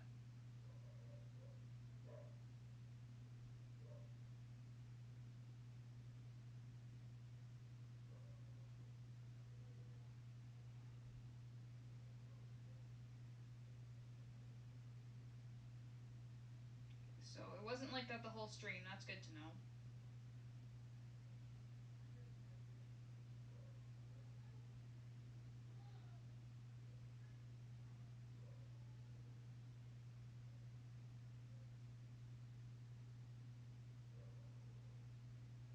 Did I switch it to that manually?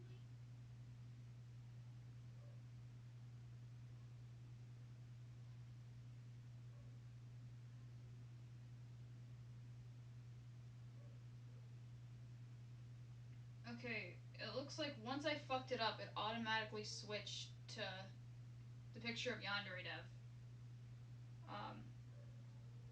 That's weird. There's nothing I can really do about it right now.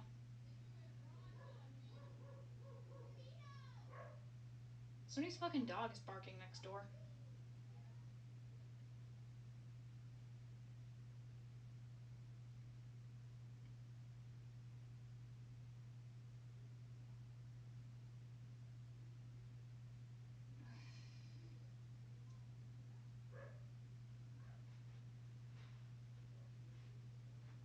God damn it. Yeah, for some reason it automatically switched to like the picture of Yandere Dev, like immediately after I fucked it up. I don't know why that is. I don't think I can actually do anything about it at the moment. For a while I had like a bind or whatever it's called to like switch from whatever I was doing to the picture of Yandere Dev. I'm just gonna like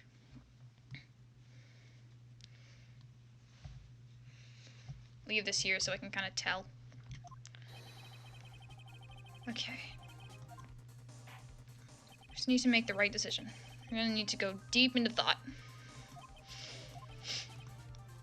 So, who would you... Let's start by... Let's try... Okay. Worn by D-Killer on the night of the murder. One of its special buttons is missing.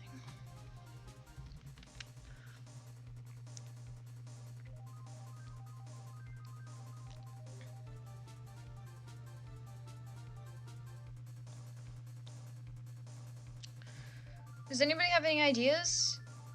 Like at all? I feel like we're supposed to present the, I don't feel like the gun is really relevant.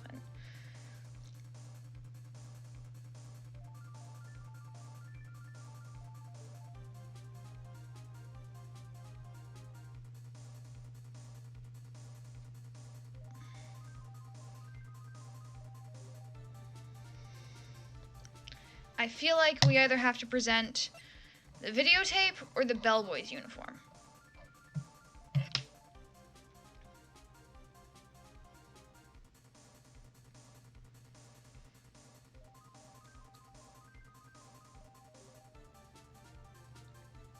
I'm really leaning towards the videotape. But the problem is we're supposed to pick somebody to present it to.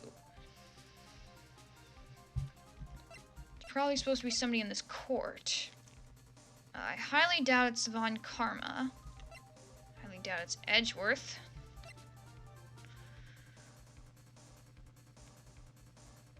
Quite doubt it's Will Powers. It's probably supposed to be either Matt on guard, Adrian, maybe D-Killer or John Doe. Yeah, he tried really hard to get the, like... I'm gonna try Shelly.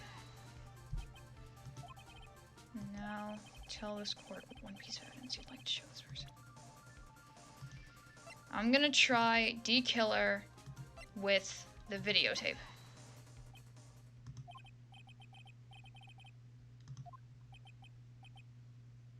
Fuck.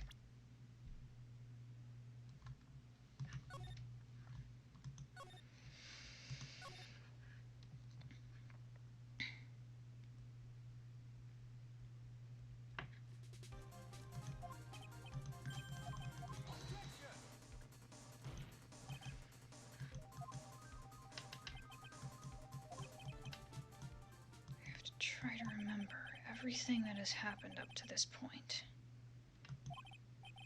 Think, Phoenix, think. There must be a way to save my ability to anchor down this time. So I do still have this fucking bind.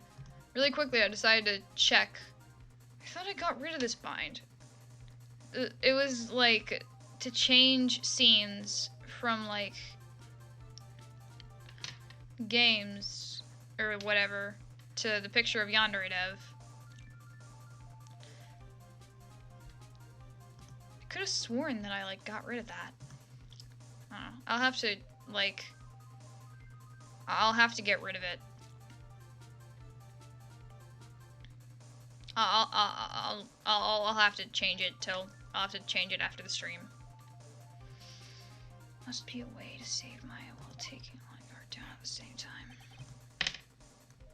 Let's actually save here so we have a more accessible point. Okay.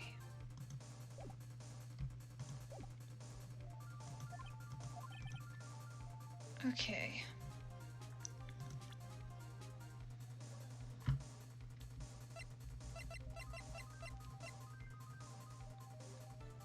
Maybe... I feel like we have to present it to Matt. I don't know why, but I get this feeling. I get the feeling. Maybe...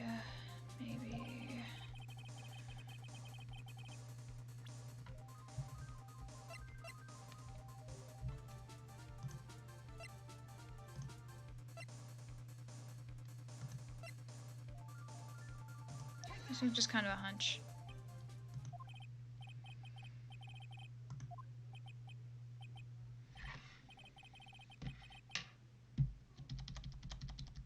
Hey, the escape key's gone.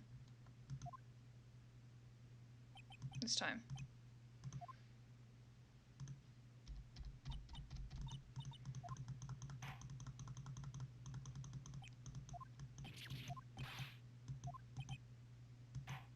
Does that mean that...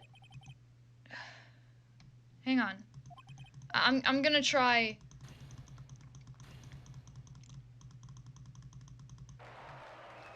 I'm gonna try presenting the, fucking... What's it called? Because last time it let us access the menu.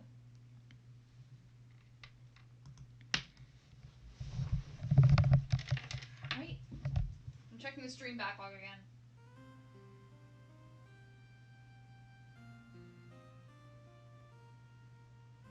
So is this fucking no in the chat?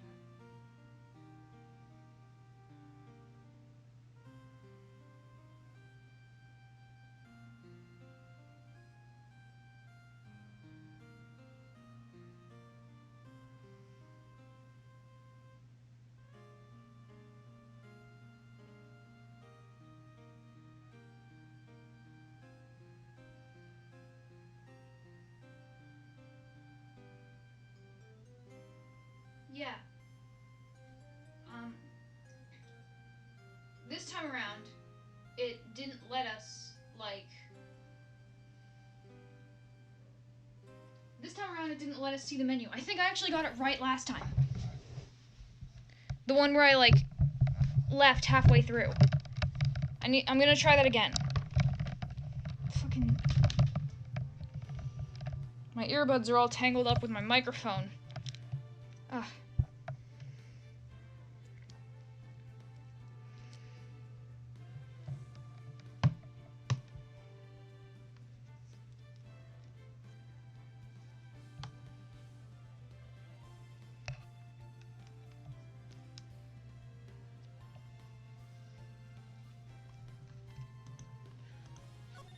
I'm gonna try again.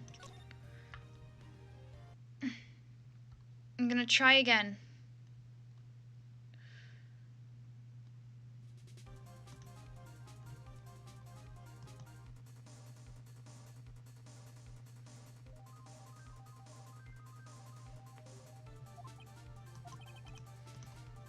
I'm gonna try again with D-Killer and the videotape.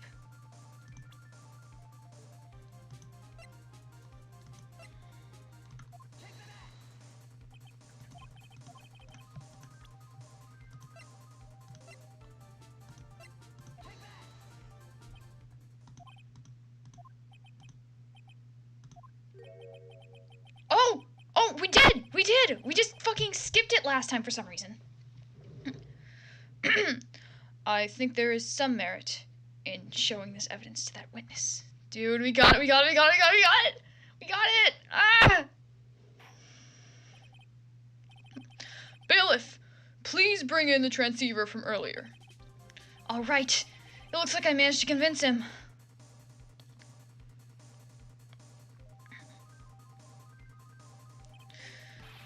Maya, she's okay, right? Didn't I tell you to concern yourself with bringing about a speedy end to this trial?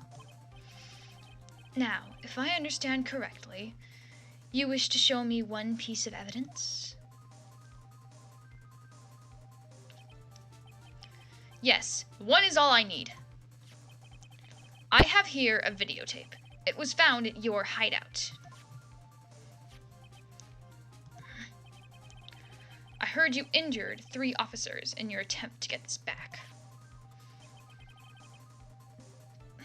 That was most regrettable. However, it was an order from my client. I was told to protect that videotape. I thought so. I'm afraid I seem to have failed in that regard. Do you know the contents of this tape? I was sternly told by my client not to watch it, so I have absolutely no idea. Actually, you're on this tape. Me? There's a video camera hidden at the crime scene. Your actions are being recorded. What? Is that true, Mr. Wright? Who was it that planted a camera? Well, the only person who could have placed a camera at the scene of the crime would be your client, naturally. That was Adrian Andrews. Be quiet and listen, Your Honor. Yes, sir. Your client specified a place and time for you. Isn't that right? Yes. That was so they could film you. I had no idea. Mr. Wright, why would my client do such a thing?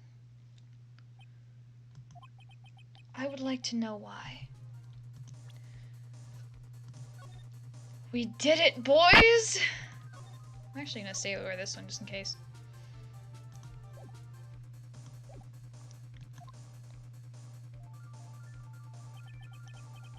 Why did Matt Ongard film the crime scene? The reason why he did that is my ticket out of this whole mess. There's only one reason why your client would secretly film the crime scene. They wanted to blackmail you. Your client once told me something very interesting. We were talking about you, and this is what they said.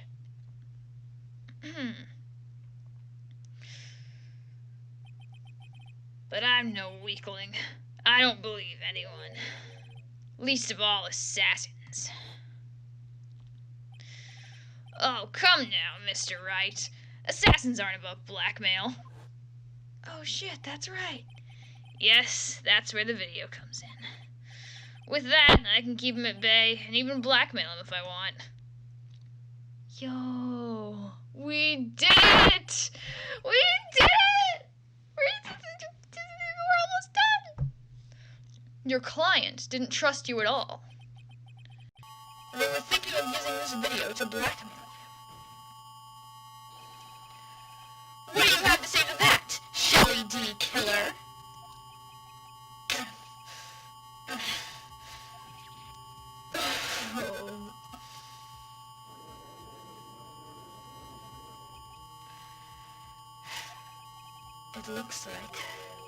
It looks like I was being deceived from the very beginning. Yes, by a natural. That is the kind of person they are.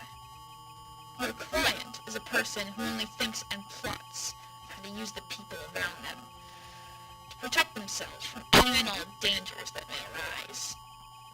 That is the true nature of your client. I have one question for the witness. Yes. You told us one thing numerous times during your testimony. You said that you detest traitors most of all. Yes, that's right. But what traitor was your own client. What would you do then?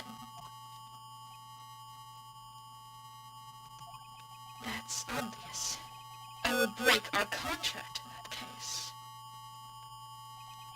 And then, that client would become my next target.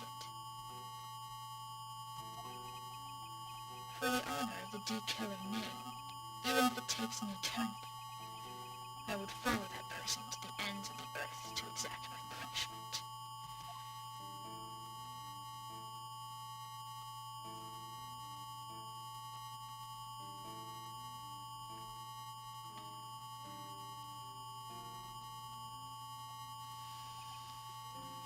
I see. That's all I wanted to know. So the traitor becomes D-Killer's next target. Ah, I get it. This is how we'll turn this case around. Mr. Wright. Yes? My contract with my client is over as now. I seem to have a new job on my hands. I will now return to you your precious item. An item? Maya, I thought I'd never see you again. Oh, thank goodness!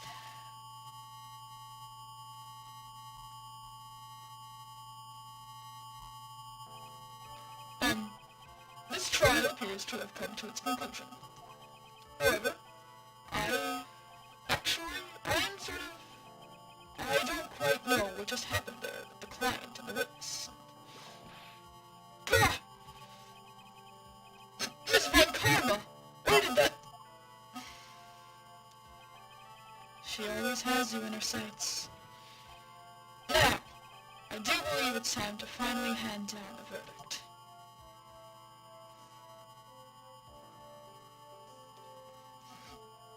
Look at him sweating fucking bullets. We did it! We did it! We did it! Yeah! Looks like somehow you got what you wanted. You finally received the acquittal you wanted so badly. You should be happy. But before that, I would like to make one final statement. Sometime in the near future, one very betrayed assassin may appear before you. Needless to say, that man is very good at what he does. I'm sure you would understand what I mean if you watch this video. Help me! Now then, Your Honor, the verdict, if you please. Is this okay with you, Mr. Wright? We have finally reached the end of a very long battle. Whether he's convicted or acquitted, there is no escape from him now. Go on, Phoenix. Plead whichever way your heart tells you. Right, Chief.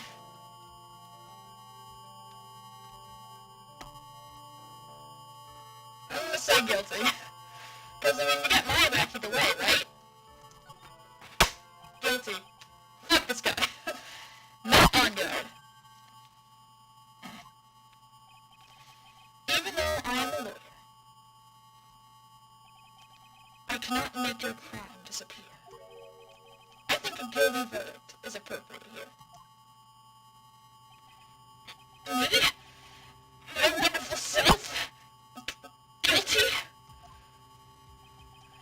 Even if you got an acquittal, the instant you set foot outside the detention center, your life would be in danger. No matter which way you look at it. You can't run away from your crime anymore.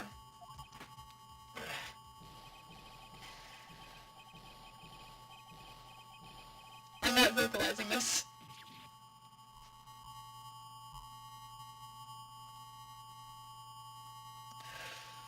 We did it! We did it! As always, it looks like we have uncovered the real truth. Wait, I don't remember you helping out much in this. Mr. Edgeworth, how was Matt on guard?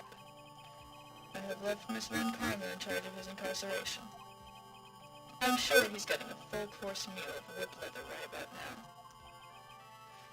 Very good. That was a close one, wasn't it? Yes. I plan to pay my debt to society for my own crime, Your Honor. The first time I was called to the witness stand during this trial, all I felt was despair. She must be talking about the time Edgeworth really went after her. I guess she's trying to forgive him for what he did.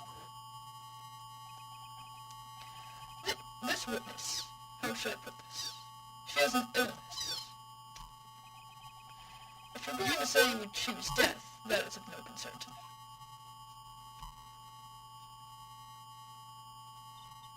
But after that, when I was alone in the detention center, that's the first time I really saw myself for who I am. And today, when the two of you used your combined strength to convict Matt, I felt like I had finally been saved. She's so happy! Look at that smile.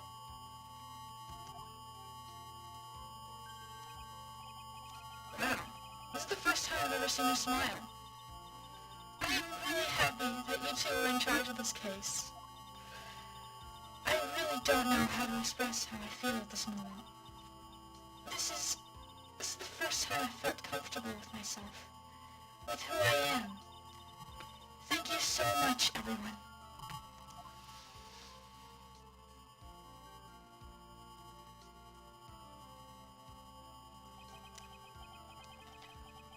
It looks like we have resolved everything at last. As for myself, there are still a few things I'm confused about. But everyone seems to be in good spirits, and that is good enough for me. That is all. This court is adjourned.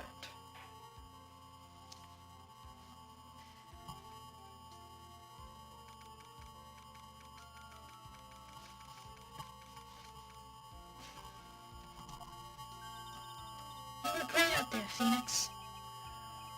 What I did out there was right, wasn't it? This is the first time you've not gotten your client off. You got them a guilty verdict this time. But you have to look past all that, to what's really important. You now realize that there is something more than just getting a not guilty, right? Yes, I understand now. Phoenix, think back for a second. Think to the moments before Miss Von Karma arrived with the final piece of evidence. Think about the incredible decision you had to make.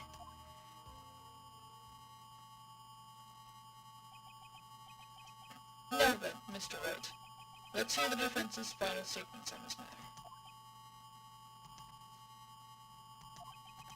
I can't count the evidence to help me anymore. I have to listen to my heart. Should I side with justice, or should I save Maya's life? My client, Matt on guard, is... And then you didn't say anything. Is he guilty, or is he not guilty? Those were your choices then, and your answer spoke to what being a lawyer means to you. Right! Edgeworth, I have good news.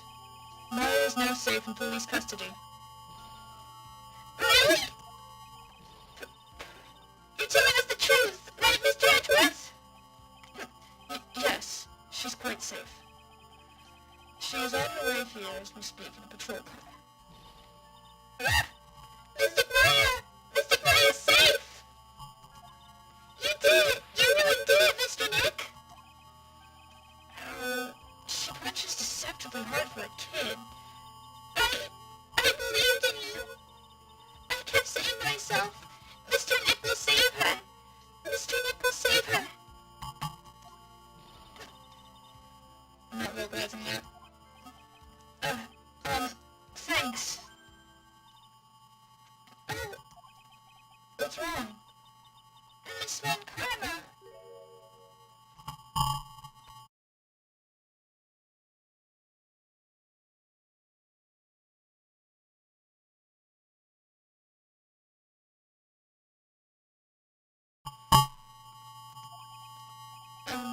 about earlier.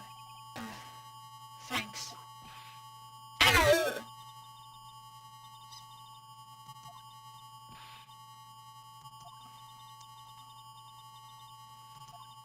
So? Well, yeah. It's just... I don't think you'll ever understand, Miss Von Karma. Don't worry. She may in time. After all, I was like that myself. Until a year ago. Edgeworth? For my own personal victories. And for guilty verdicts.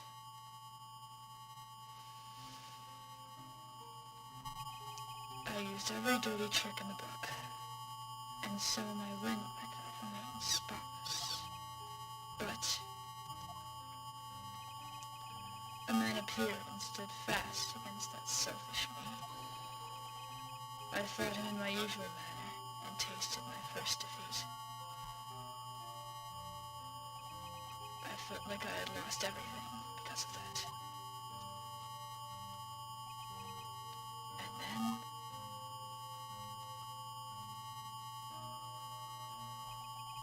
it was my turn to sit in the defendant's chair.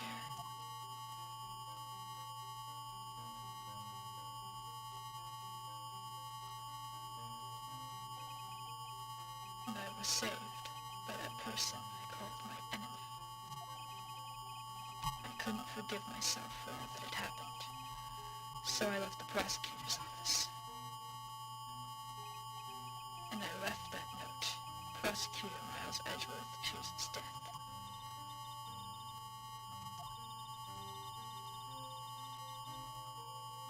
Jesus! Karma, that's not... Dude. But that was not what happened. After I left the prosecutor's office, I finally came to realize something. And it was in that moment of clarity that everything began to change. Karma, I beat you twice! You don't have a spotless win record either, Karma. Dude. We prosecutors use everything we can to attack anything we can to attack the defendant. But every time we did so, no matter how desperate the situation, instead of giving up like most people, that man would hold strong with his undying faith. And then, before I knew it, I began to trust in that man as well.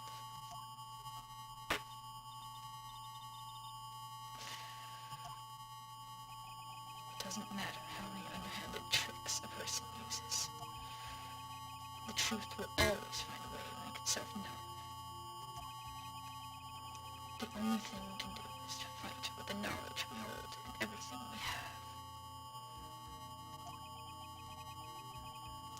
Erasing the paradoxes one by one. It's never easy. Claw, scratch for every inch. But we will always eventually reach that one single truth. This I promise you. The truth? Yes, that's the reason why prosecutors and defense attorneys exist. But I'm sure you knew that already, didn't you, right? That's why you couldn't forgive me. This man who went into hiding. Isn't that right? This man who only had his sights set on victory. Who ran away into the night. Is Mr. Edgeworth right, Nick?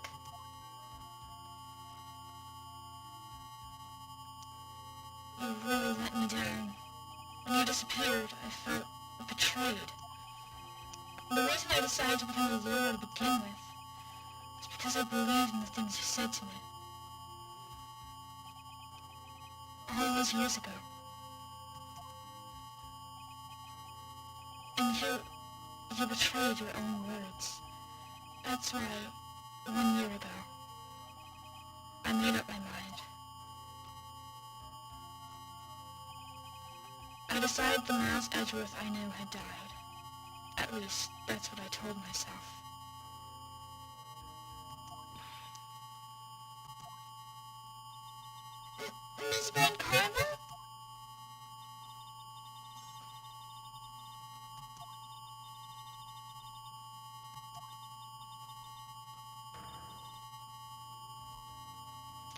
Von Karma, I feel like you're forgetting. I beat you twice.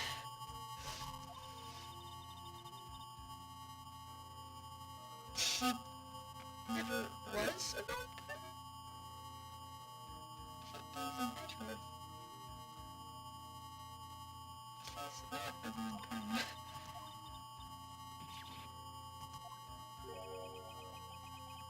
Francisca threw something on the ground just now. This is an electromagnetic receiver. Isn't that the thing she used to track Detective Gumshoe? I'll return this to the precinct later. There's something else. Isn't that Miss Von Karma's whip? I'll never set foot in another portal again. I'm sure that's what she's saying by this action. You should keep this, right? Finally! Something I can use for self-defense around here! Okay. Is it... Ah! There she is! Ah! Mystic Maya! I'm not vocalizing that.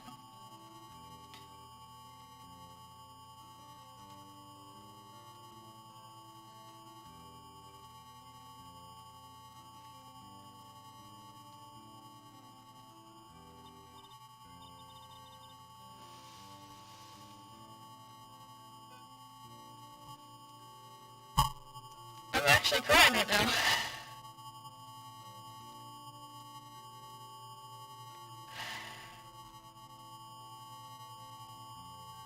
Maybe it's just 'cause it's like 11 p.m., but I'm actually fucking crying right now.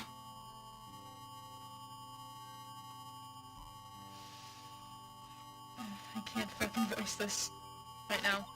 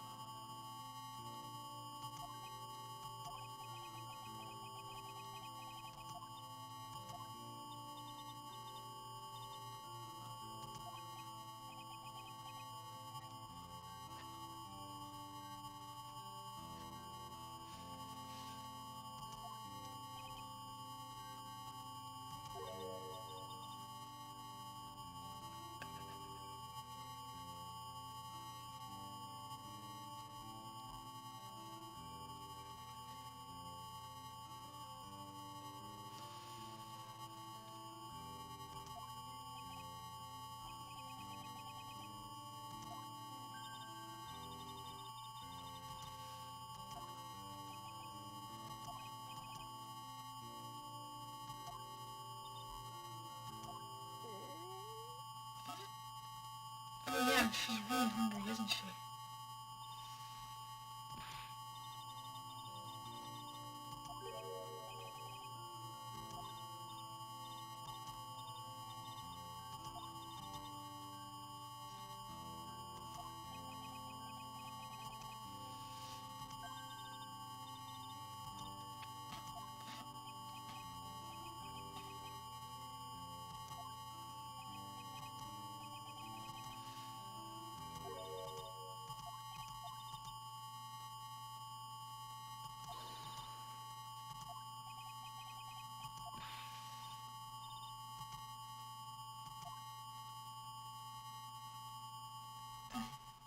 God.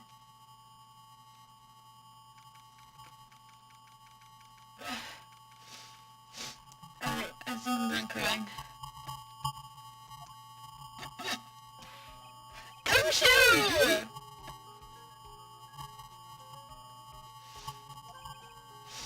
Gumshoe, are you alright? Yeah, I'm really embarrassed. I don't think I would hit a telephone pole of all things. A telephone pole? Then it wasn't a red light that got him. I'm also not going to even Should I just channel my inner engineer and, like, try and voice Lotta?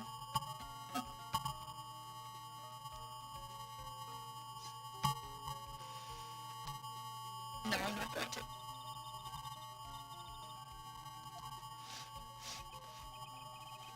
Oh, that's what I can do. Yeah, it was way more exciting than the last episode. Sierra, thanks.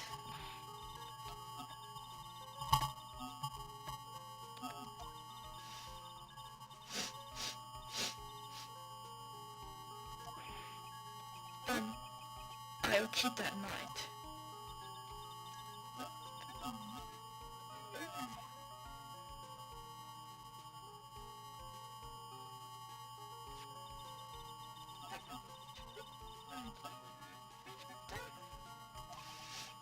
Looks like Lotta bought herself a new camera.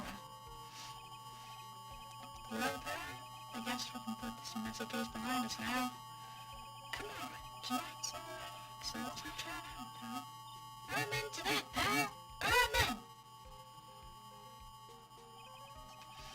You know, when you think about it, you're the one who saved the day, detective. Really, I think so. He's right. If it wasn't for the 3 items he took, I think this trial would have had a very different ending. I need to go back to the bathroom one more time.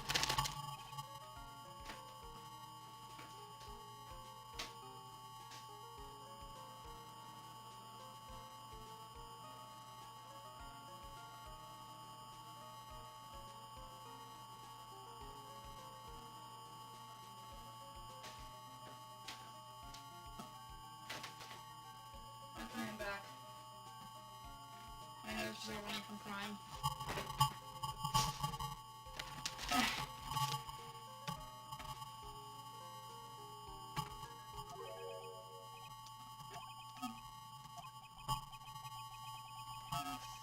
Each other's hideout. I'm sure I took 4 things on top. What? What? 4? Yeah, sure.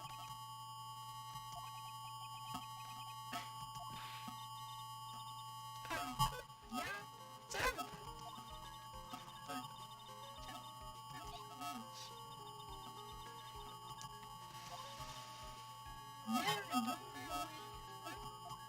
I can't. You think? I should look so happy about that. But being shut away for 2 whole days. Weren't you scared? Yeah, it was really scary. Yeah, it was really scary. I felt so hopeless. So if you can learn about things, I drew a picture. I don't know, like, the proper, like, fucking pitch to put Maya's voice at. So where's the picture of yours? Yeah, I wanna see it. I wanna see Mr. Maya's picture. You know, I don't know where it went. Oh, that's too bad. Well, it's alright. It wasn't anything important anyway. It sure is nice to finally see them both smiling again.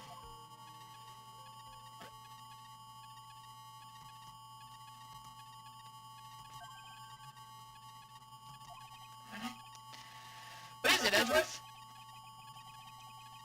This thing is picking something up. Sounds very interesting.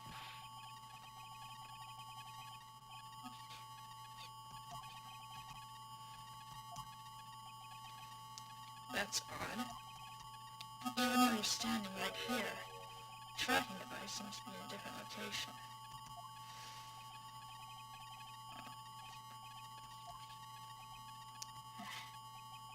Well, it doesn't matter. I'm afraid it's about time for me to excuse myself. I still have some work to do. Huh? Mr. Edgeworth? You haven't even eaten anything yet! And you've eaten way too much, you glutton. I had fun tonight. Now, if you'll excuse me... Wait. What? I just want to say thanks, Edgeworth. You really saved me out there.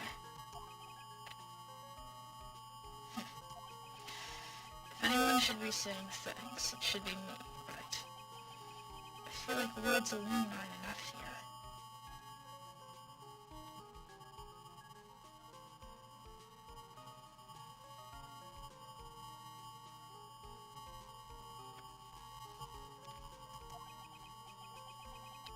I wonder if there's anything I can give him to express how I feel.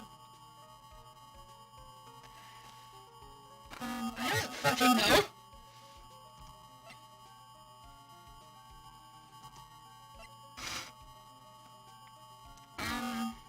I don't know.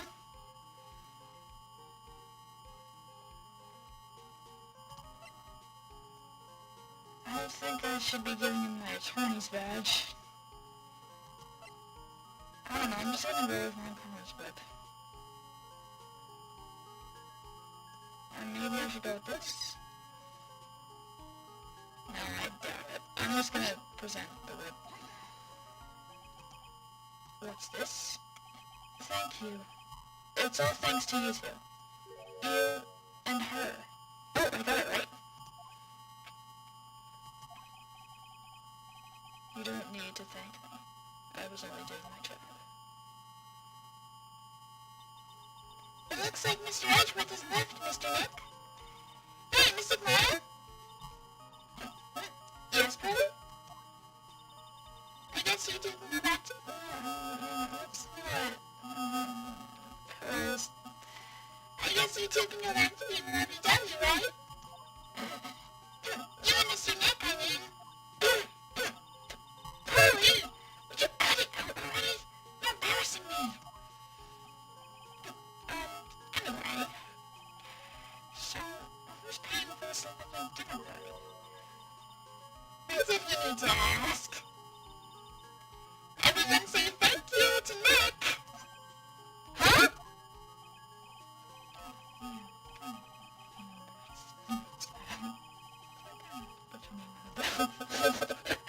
Dude.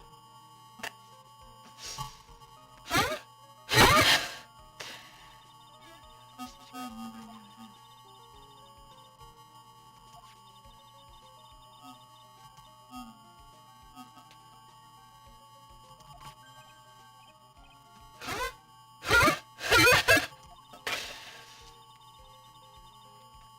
Bruh.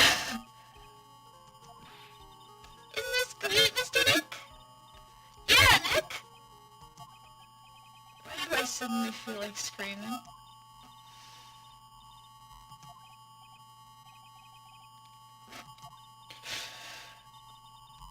This is gonna be the first time I hear the real you!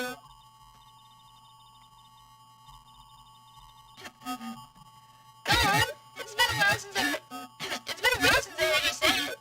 I've been busy doing a hostage and all. Alright then, if you say so.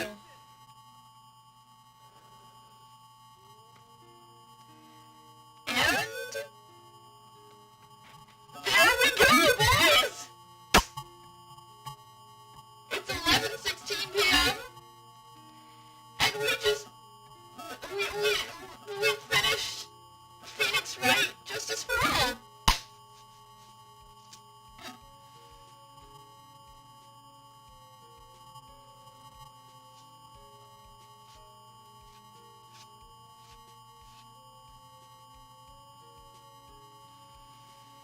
We fucking did it!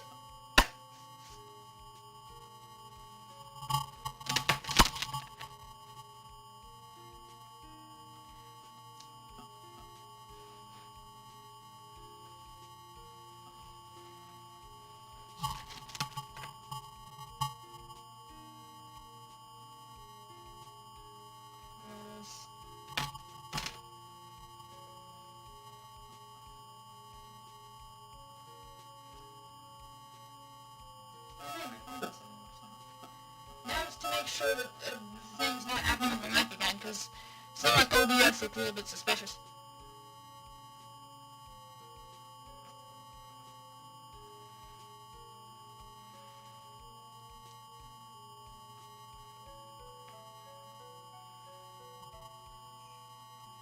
Oh my fucking god, and nobody bothered to tell me.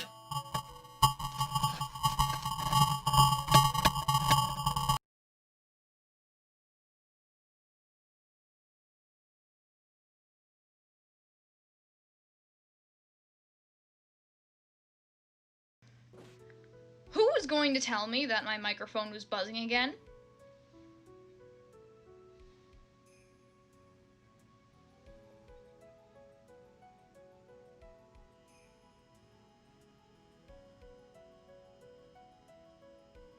Just nobody? Nobody at all. Alright.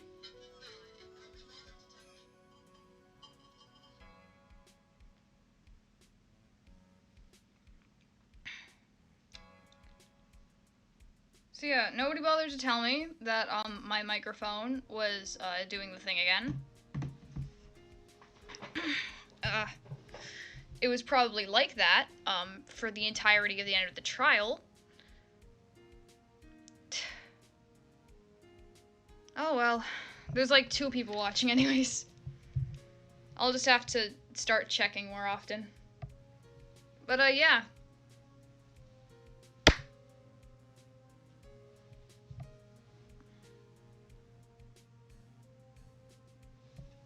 Something on OBS looks suspicious again.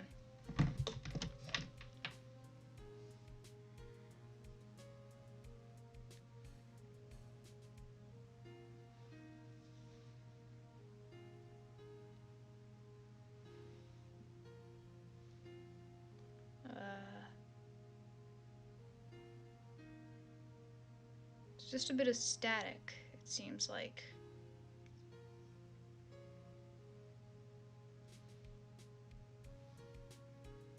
Wait, no. That's not coming from the stream. I don't know what it's coming from.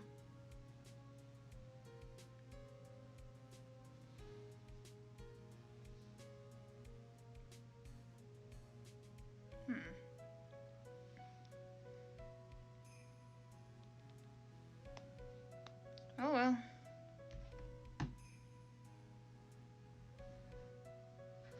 Yeah, just a cool fact. I don't get like feedback from my microphone. I can't hear what's going on with my microphone.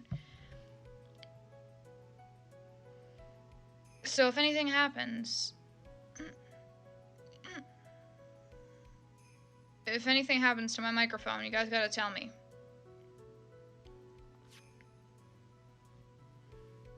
Why do I get the feeling they wouldn't forget about me, would they?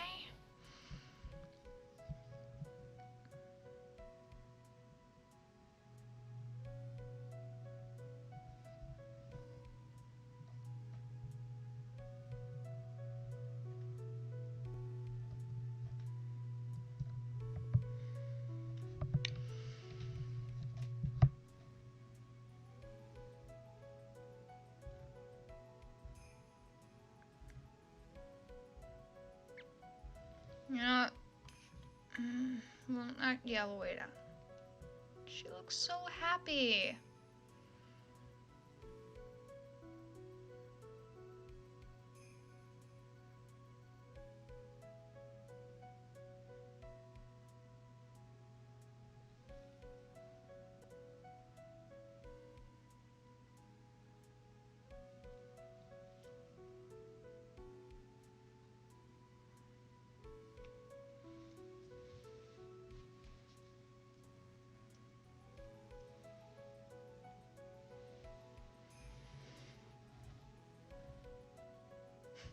He's got a website now.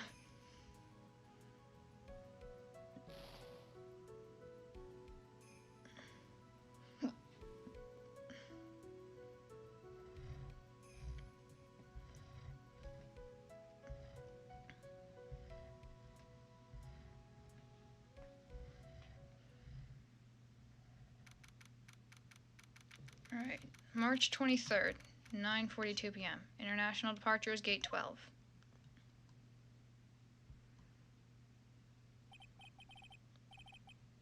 Where are you going, Francisca?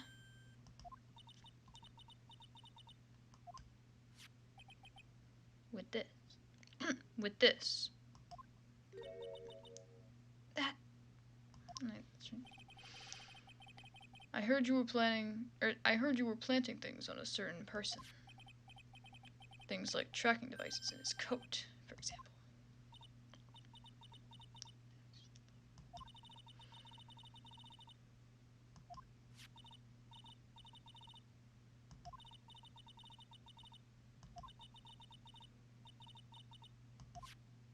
give it back to him. Oh, that's right. Speaking of that man, he told me something very interesting.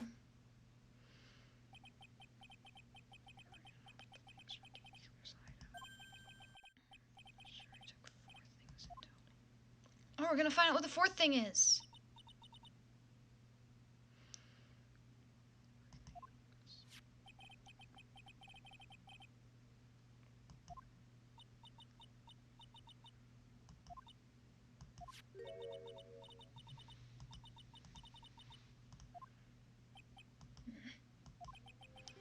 What are you going to do now?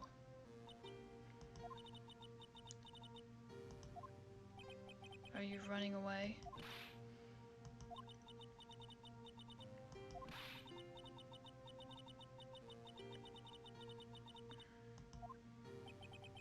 Francisca.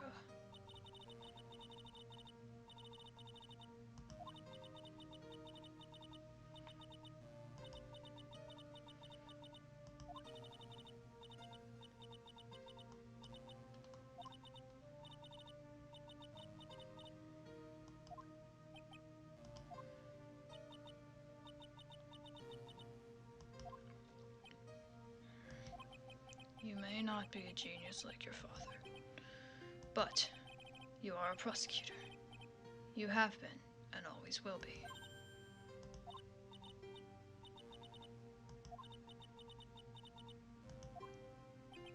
Speaking of that, Wright gave me this to hold on to.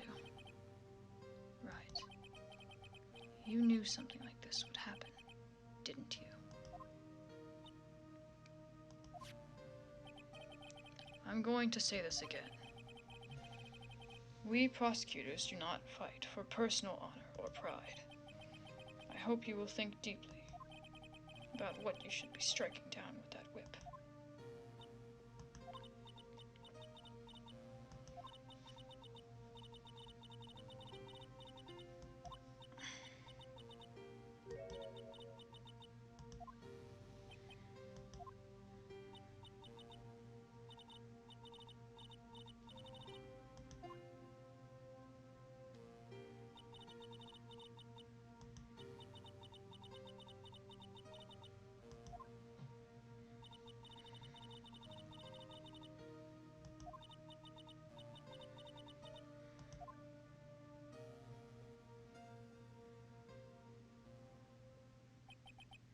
I see.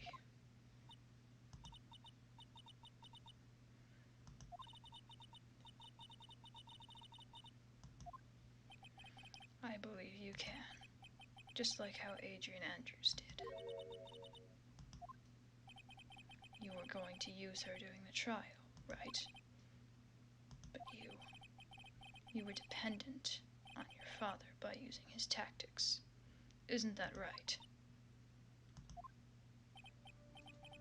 Today you chased after me, after I left you behind all these years.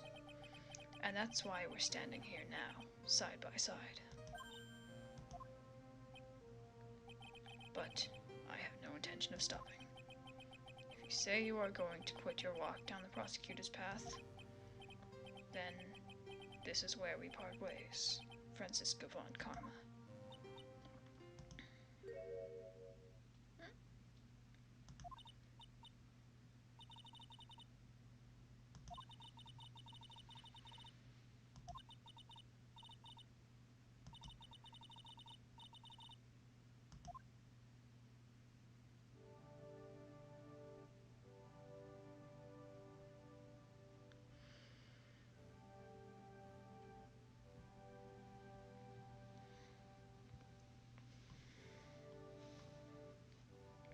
Phoenix Wright.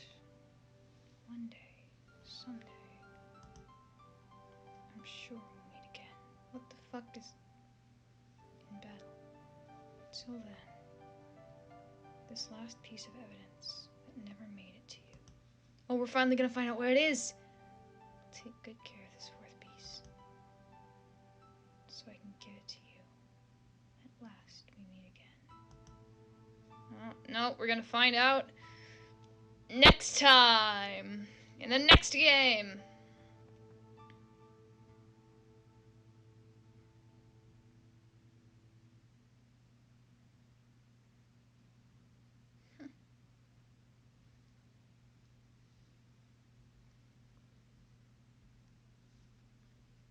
Achievement unlocked. Farewell, my turnabout.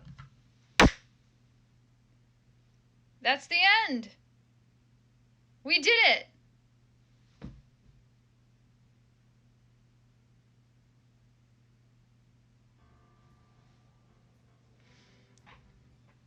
We beat Justice for All. With 30 minutes left to go. I now have to, like, watch...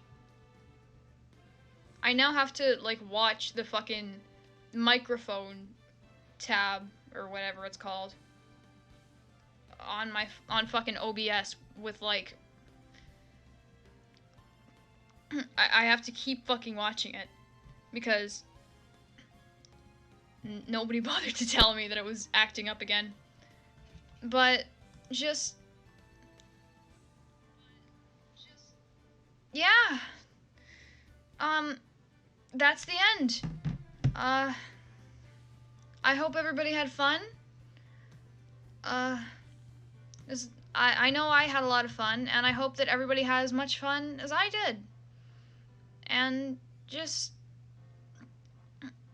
yeah.